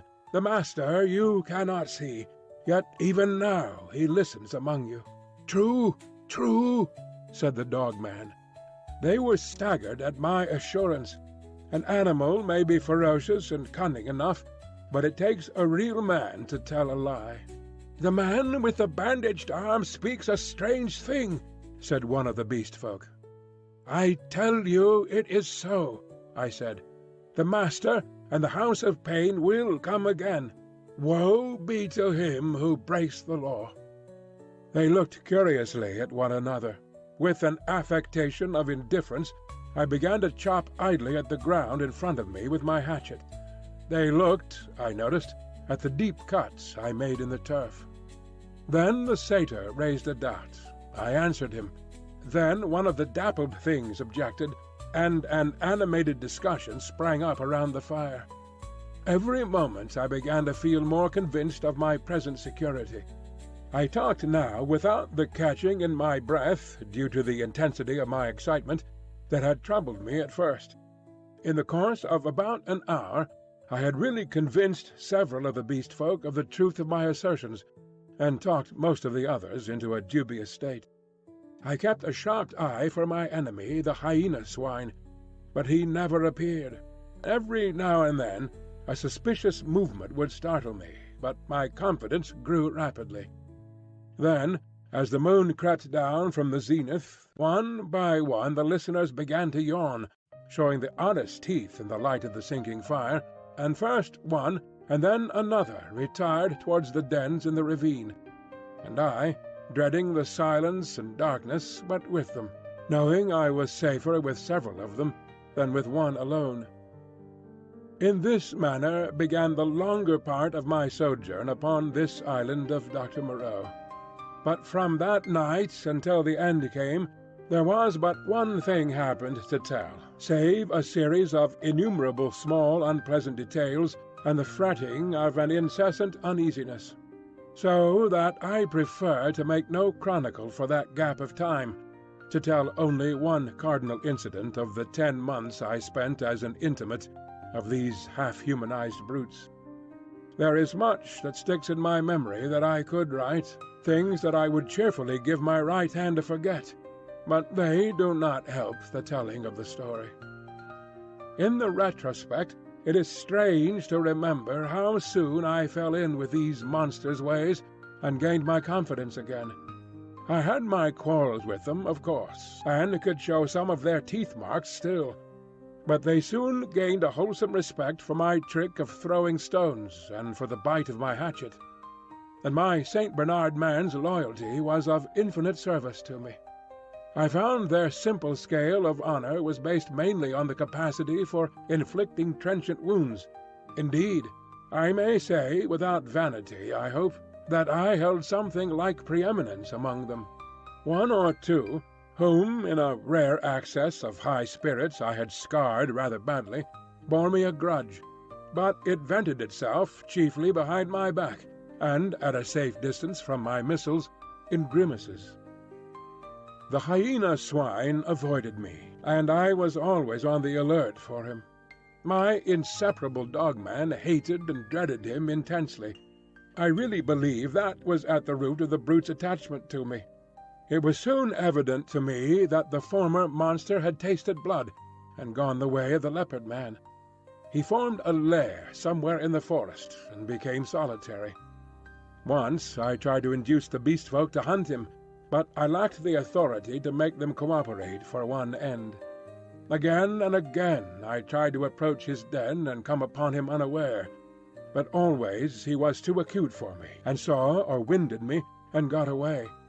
He too made every forest pathway dangerous to me and my ally with his lurking ambuscades. The dogman scarcely dared to leave my side. In the first month or so, the beast folk, compared with their latter condition, were human enough, and for one or two besides my canine friend I even conceived a friendly tolerance. The little pink sloth creature displayed an odd affection for me, and took to following me about. The monkey man bored me, however. He assumed, on the strength of his 5 digits, that he was my equal, and was forever jabbering at me, jabbering the most arrant nonsense. One thing about him entertained me a little. He had a fantastic trick of coining new words. He had an idea, I believe, that to gabble about names that meant nothing was the proper use of speech. He called it big things to distinguish it from little things, the sane, everyday interests of life.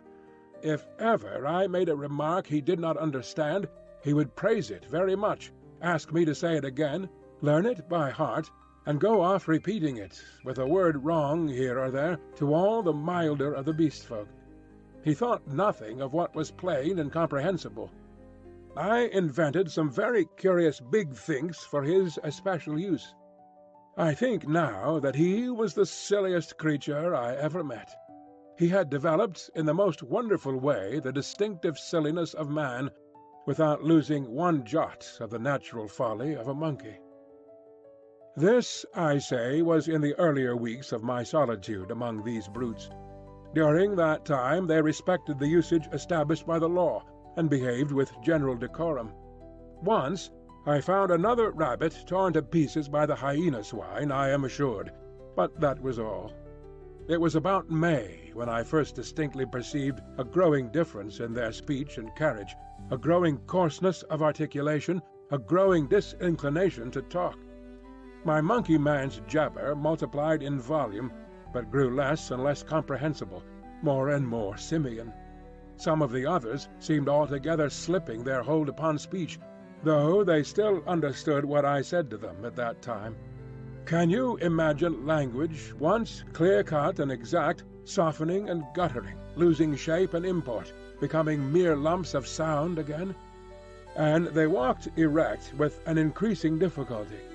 Though they evidently felt ashamed of themselves, Every now and then I would come upon one or another running on toes and fingertips, and quite unable to recover the vertical attitude.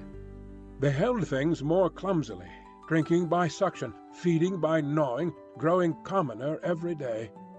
I realized more keenly than ever what Moreau had told me about the stubborn beast flesh. They were reverting, and reverting very rapidly. Some of them, the pioneers in this, I noticed with some surprise, were all females, began to disregard the injunction of decency, deliberately for the most part. Others even attempted public outrages upon the institution of monogamy. The tradition of the law was clearly losing its force. I cannot pursue this disagreeable subject. My dogman imperceptibly slipped back to the dog again. Day by day he became dumb, quadrupedal, hairy. I scarcely noticed the transition from the companion on my right hand to the lurching dog at my side.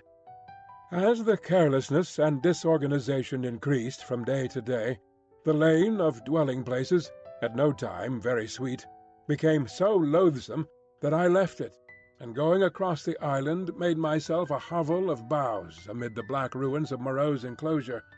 Some memory of pain, I found, still made that place the safest from the beast folk.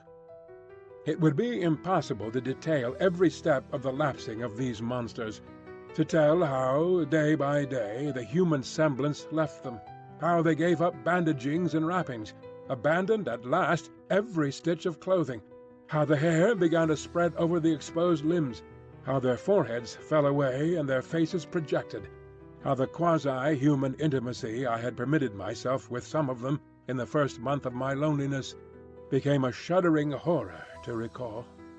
The change was slow and inevitable. For them and for me it came without any definite shock. I still went among them in safety, because no jolt in the downward glide had released the increasing charge of explosive animalism that ousted the human day by day. But I began to fear that soon now that shock must come. My St. Bernard brute followed me to the enclosure every night, and his vigilance enabled me to sleep at times in something like peace. The little pink sloth thing became shy and left me, to crawl back to its natural life once more among the tree branches. We were in just the state of equilibrium that would remain in one of those happy family cages which animal tamers exhibit if the tamer were to leave it forever. Of course, these creatures did not decline into such beasts as the reader has seen in zoological gardens, into ordinary bears, wolves, tigers, oxen, swine, and apes. There was still something strange about each. In each Moreau had blended this animal with that. One perhaps was ursine chiefly, another feline chiefly, another bovine chiefly. But each was tainted with other creatures, a kind of generalized animalism appearing through the specific dispositions. And the dwindling shreds of the humanity still startled me every now and then, a momentary recrudescence of speech perhaps, an unexpected dexterity of the forefeet, a pitiful attempt to walk erect. I too must have undergone strange changes. My clothes hung about me as yellow rags, through whose rents showed the tanned skin. My hair grew long and became matted together. I am told that even now my eyes have a strange brightness, a swift alertness of movement. At first I spent the daylight hours on the southward beach watching for a ship, hoping and praying for a ship. I counted on the Ipecacuanha returning as the year wore on, but she never came. 5 times I saw sails, and thrice smoke, but nothing ever touched the island. I always had a bonfire ready, but no doubt the volcanic reputation of the island was taken to account for that. It was only about September or October that I began to think of making a raft. By that time my arm had healed, and both my hands were at my service again. At first I found my helplessness appalling. I had never done any carpentry or such-like work in my life, and I spent day after day in experimental chopping and binding among the trees. I had no ropes, and could hit on nothing wherewith to make ropes. None of the abundant creepers seemed limber or strong enough, and with all my litter of scientific education I could not devise any way of making them so. I spent more than a fortnight grubbing among the black ruins of the enclosure and on the beach, where the boats had been burnt, looking for nails and other stray pieces of metal that might prove of service. Now and then some beast creature would watch me and go leaping off when I called to it. There came a season of thunderstorms and heavy rain, which greatly retarded my work. But at last the raft was completed. I was delighted with it, but with a certain lack of practical sense, which has always been my bane, I had made it a mile or more from the sea, and before I had dragged it down to the beach, the thing had fallen to pieces. Perhaps it is as well that I was saved from launching it, but at the time my misery at my failure was so acute that for some days I simply moped on the beach and stared at the water and thought of death. I did not, however, mean to die, and an incident occurred that warned me unmistakably of the folly of letting the days pass so, for each fresh day was fraught with increasing danger from the Beast People. I was lying in the shade of the enclosure wall, staring out to sea, when I was startled by something cold touching the skin of my heel, and starting round found the little pink sloth creature blinking into my face. He had long since lost speech and active movement, and the lank hair of the little brute grew thicker every day, and his stumpy claws more askew. He made a moaning noise when he saw he had attracted my attention, went a little way towards the bushes, and looked back at me. At first I did not understand, but presently it occurred to me that he wished me to follow him, and this I did at last, slowly, for the day was hot. When we reached the trees, he clambered into them, for he could travel better among their swinging creepers than on the ground. And suddenly, in a trampled space, I came upon a ghastly group. My St. Bernard creature lay on the ground, dead, and near his body crouched the hyena swine, gripping the quivering flesh with its misshapen claws, gnawing at it and snarling with delight. As I approached, the monster lifted its glaring eyes to mine, its lips went trembling back from its red-stained teeth, and it growled menacingly. It was not afraid and not ashamed. The last vestige of the human taint had vanished. I advanced a step farther, stopped, and pulled out my revolver. At last I had him face to face. The brute made no sign of retreat, but its ears went back, its hair bristled, and its body crouched together. I aimed between the eyes and fired. As I did so, the thing rose straight at me in a leap, and I was knocked over like a ninepin. It clutched at me with its crippled hand and struck me in the face. Its spring carried it over me. I fell under the hind part of its body, but luckily I had hit as I meant, and it died even as it leapt. I crawled out from under its unclean weight and stood up, trembling, staring at its quivering body. That danger at least was over. But this, I knew, was only the first of the series of relapses that must come. I burnt both of the bodies on a pyre of brushwood, but after that I saw that unless I left the island, my death was only a question of time. The Beast People by that time had, with one or two exceptions, left the ravine and made themselves lairs, according to their taste, among the thickets of the island. Few prowled by day, most of them slept, and the island might have seemed deserted to a newcomer. But at night the air was hideous with their calls and howling. I had half a mind to make a massacre of them, to build traps, or fight them with my knife. Had I possessed sufficient cartridges, I should not have hesitated to begin the killing. There could now be scarcely a score left of the dangerous carnivores. The braver of these were already dead. After the death of this poor dog of mine, my last friend, I too adopted to some extent the practice of slumbering in the daytime, in order to be on my guard at night. I rebuilt my den in the walls of the enclosure, with such a narrow opening that anything attempting to enter must necessarily make a considerable noise. The creatures had lost the art of fire too, and recovered their fear of it. I turned once more, almost passionately now, to hammering together stakes and branches to form a raft for my escape. I found 1,000 difficulties. I am an extremely unhandy man. My schooling was over before the days of Sylvid. But most of the requirements of a raft I met at last in some clumsy, circuitous way or other, and this time I took care of the strength. The only insurmountable obstacle was that I had no vessel to contain the water I should need if I floated forth upon these untravelled seas. I would have even tried pottery, but the island contained no clay. I used to go moping about the island, trying with all my might to solve this one last difficulty. Sometimes I would give way to wild outbursts of rage, and hack and splinter some unlucky tree in my intolerable vexation. But I could think of nothing. And then came a day, a wonderful day, which I spent in ecstasy. I saw a sail to the southwest, a small sail like that of a little schooner, and forthwith I lit a great pile of brushwood, and stood by it in the heat of it and the heat of the midday sun, watching it. All day I watched that sail, eating or drinking nothing, so that my head reeled, and the beasts came and glared at me and seemed to wonder, and went away. It was still distant when night came and swallowed it up, and all night I toiled to keep my blaze bright and high, and the eyes of the beasts shone out of the darkness, marvelling. In the dawn the sail was nearer, and I saw it was the dirty lug-sail of a small boat. But it sailed strangely.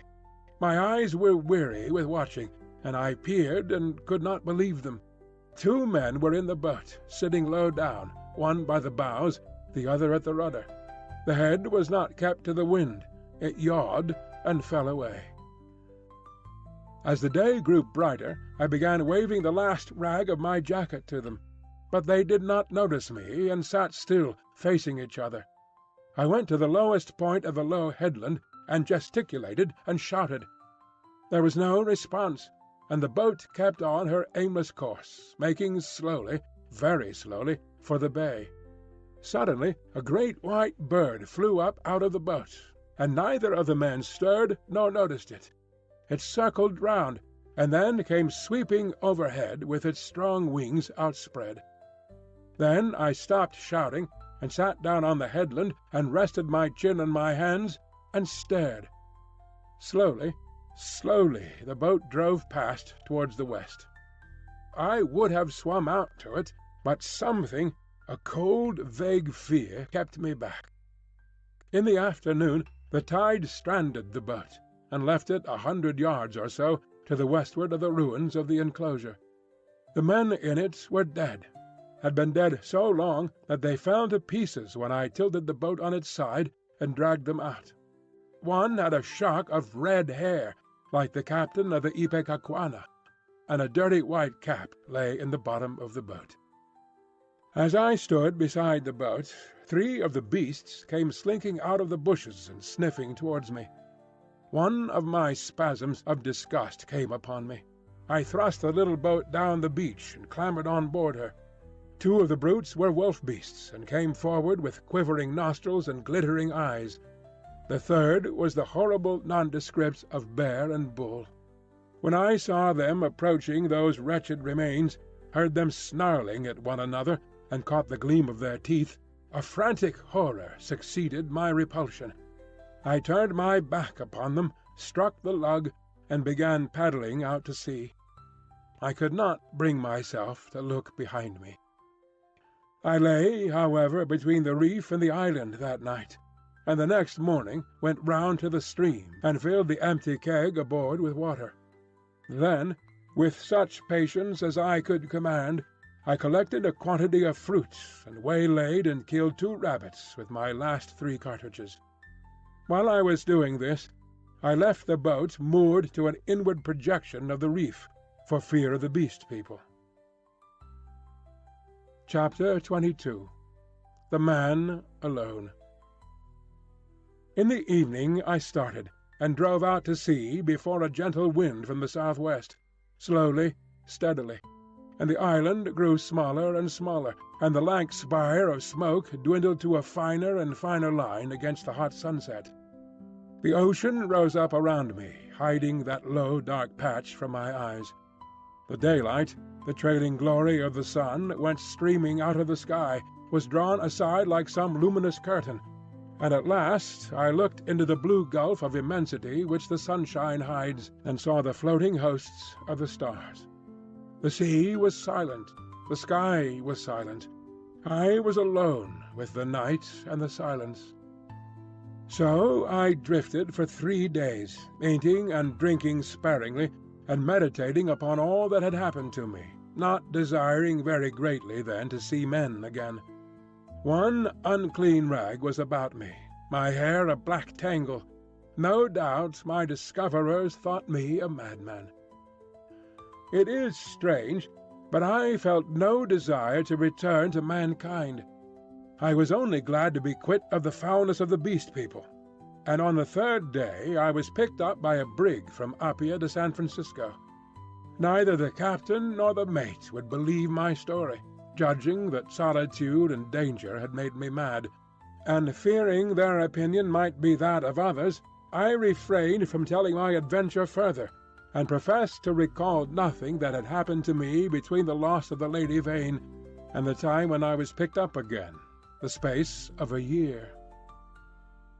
I had to act with the utmost circumspection to save myself from the suspicion of insanity. My memory of the law, of the 2 dead sailors, of the ambuscades of the darkness, of the body in the canebrake, haunted me.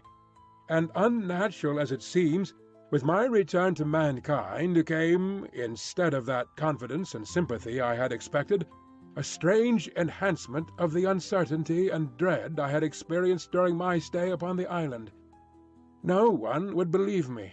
I was almost as queer to men as I had been to the Beast People. I may have caught something of the natural wildness of my companions.